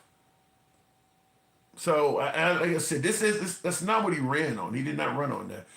We would benefit more by collaboration, not taking entropy. I said the same thing. I agree 100% that if Trump thought Greenland was necessary for strategic purposes, the process would be to sit down with the leadership of Greenland and Denmark, by the way, privately, expand the base on the island, whatever you need to do. And I don't think the people of Greenland would have had a problem with that because a lot of the island is uninhabitable. We need to expand the size of our base, or we need to put more surveillance, or, you know, whatever. Privately, he could have done that in a more tactful, professional manner. I'm pretty sure Obama and Biden could have got that done. My guess is George W. Bush could have got that done. Whatever strategic purposes, militarily, we need Greenland for, my guess is Obama, Biden, and George W. Bush could have accomplished that. Greenland finds out on global television that Trump is saying, we need your country. That ain't how you do that. I mean, he kind of left them no choice but to push back because he talked to them like shit. I mean, he didn't leave them no choice but to push back. You're going to tell on in front of the world, you're going to tell everybody you intend to take Greenland. Just, I'm going to punk you out in front of everybody. He didn't have to do that. So, yeah, you would only expect him to push back.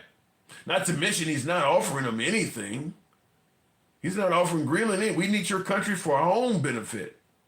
We're not doing nothing for you. In the comments, young Yogi Fish, appreciate that. 100% truth. I still support Trump, but he's wrong on all these wars and conflicts. Thanks for your insight. Thank you. Appreciate it. I don't normally get MAGA to agree with something, but I appreciate that. And listen, sometimes MAGA gets it right. You know, my liberals don't like it when I admit that, but I don't get that. That ain't what Trump ran on. Because Trump was talking about saving us money, not sending millions of dollars to the Ukraine, not participating in nation building. All of the conflicts he's talking about, that's going to cost a lot of money. That stuff is going to cost money. There's no denying. I don't know what his goal is for Greenland, but your tax dollars are going to go to it. There's no way around it. Your tax dollars are going to go to all of that shit. So he ran on securing the border, which I think he's done a phenomenal job, largest deportation in history. He hasn't measured up to that, but I do believe he's done a good job on securing the border. Border crossings are way down. He ran on that. He ran on strengthening the economy. I can't give him anything more than a C at best on that because the economy's not that great anymore. It just hasn't gotten worse. There's a few areas that's gotten a little bit better. The price of fuel has dropped down a few pennies per gallon. So listen, it hasn't gotten worse in terms of fuel, but with the stock market doing what it's doing, some would say it's only a matter of time before you start feeling that. And with the tariffs, some would say it's only a matter of time. In fact, you got farmers in Nebraska claiming that state's about to go bankrupt. I haven't seen it in my area. So I'm going to say I give him a C as in Charlie right now in the economy. But he ran on strengthening the border, fixing the economy, and getting us out of overseas conflicts. He was going to end the Russia-Ukraine war in 24 hours and all of that. He's expanding our military conflicts. He's coming across like a warmonger.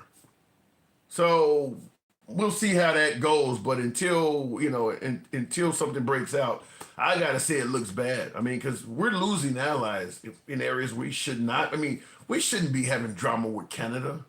Fix some of this other shit, and then if you want to correct the trade imbalance with Canada, or you want to fuck with some of our allies, maybe. But I don't see it. Out of all the things you could have done, all of the issues you could have started, why start with the people we're the most allied with? That doesn't make any sense to me. And your goal was to fix the economy on day one.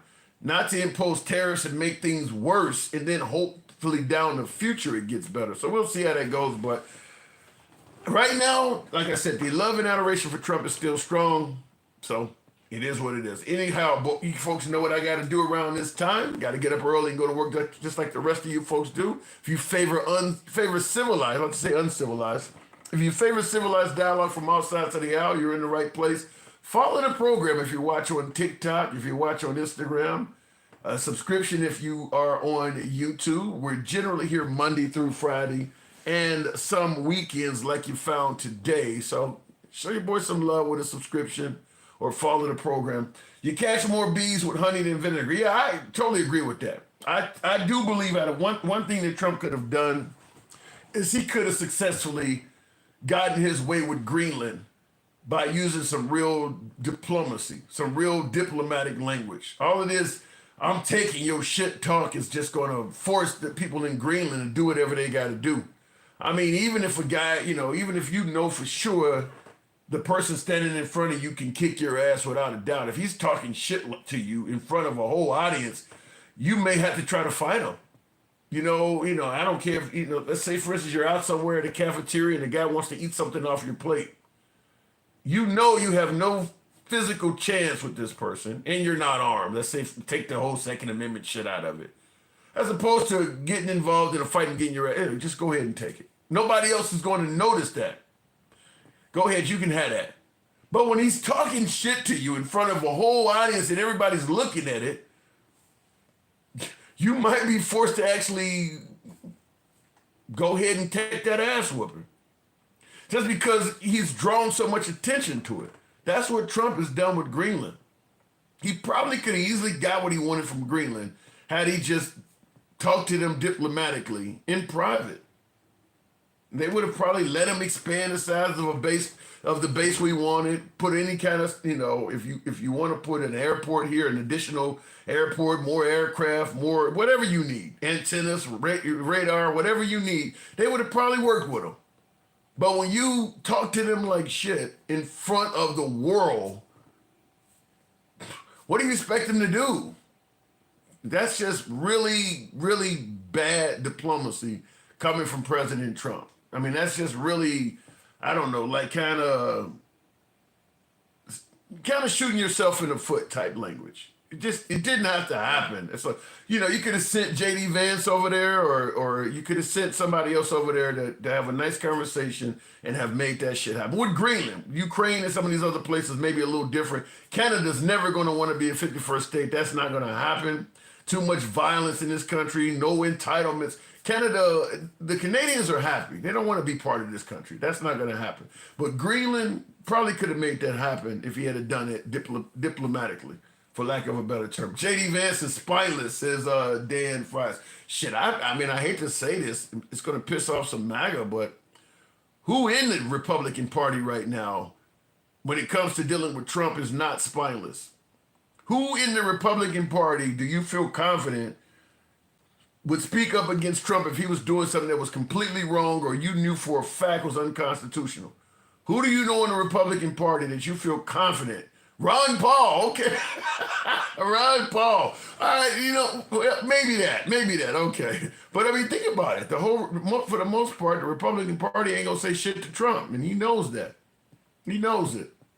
You know for damn sure, if a liberal was doing what Elon Musk is doing in Wisconsin now with this $1 million gift, if George Soros was fucking around and doing that, Bill Gates was doing that, or even 2021 Mark Zuckerberg was doing something like that, the Republicans would be going ape shit.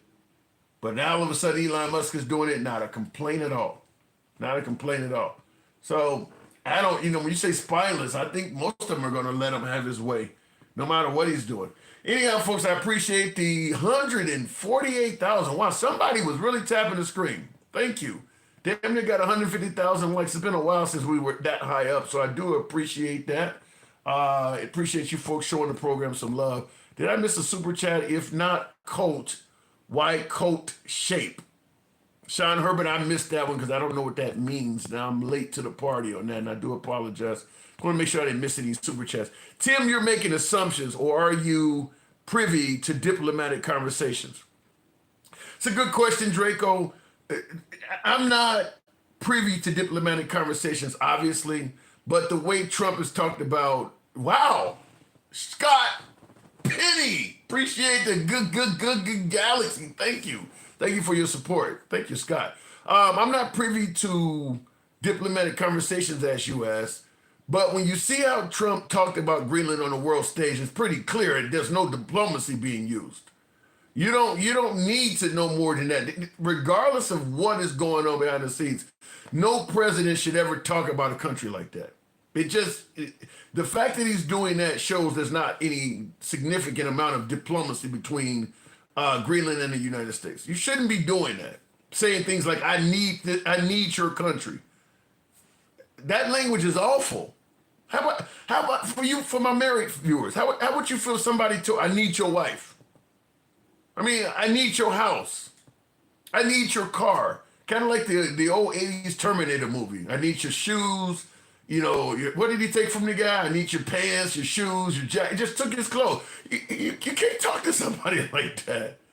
So when you say, am I privy to diplomatic conversations, the one I saw is bad enough.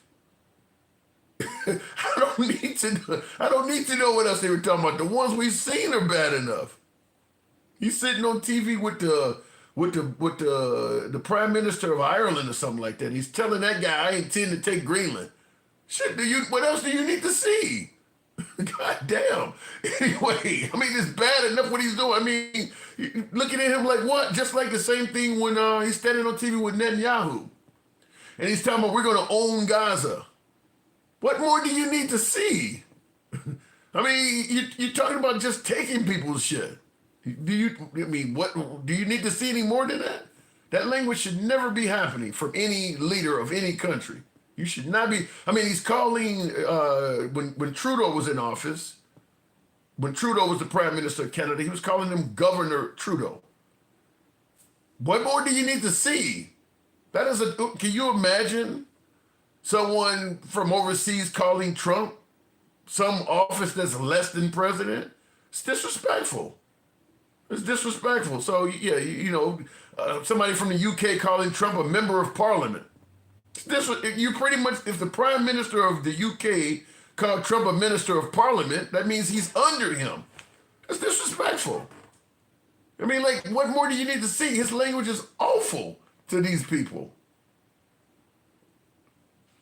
But if you favor Trump, you like that. You like when he put people down. He ain't owning the liberals. He's now owning the world. It's your boy Tim, the handsome liberal. I'll catch you guys tomorrow. Y'all take care. And I want to make sure I hit the right thing here. And thank you for your support as always. I got to go. Got to get up early.